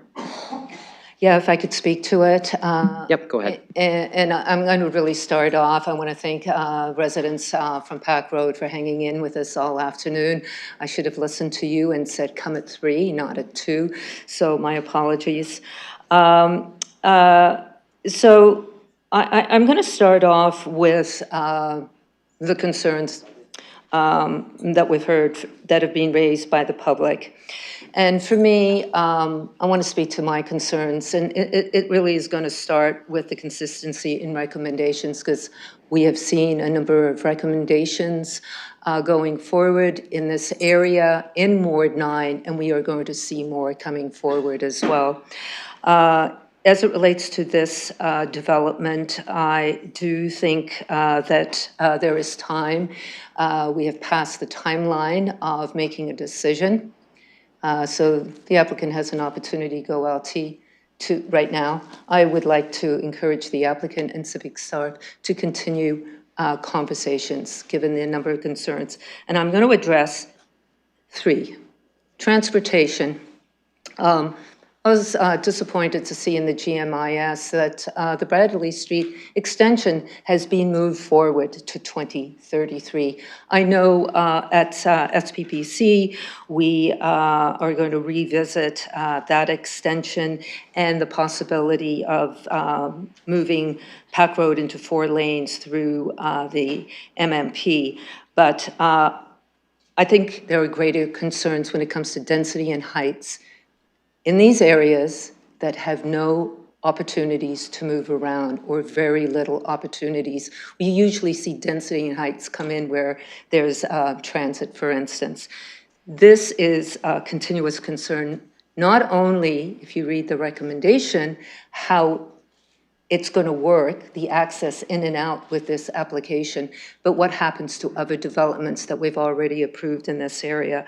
I want to speak again to the natural heritage feature as we put in 40,000 units next to a natural heritage feature. How do we do that when there's still outstanding issues? And I think these issues still can be resolved and discussed. I do have concerns personally when I do not see the planner's name on a recommendation. I do have big concerns because when I look at applications, how it fits and the compatibility of this development and how it works in this neighborhood. Urban Design Review made comments with their concerns, but I do have great concerns as we develop the extent of the height and density in this area. I want to speak to a little bit of the comments from residents that we've received. And we have, and I'm hoping that colleagues have checked in with clerks with the petition, over 500 residents supporting a petition to reject this recommendation. And I want to address some of the concerns I've heard from the community. The proposal is premature. This will be setting a precedent for applications in neighborhood-type settings in London. And I think it's reasonable that their expectations for what can be built, looking at the SWAP plan and the London plan, and yes, we know it needs to probably be updated, but those are our policies that we have. And I think expectations and the community being involved in trying to understand our policies is really important here. And I guess the final comment I'd like to make on behalf of residents is that there is a balance that is needed to just reflect on how we build our communities. It shouldn't be that number game that we're trying to achieve. It is really, really important that when we make decisions here for the next generation or for the next 10 years, that we really do have a better understanding and expectation on how we develop. So I am asking my colleagues here to support the referral going back. Yes, thanks, Councillor. And as I discussed before, and I've just issued this caution to you, like comments like, I get concerned when there isn't a planner's name on a report. The deputy city managers, they can sign the reports as they see fit. We're not, we make it sound like something untoward is happening. So that's what I talked about before, and I'm gonna engage on these things a little more clearly from now on. So we're not gonna say things like that, okay? Yeah.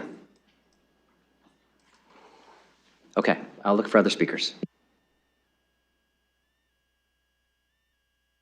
Deputy Mayor Lewis. Thank you, Worship. So I appreciate that the councillor's representing the concerns of her ward, but I'm encouraging colleagues to defeat the referral. And the councillor herself has said, you know what, the applicant can go to the OLT. The applicant hasn't because they've been waiting for the decision to be made. What happens if the applicant goes to the OLT?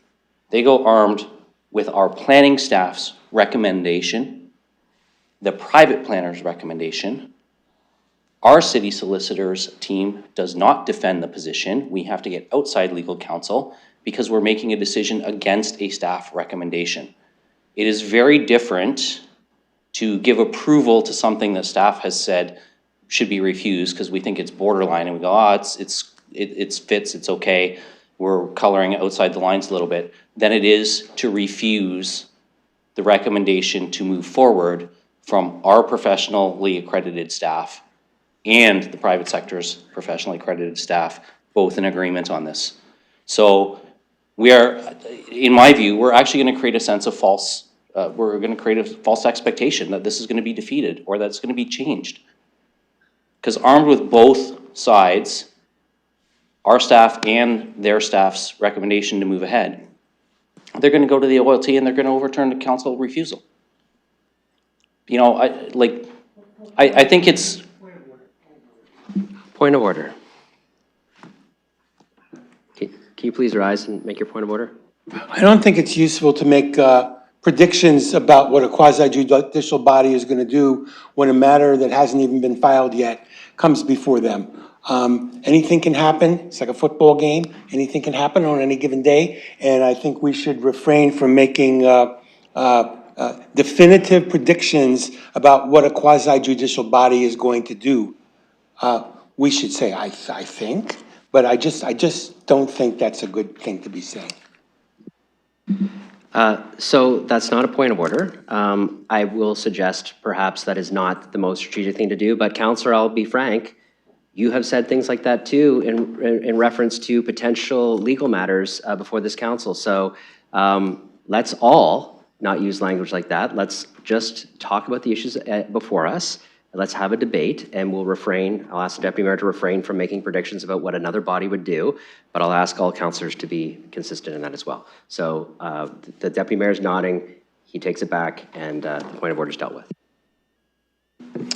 Yes, so I will say, I think, in my experience in the 6.5 years I've been here, and seen this happen a number of times, that we will lose at the OLT. That is my opinion. I think we are setting up false expectations that something is going to change here. As Councillor Hopkins referenced, Councillor Ploes and I did bring forward a motion at SPPC to add something to the MMP so that we could review the Pack Road widening in a different manner than it might otherwise happen, because we did hear the constituents' concerns about transportation.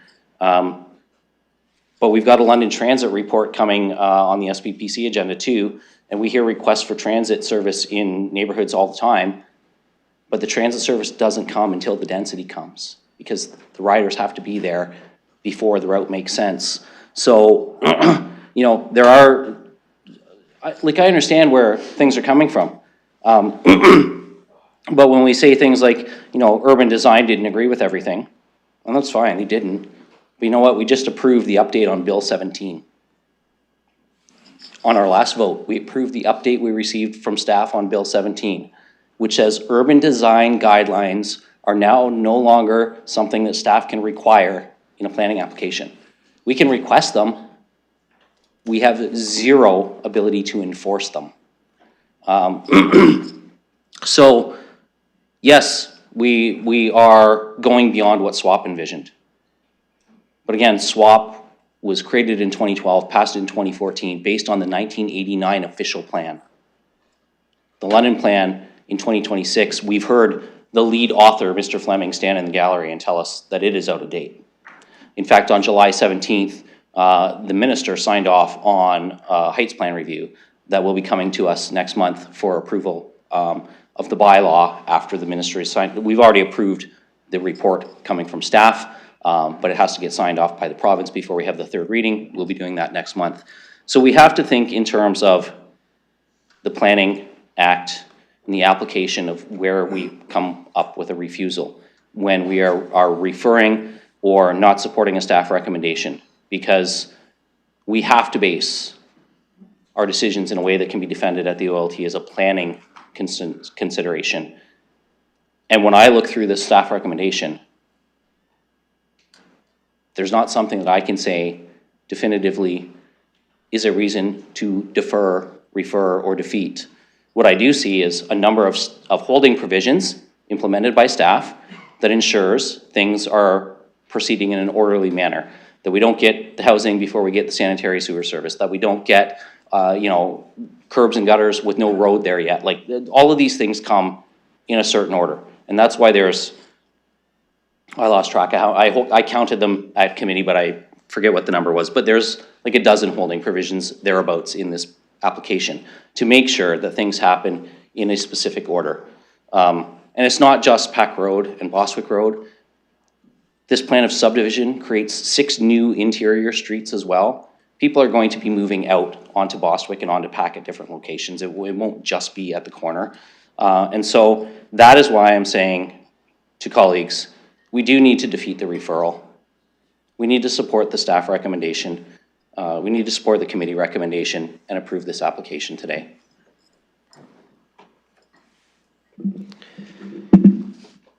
Okay, other speakers to this? Go ahead, Councillor Trossel. Through the chair, as somebody who is not the ward councillor for these people, and as somebody who is looking at this from a citywide perspective, I learned a lot about Pack Road in the last couple of weeks, and I don't go there a lot, and I don't have neighbors that go there a lot. So I'm speaking not from the perspective of what I'm hearing from my ward constituents. I'm speaking from the perspective of somebody who's trying to do a citywide analysis of this. And what really sticks out for me more than anything else is the fact that this is not consistent. It's inconsistent. It's fundamentally inconsistent with the area plan. Now, the response to that has been the area plan is outdated. And at a time of change, area plans typically are outdated. And they need to be updated from time to time. But that's not the same thing as ignoring it. It's not the same thing. I think when people moved into this subdivision, they understood. I have not heard one person say they want to keep that open space across the street. I've not heard one person say that. What I've heard is a very, very cooperative neighborhood group that is raising very legitimate concerns based on what their reasonable expectations were, which go back for many of them to when they moved into the neighborhood, which is, yes, there's going to be a lot of development across the street, but it's not going to be these high rises. It's not going to be these densities, this density. Something happened in between the area plan, which is still valid, and this application. And I know that the staff member who this was assigned to spent a lot of time at a community meeting and speaking with residents. So in all due respect, Mayor, I'm troubled by that too. I'm troubled by that. Well, so Councillor, I'm going to stop you. You can be troubled by it, but you don't, we have senior staff at the municipality who have provided their endorsement of a plan, and you do not get to go down the path of making veiled accusations that they've done something untoward, that they do an analysis, they make a recommendation, they've done that, they explained very clearly at the committee the rationale for their recommendations. And so I think you can debate this without having to raise those pieces, and I would encourage you to do so, please. Well, I'm not claiming anything has been done that's untoward. I'm claiming that I would feel more comfortable with this if I saw the staff recommendation. And then we're just going to have to disagree on that. And I think this, if this does go to appeal, I'm sure that's an issue that would likely come up. But again, I'm not going to predict what's going to happen at the hearing. So where I want to leave this, I think I'm running out of time, is as somebody who is not the ward councillor,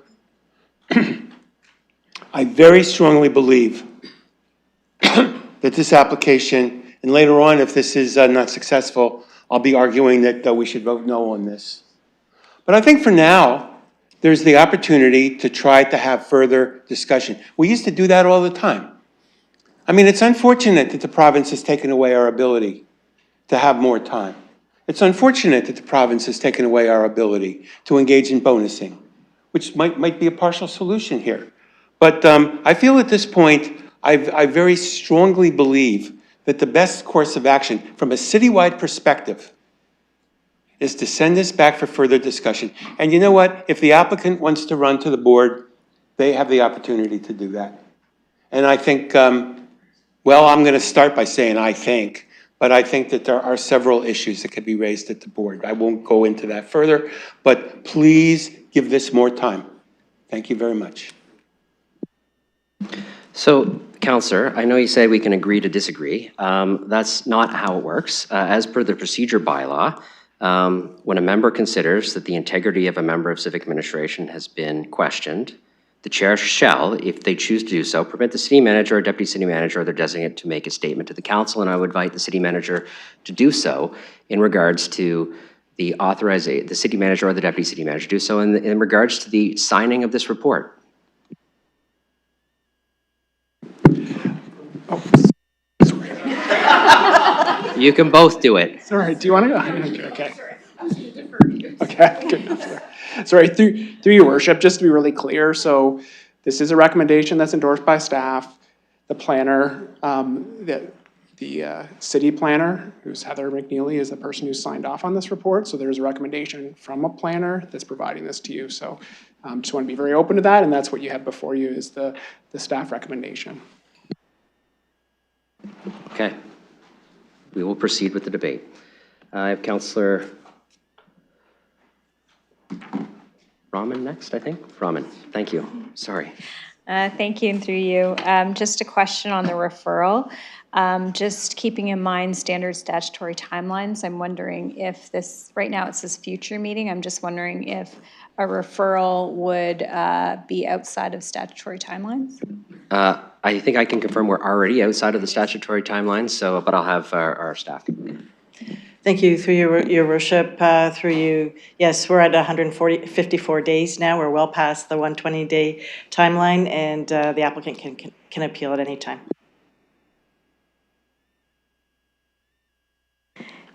Thank you. Okay, that changes my opinion on where with the referral. I wasn't sure whether or not the timeline was the issue. So again, as you mentioned, it's in the hands of the applicant, I guess, in that sense. With respect to the referral, it states so that city staff can go back and work with the applicant on the density and the height. But this is coming as staff recommended, so I'm just wondering if this is, the referral is the direction to actually reduce, because right now it doesn't say reduce. So I just want to make sure that the referral feels like more than just referring this to a future meeting. It feels like we're going back and doing more work on it outside the deadline, and I'm not really sure where that leaves us. So maybe if staff could let me know, have we been down this road before where we've had something outside the timeline where we've referred it back, and has that been a part of our process in the past? Go ahead. Thank you, through your worship. It presents some challenges for sure. We can have those conversations with the applicant if they're willing to reduce based on some of the public feedback, but pretty much the staff recommendation is what will be recommended. Thank you. I'll leave it at that on the referral. Thank you.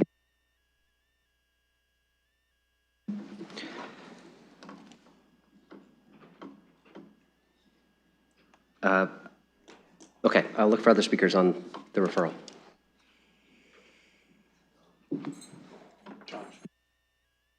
Okay, Councillor Lehman. Yeah, I just want to follow up on that questioning through you to staff. Have you had extensive conversations with height with the applicant as of this point? Through your worship, yes, we have, and that's part of the revised application that came subsequently in June, and there was public notice on that, and that's been part of the conversations to this point. We've talked about site design, potentially how we can mitigate in terms of some of the location of the buildings, and recognizing as well the maximum heights and densities that we're talking about. The developer doesn't necessarily have to go to that maximum. It's within that. And so that may be opportunities through discussions with site plan and such that we can work through with the applicant. Go ahead. And through your chair, is there anything in those discussions that would lead you to believe having further conversations would lead to a different opinion by staff on this particular application? Thank you. Through your worship, at this point, no, but potentially, again, allocating within the lands, shifting maybe some of the height variation within that to mitigate as much as possible for the neighbors on the north side of Pack Road. Go ahead. And that would come through site plan, is that correct, through your chair? Go ahead. Through your worship, yes, that's correct. Okay. Councillor Hopkins, I know you put your hand up, but you already spoke almost all of your time on the referral already, but not the main, so you can speak again later. So how many seconds do I have? It's council, you get to speak once, so you've spoken. Okay. Councillor Frank. Thank you. A couple questions through the chair. I'm just wondering, does this comply with our EMGs?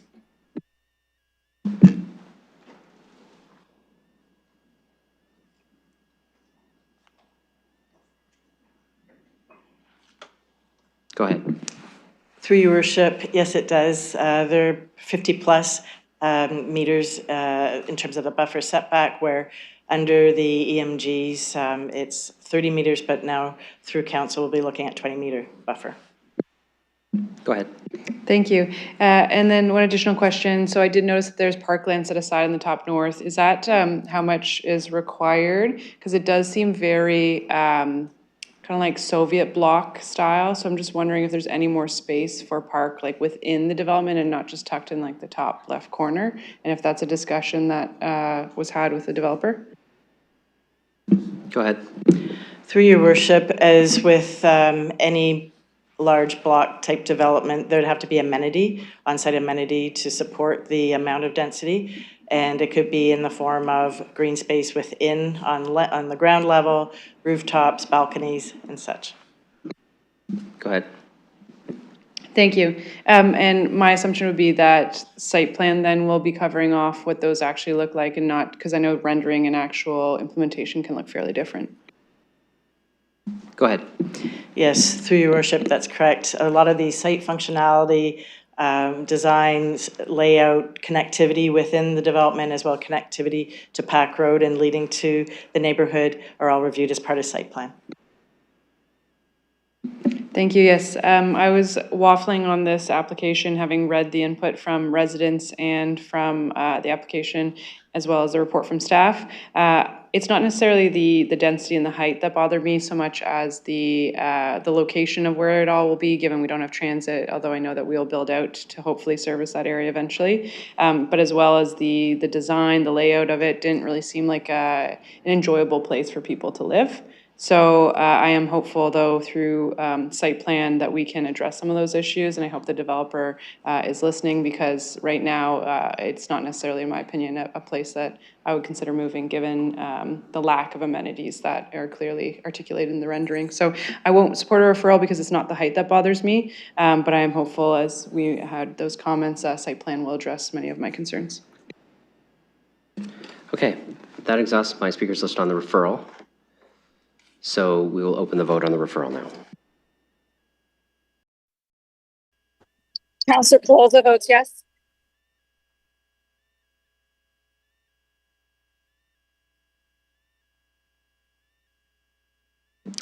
Closing the vote, motion fails 5-10. Okay, so back to the main motion, which the chair put on the floor. Councillor Hopkins spoke and then moved to referral, so I'll look for speakers to the main motion now.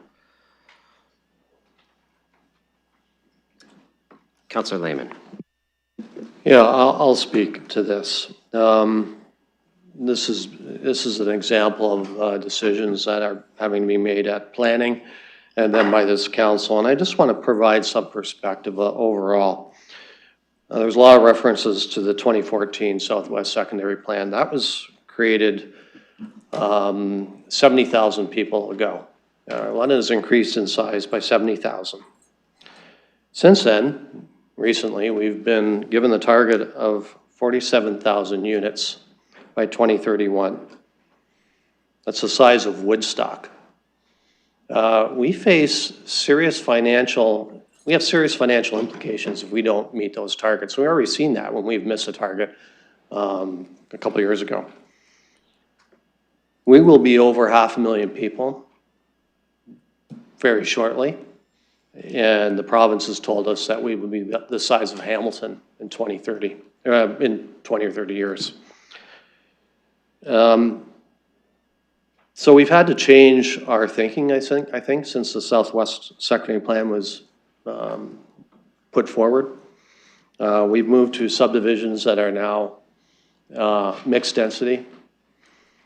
And without that high density portion of these subdivisions, we're not going to achieve these targets. We're not going to come close.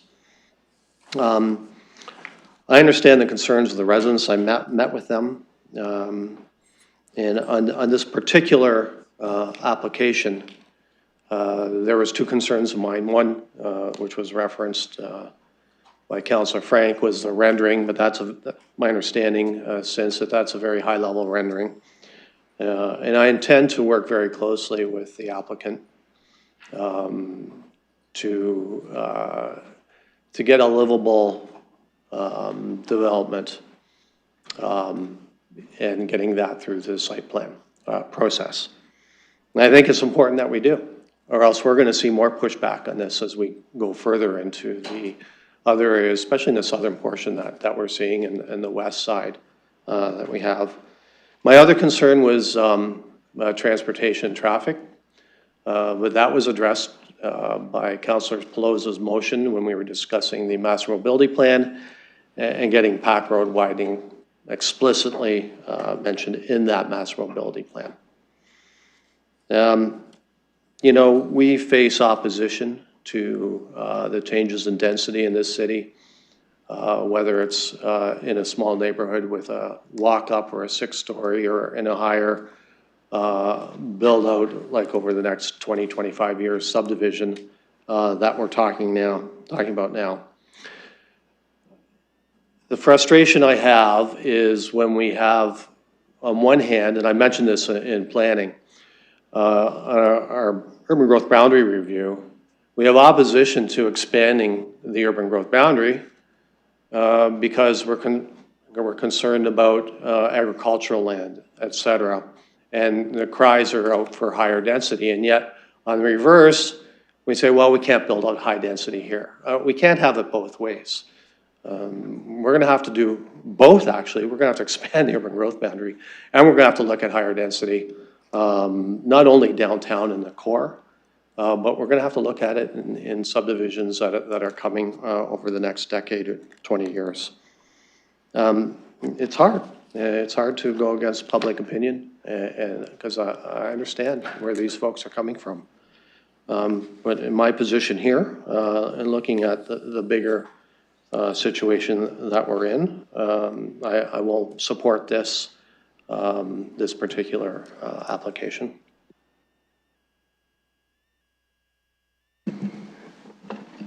Okay, other speakers to the main? Oh yes, Councillor Rahman, sorry, I got you on the list right here. Thank you, and through you. So I won't be supporting the application today that's in front of us on Pack Road.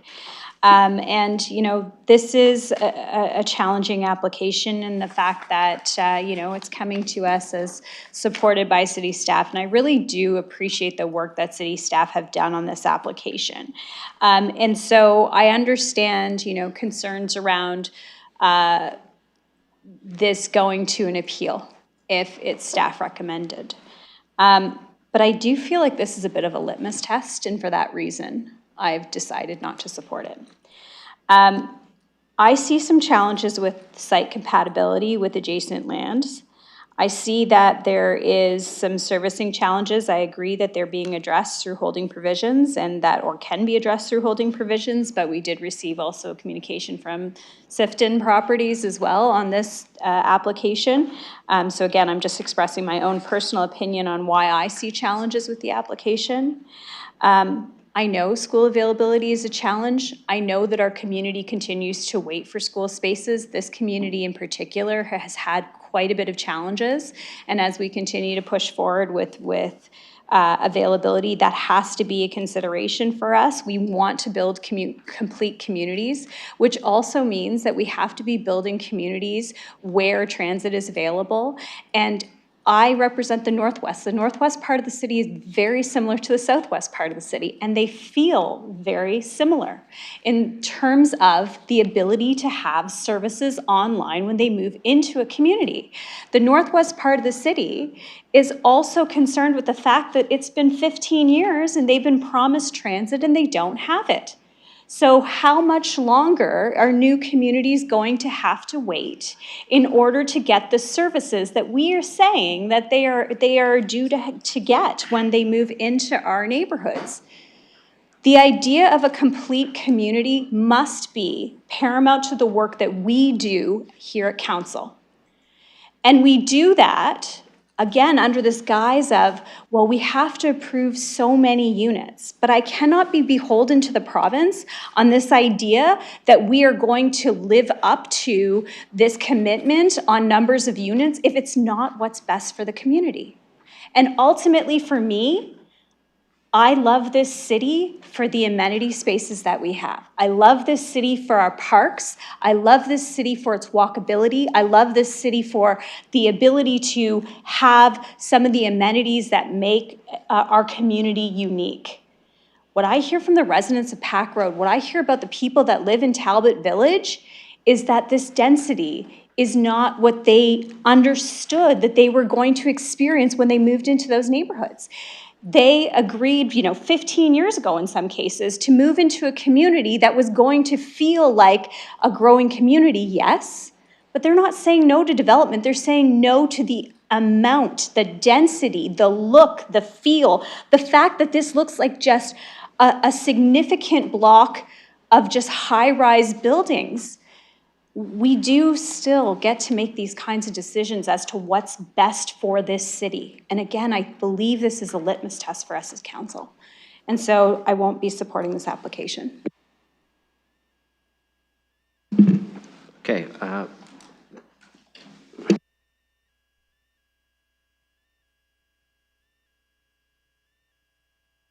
Okay, I'm not going to let Councillor Lehman speak again, but he did tell me he accidentally at the end of his comments said, I won't support this application. He meant he will support this application. He just wanted to clarify that. He just misspoke at the end. So, I mean, you can reflect that in your vote, but I appreciate why you'd want that clarified, given your comments that led up to it. Other speakers to this? Go ahead, Deputy Mayor Lewis. Thank you, Your Worship. I'm not going to repeat everything that I said on the referral. However, I do think, I heard what Councillor Rahman's saying. I respect the opinion. We don't get, as a city council, to decide when the Ministry of Education is going to fund a new school.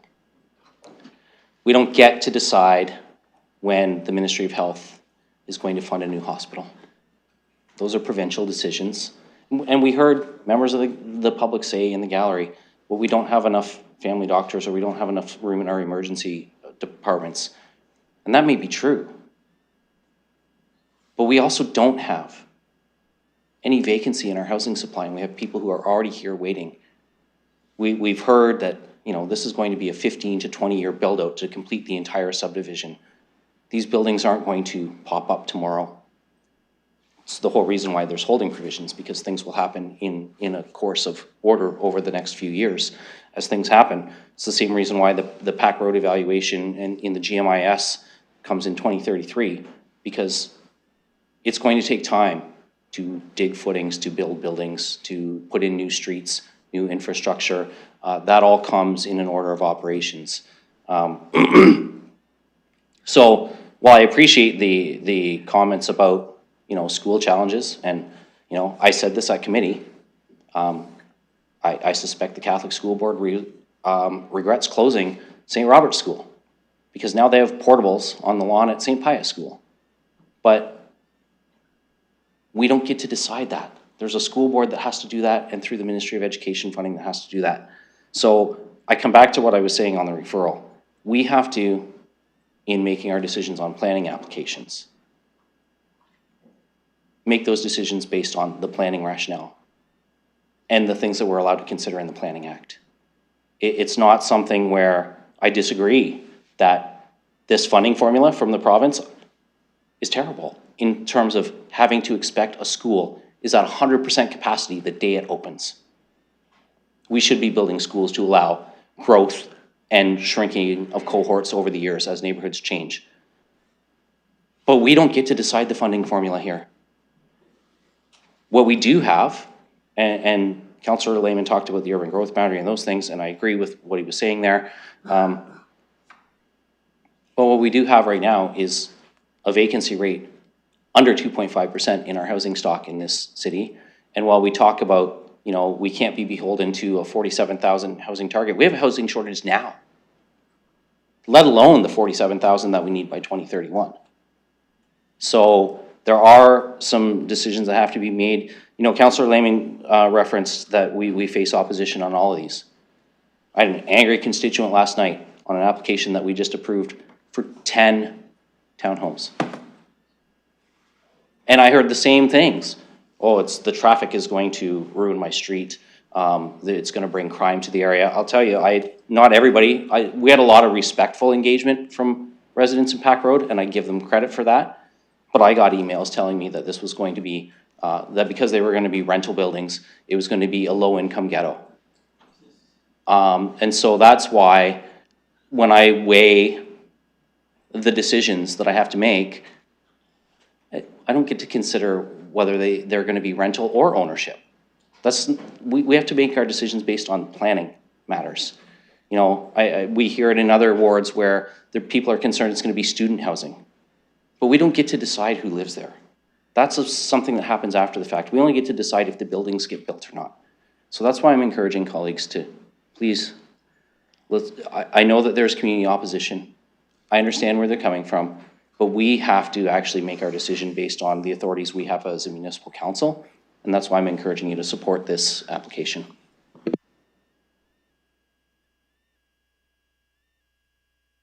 Yes, go ahead, Councillor Trost. Thank you, and through the mayor. We don't get to make decisions about school boards. We don't get to make decisions about hospitals. but we get to make decisions about the application of the Planning Act and how that is affected by previous plans. That's what this city council does. This city council not only has the opportunity to make these decisions, we have an obligation to make these decisions. We can distinguish between a lot of different oppositions that we've heard at this council and at the committee. This is the most compelling one I've heard. Not only is this the most compelling one that I've heard, this is the one that has the weight of the area plan in back of it, albeit outdated, as it said. I guess I have a question for the solicitor, if I can direct that through the mayor.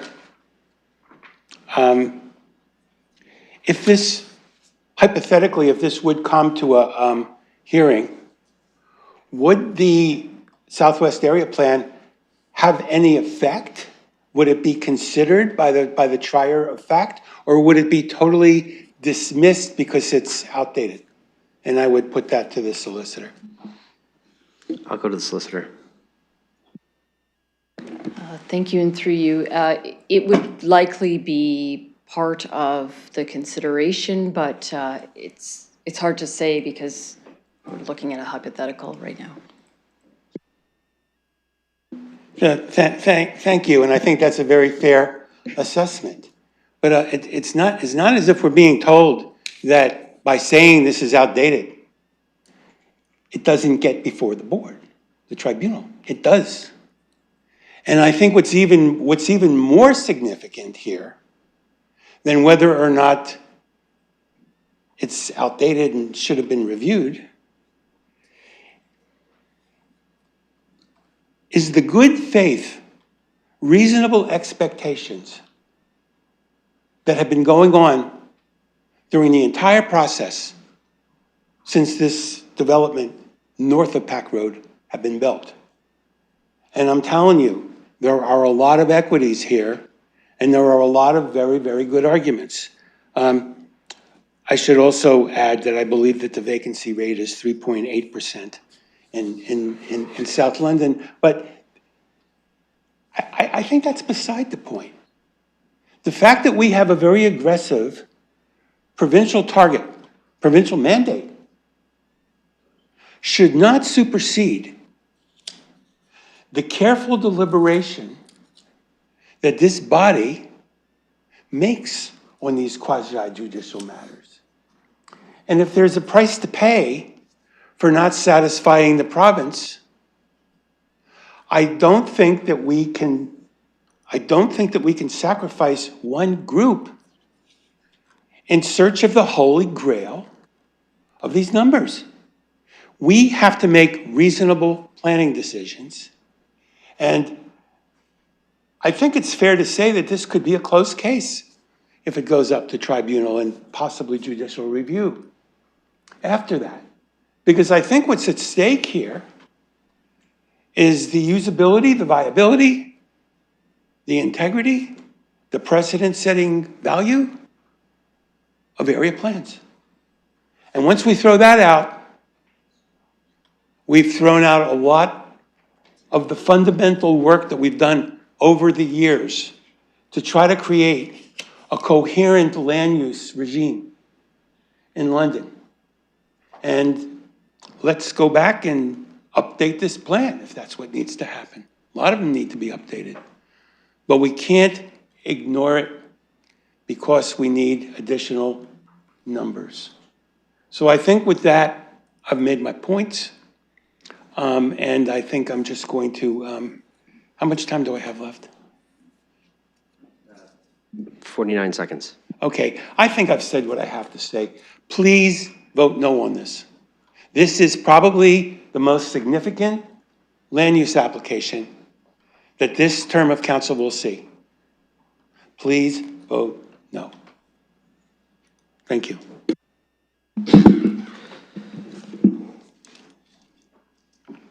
Okay, I'll look for other speakers. Okay. Okay, I'll speak, so I'll turn over the chair to the Deputy Mayor. I'll take the chair, recognize Mayor Morgan. Yeah, thank you. I'll start with just a couple of questions. To our staff, often through a debate, I think sometimes it can get lost on what's allowed and what we're moving to. So along the north side of Pack Road, what does the Southwest Area Plan, suggest, and what year was it approved? Ms. McNeely? Thank you. Through the chair, I just would like to take a step back. The subdivision on the north side of Pack Road actually predated Southwest Area Secondary Plan. That subdivision, that area, was done under the North Talbot Area Plan, which then became subsumed within SWAP, the secondary plan. So that policy framework for those were a little bit more, we'll just say what we would see in terms of homogeneous type planning, lower rise, lower intentional. There was an OMB decision for the high rise on Tillman and Southdale Road. That's quite tall. That was in the planning report as well.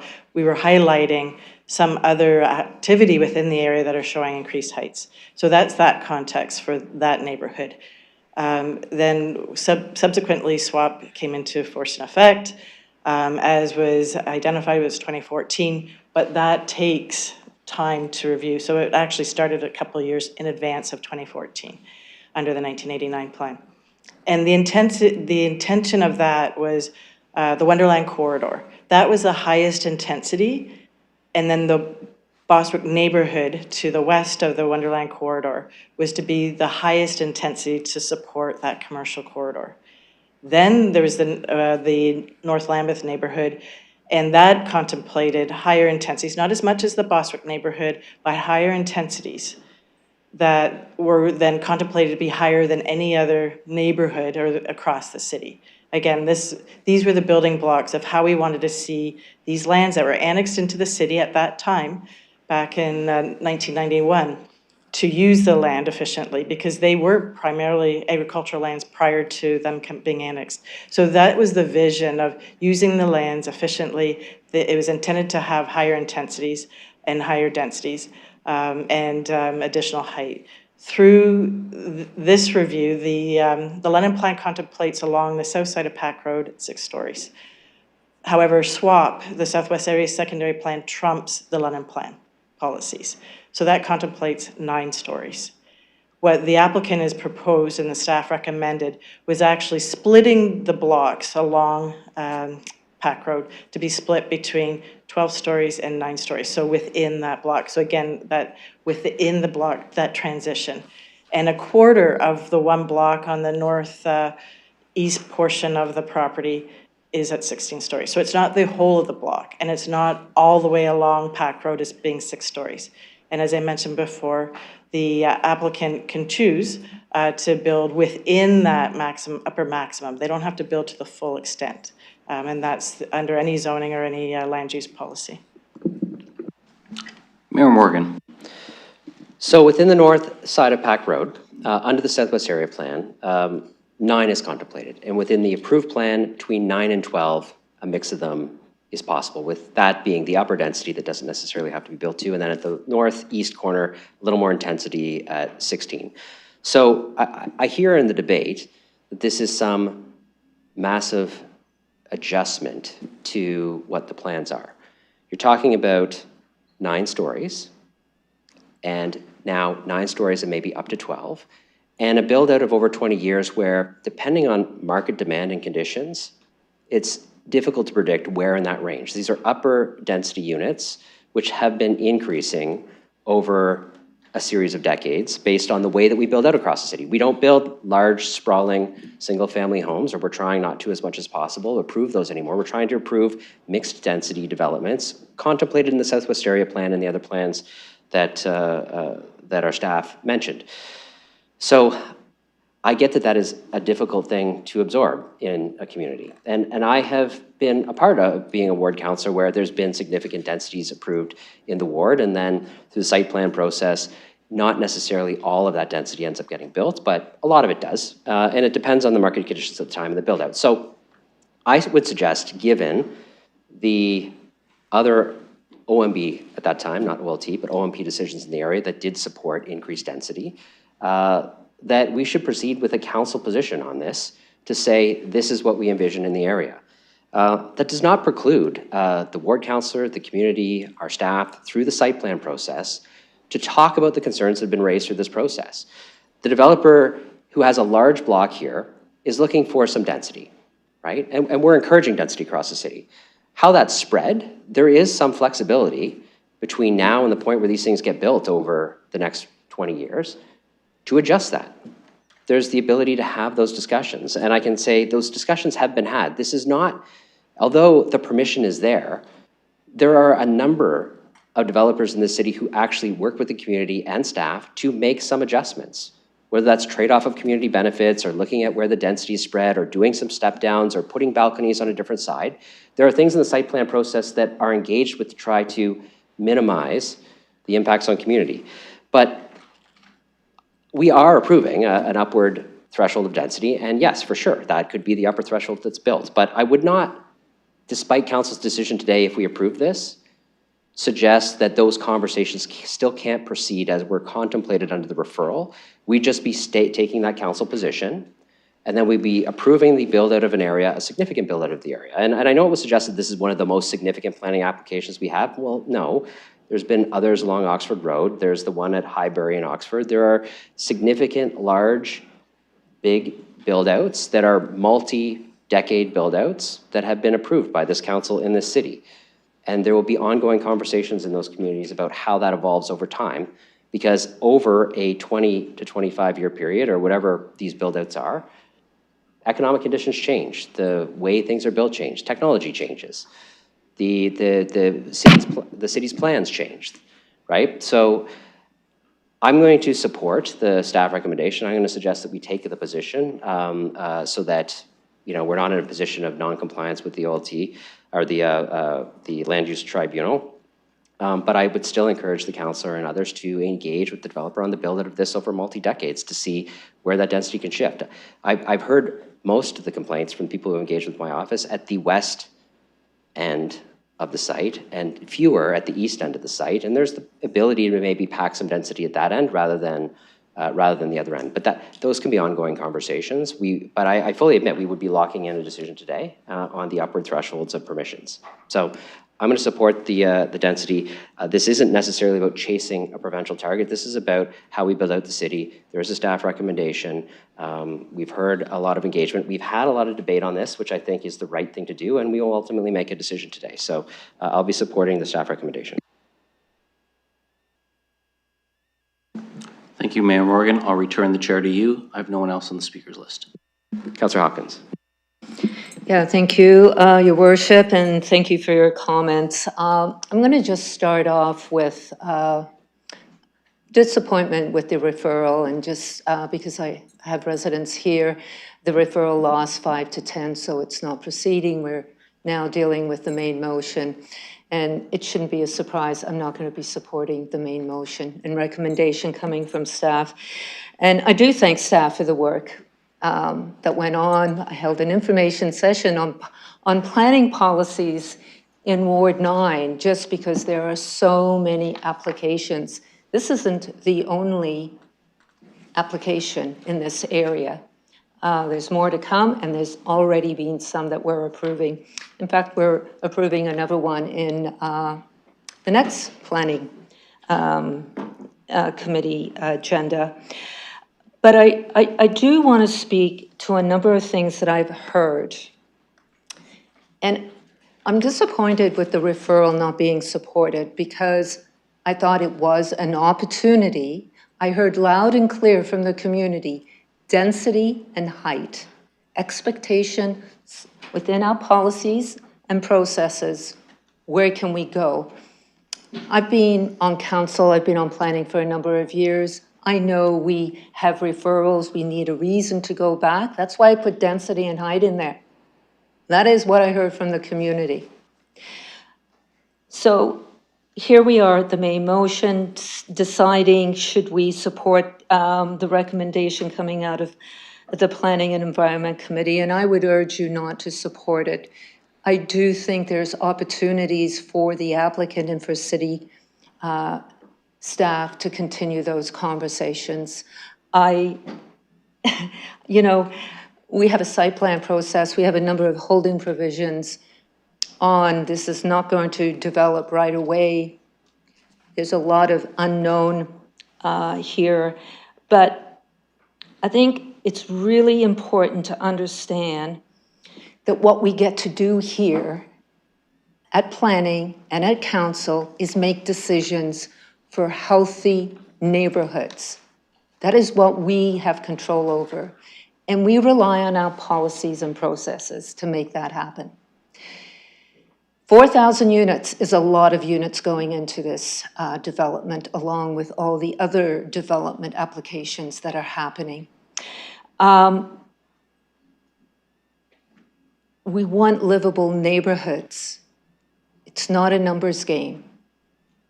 There's a site plan process. We no longer have public input in a site plan process going forward.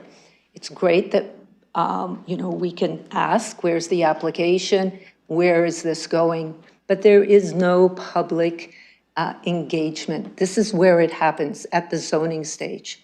And this is where I think it's important that we really understand the decisions that we are making here and the implications of these decisions.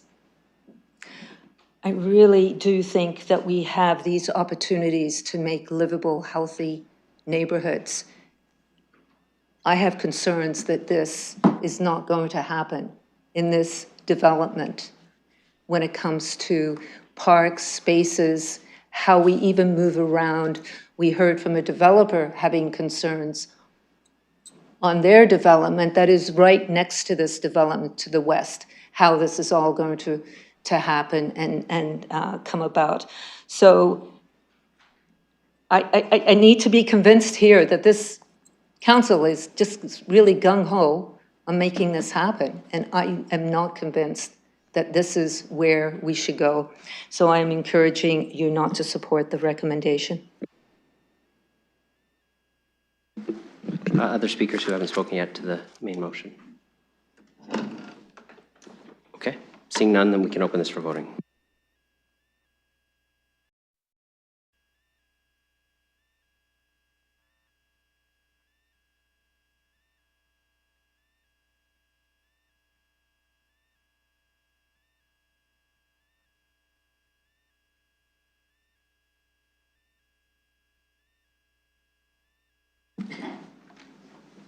Closing the vote, motion carries 9-5. Councillor Lehman. Thank you. I believe that concludes the 12th report, and I would like to move on to the 11th report. Okay, the 11th report of the Planning and Environment Committee. Go ahead. Thank you. So I would like to pull item 6. There is, staff has informed me there is a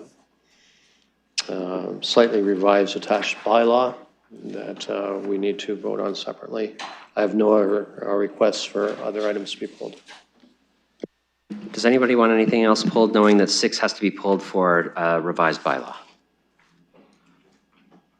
No? Okay. Then you can put everything else on the floor. Yeah, so I'll put 1 through 5 and 7 and 8 on the floor. Okay, any comments on those items? Yes, Councillor Hopkins. Yeah, I just want to make 2 quick comments on 2 items in this report. The first one is on the, I guess the GMIS, which is 3.2, number 5. There are a number of projects on this that are going to go forward in the Lambeth area. There's 2, 4, 5 of them, and they've been rescheduled to be done sooner than later. Disappointed to see the Bradley Avenue extension, which is the Wonderland to Bostwick one, which is going to be rescheduled to 2033. You know, I just wanted to bring your attention to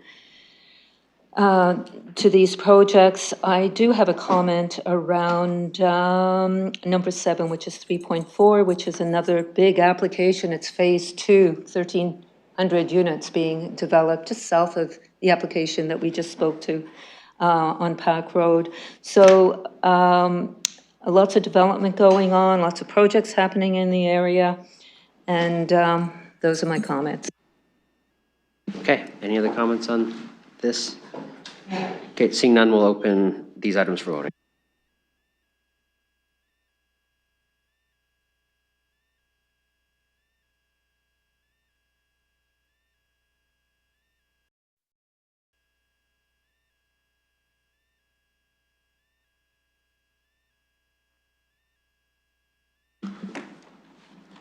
Marking Councilors Cuddy and Councilor Hillier absent. Closing the vote, motion carries 12-0. Councilor Lehman. Thank you, and I'll move the staff for revised bylaw. Probably need a seconder for that, imagine.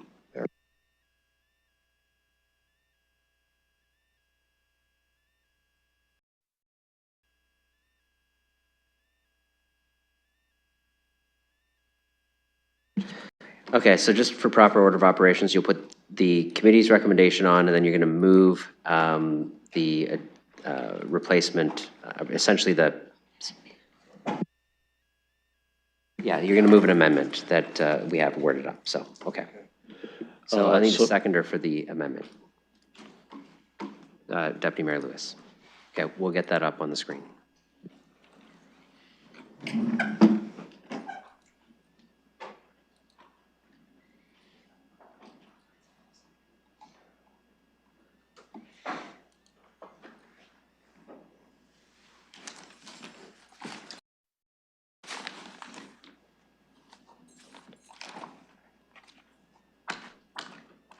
Okay, so that amendment is up to create the revised bylaw. I'll look for any speakers to that. Okay, seeing none, we'll open that for voting.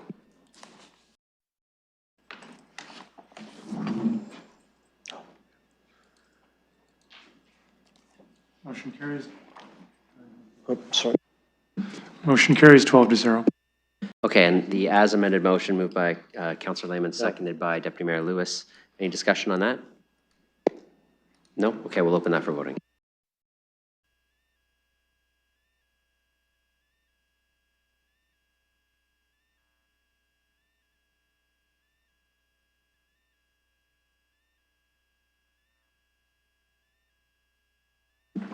Closing the vote, motion carries 12-0. Thank you. That concludes the 11th report of Planning and Environment Committee.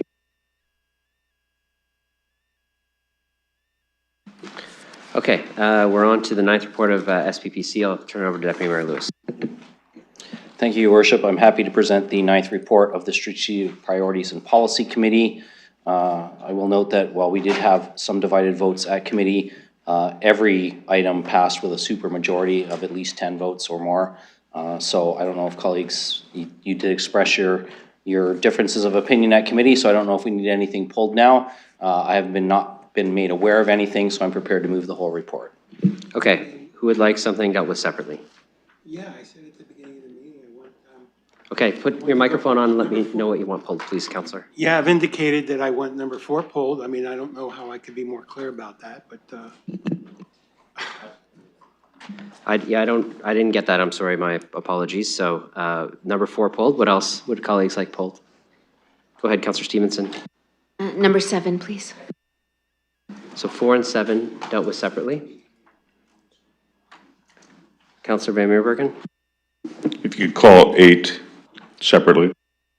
Okay, and 8 separate. That looks like it. Okay, go ahead.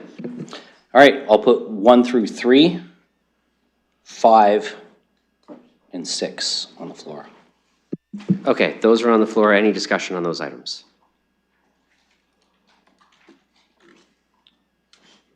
Okay, seeing none, we can open that for voting.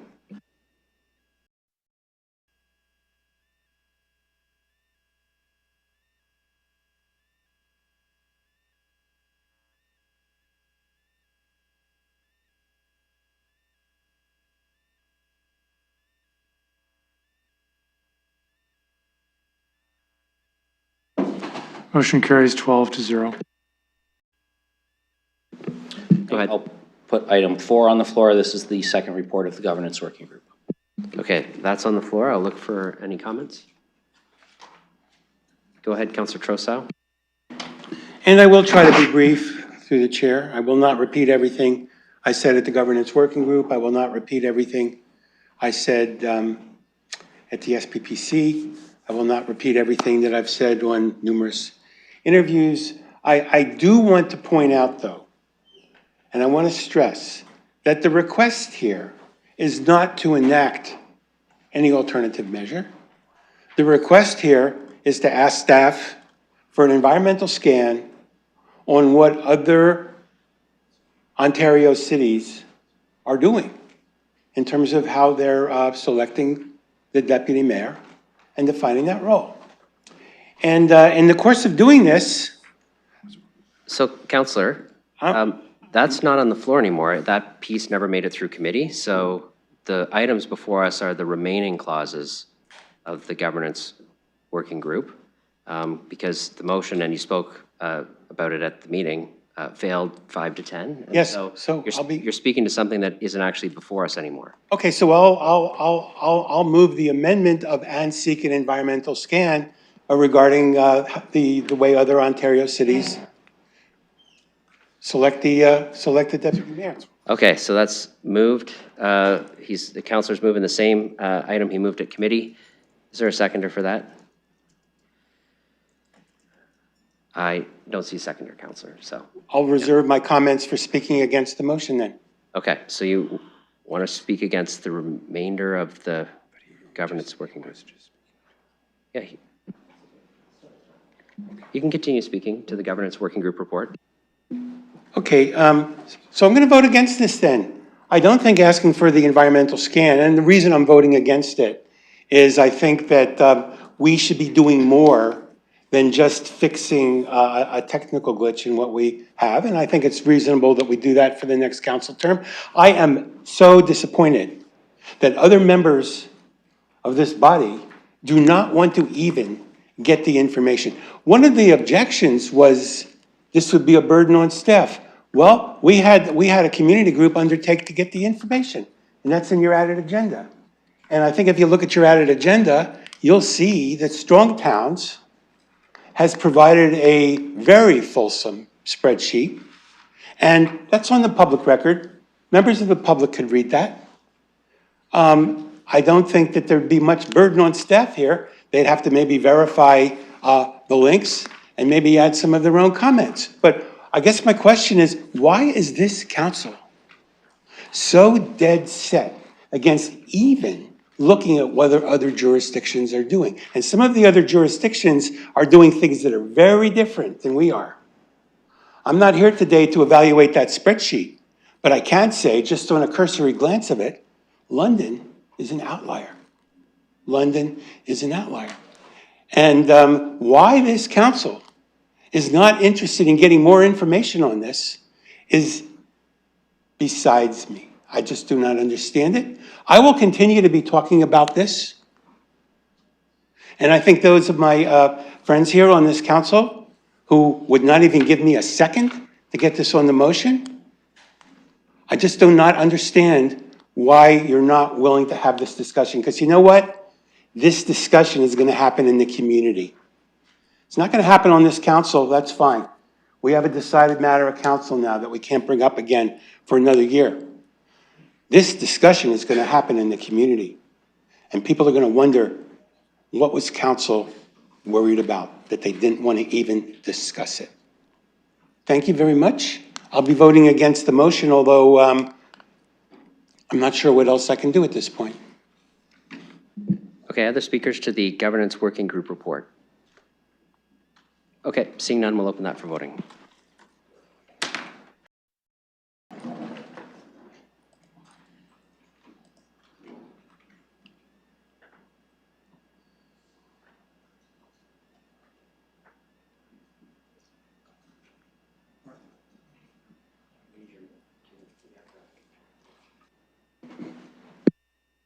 Marking Councillor Van Meerbergen absent. Closing the vote, motion carries 10-1. Go ahead. Thank you, Your Worship. The next item that I'll put forward is the Master Mobility Plan Notice of Completion. This is item 7 from the council agenda. It was item 4.3 on the committee agenda. Okay, that's on the floor. Any comments or discussion on this? All right. See. Okay, ready? Okay, all right, seeing no comments, we're gonna open that for voting. Mobility plan.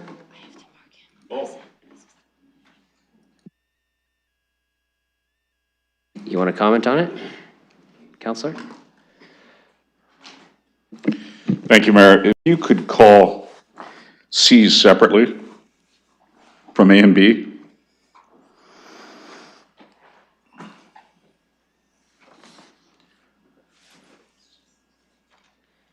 Sure, we can do that.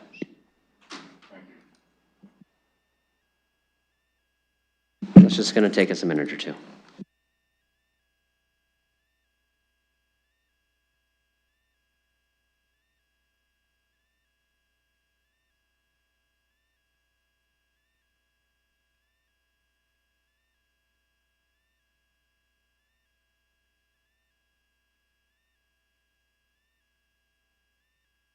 Okay, we're doing A and B first, and that's what you're going to see open now.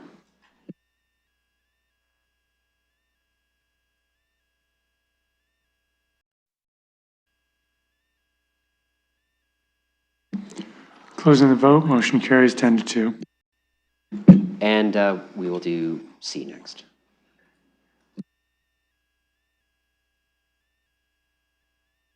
That should be open now.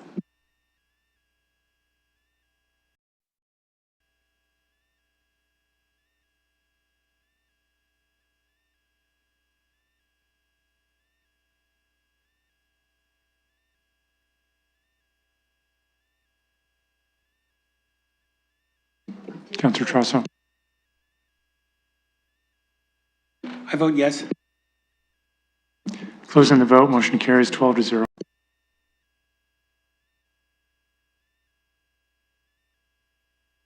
Go ahead.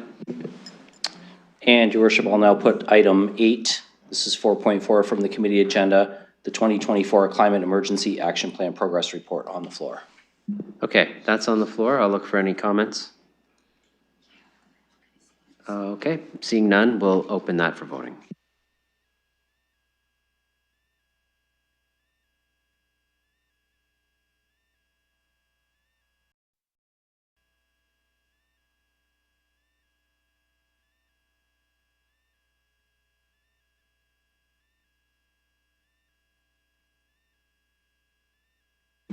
Closing the vote, motion carries 10-2.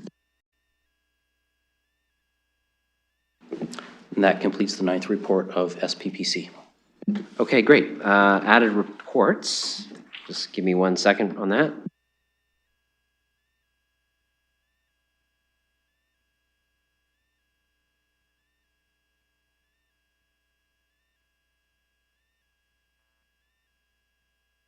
Would anybody like to volunteer to read the added report? Councillor McAllister got his hand up quick. I'll bring it over.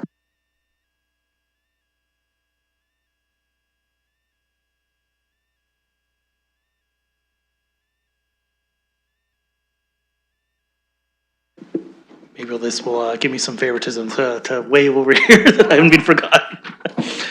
Okay, this will keep me awake too. I'm getting a bit hangry over here. This is the 12th report of Council in Closed Session. Council in Closed Session report. Number 1, lease extension agreement, land lease, 520 Wellington Street, Centennial House. Then on the recommendation of the Deputy City Manager, Finance Supports, on the advice Director of Realty Services with respect to the lease of land located at 520 Wellington Street, Centennial House, the lease extension agreement.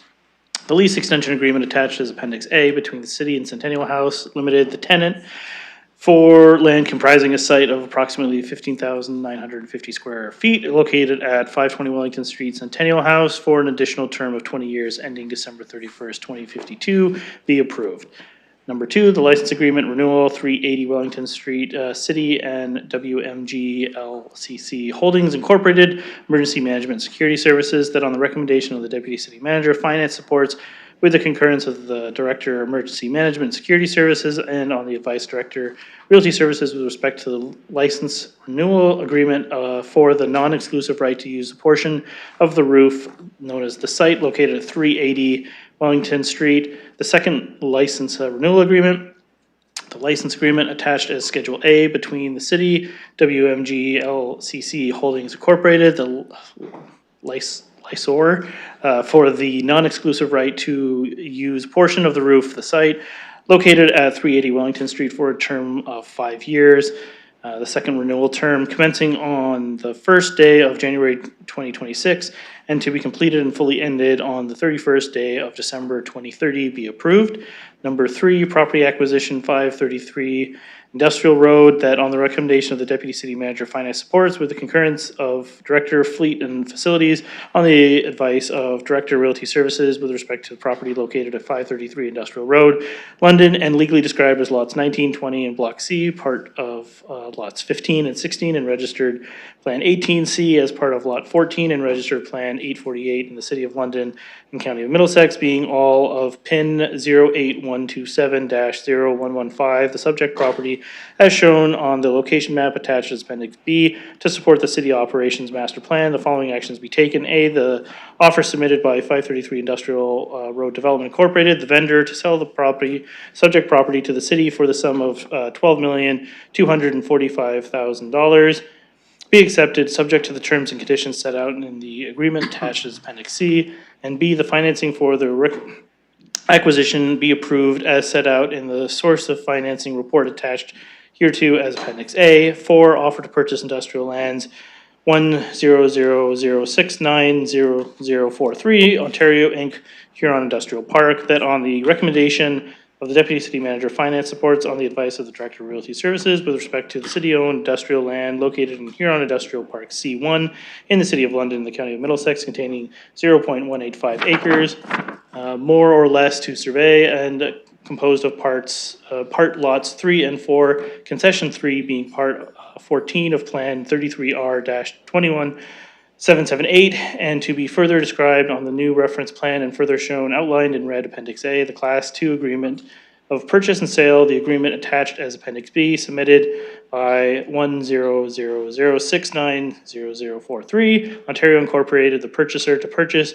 0.185 acres of subject property from the city at a purchase price of $54,112.50 be accepted. Motions and conditions and terms as set out in the agreement. That on the recommendation of the clerk and in recognition of achieving the highest scholastic achievement in their graduating year, the following students be awarded the 2025 Queen Elizabeth Scholarship in the amounts Henri Guau, A.B. Lucas Secondary School, 99.5%, $2,000. Daniel Brunt, HB Secondary School, 99.5%, $2,000. The progress is made with respect to items 4.5, 4.6, 4.8, 4.9, 4.10, 4.11, 4.12, 4.13 as noted on the public agenda, 6.5-12 ICSC, 6.1-11 CPSC, 6.1-12 PEC, 6.2-12 PEC, 6.3-12 PEC, 6.1-9 SPPC, 6.2-9 SPPC, 6.3-9 SPPC. And yes, congratulations to the students. Excellent averages. Well done. All right, so you're presenting that, so you get to still stand. I'll ask if there's any discussion on this. It's moved by Councillor McAllister. I don't see any, so we're going to open these reports for voting.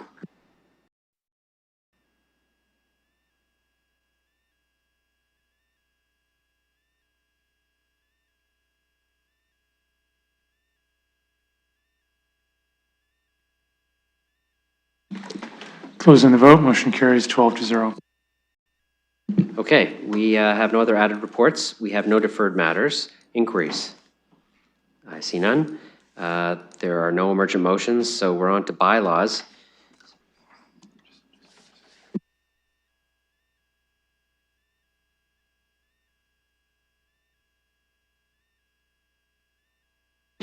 Okay, so here's how I think we could do this. We'll do the affordable home ownership bylaws first. There's two bylaws associated with that. We'll do the FCM agreement for better homes bylaws. There's two for that after. Then we'll do the Pack Road related bylaws. Then we'll do the Wellington Gateway expropriation of lands. And then we'll do everything else. Does that sound okay? Yeah, everybody's good with that? I'd prefer to have the same mover and seconder through the whole thing, and I assume you don't want to move the Pack Road one, so maybe I can have someone else do them. It's just faster if it's the same mover and seconder for all of the bylaws, if that's okay. Deputy Mayor Lewis is willing to support everything. Anybody else? Okay, I'll use me. All right, or McAllister. You can pick. Okay. All right, okay. So we'll start with the Affordable Home Ownership Program, Bills 277 and 281. Moved and seconded by Deputy Mayor Lewis and myself. We'll open that for voting. First reading.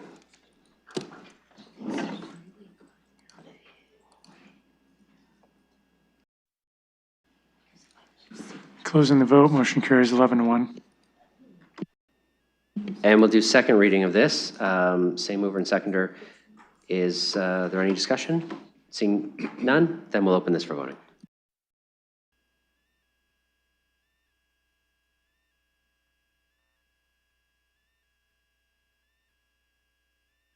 Motion carries 11-1. And third and final reading, same mover and seconder. We will open that for voting.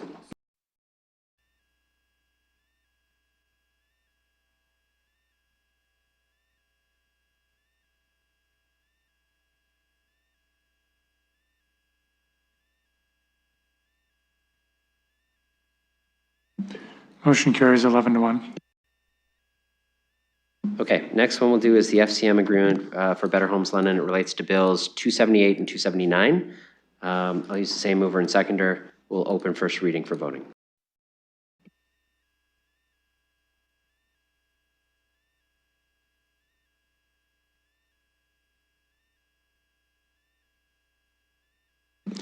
Motion carries 10-2.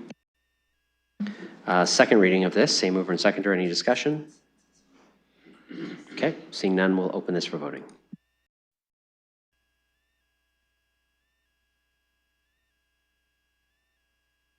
Motion carries 10-2. And third and final reading of this.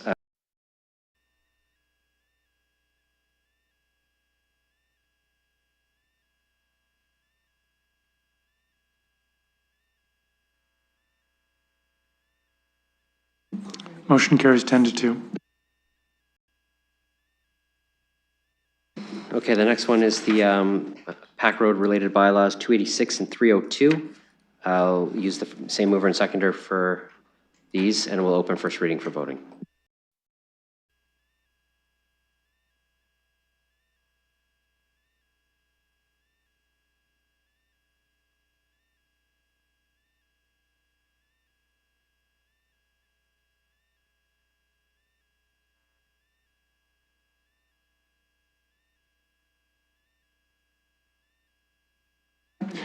Closing the vote, motion carries 10-2. Okay, and second reading for these items. Any discussion on this? Seeing none.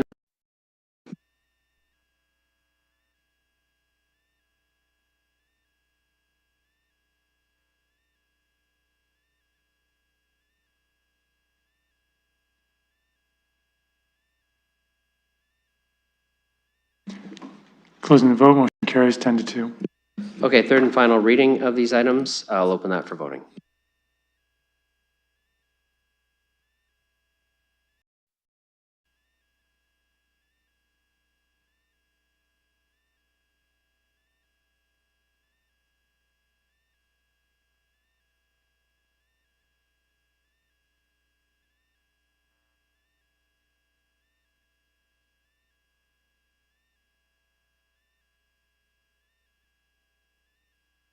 Councillor Stevenson.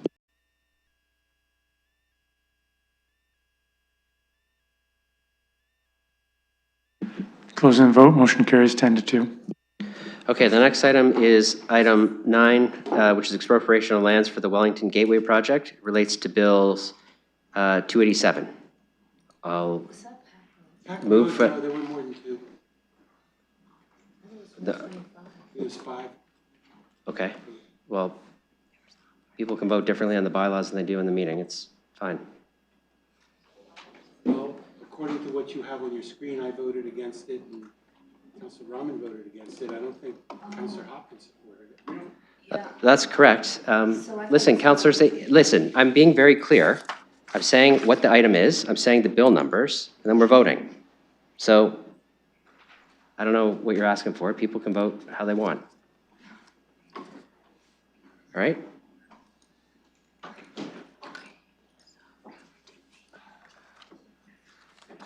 Okay.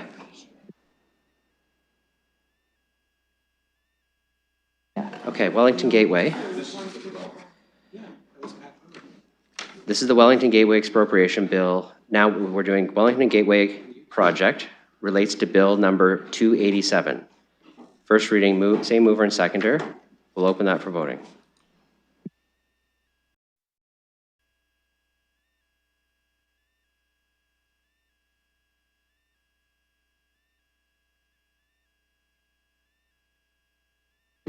Closing the vote, motion carries 10-2. Second reading, is there any discussion? Same mover and seconder? Okay, we'll open that for voting.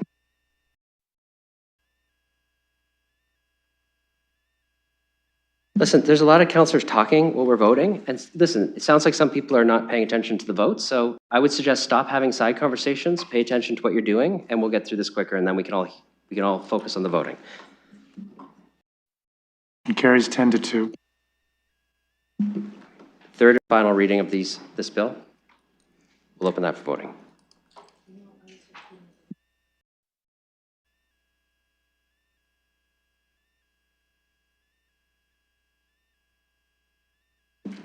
Motion carries 10-2. Okay, now we have everything else. Same mover and seconder. We'll open first reading of all the remaining parts of the agenda for voting.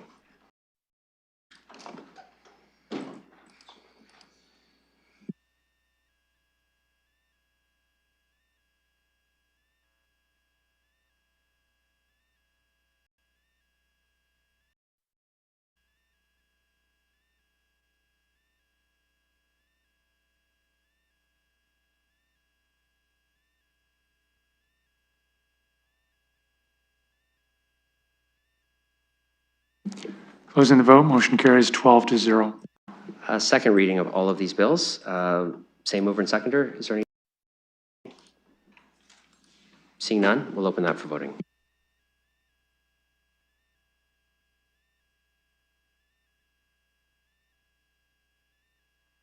Motion carries 12-0.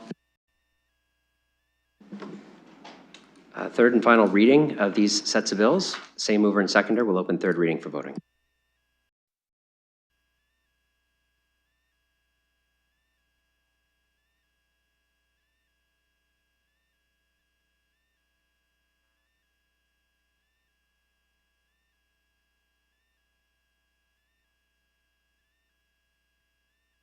Motion carries 12-0.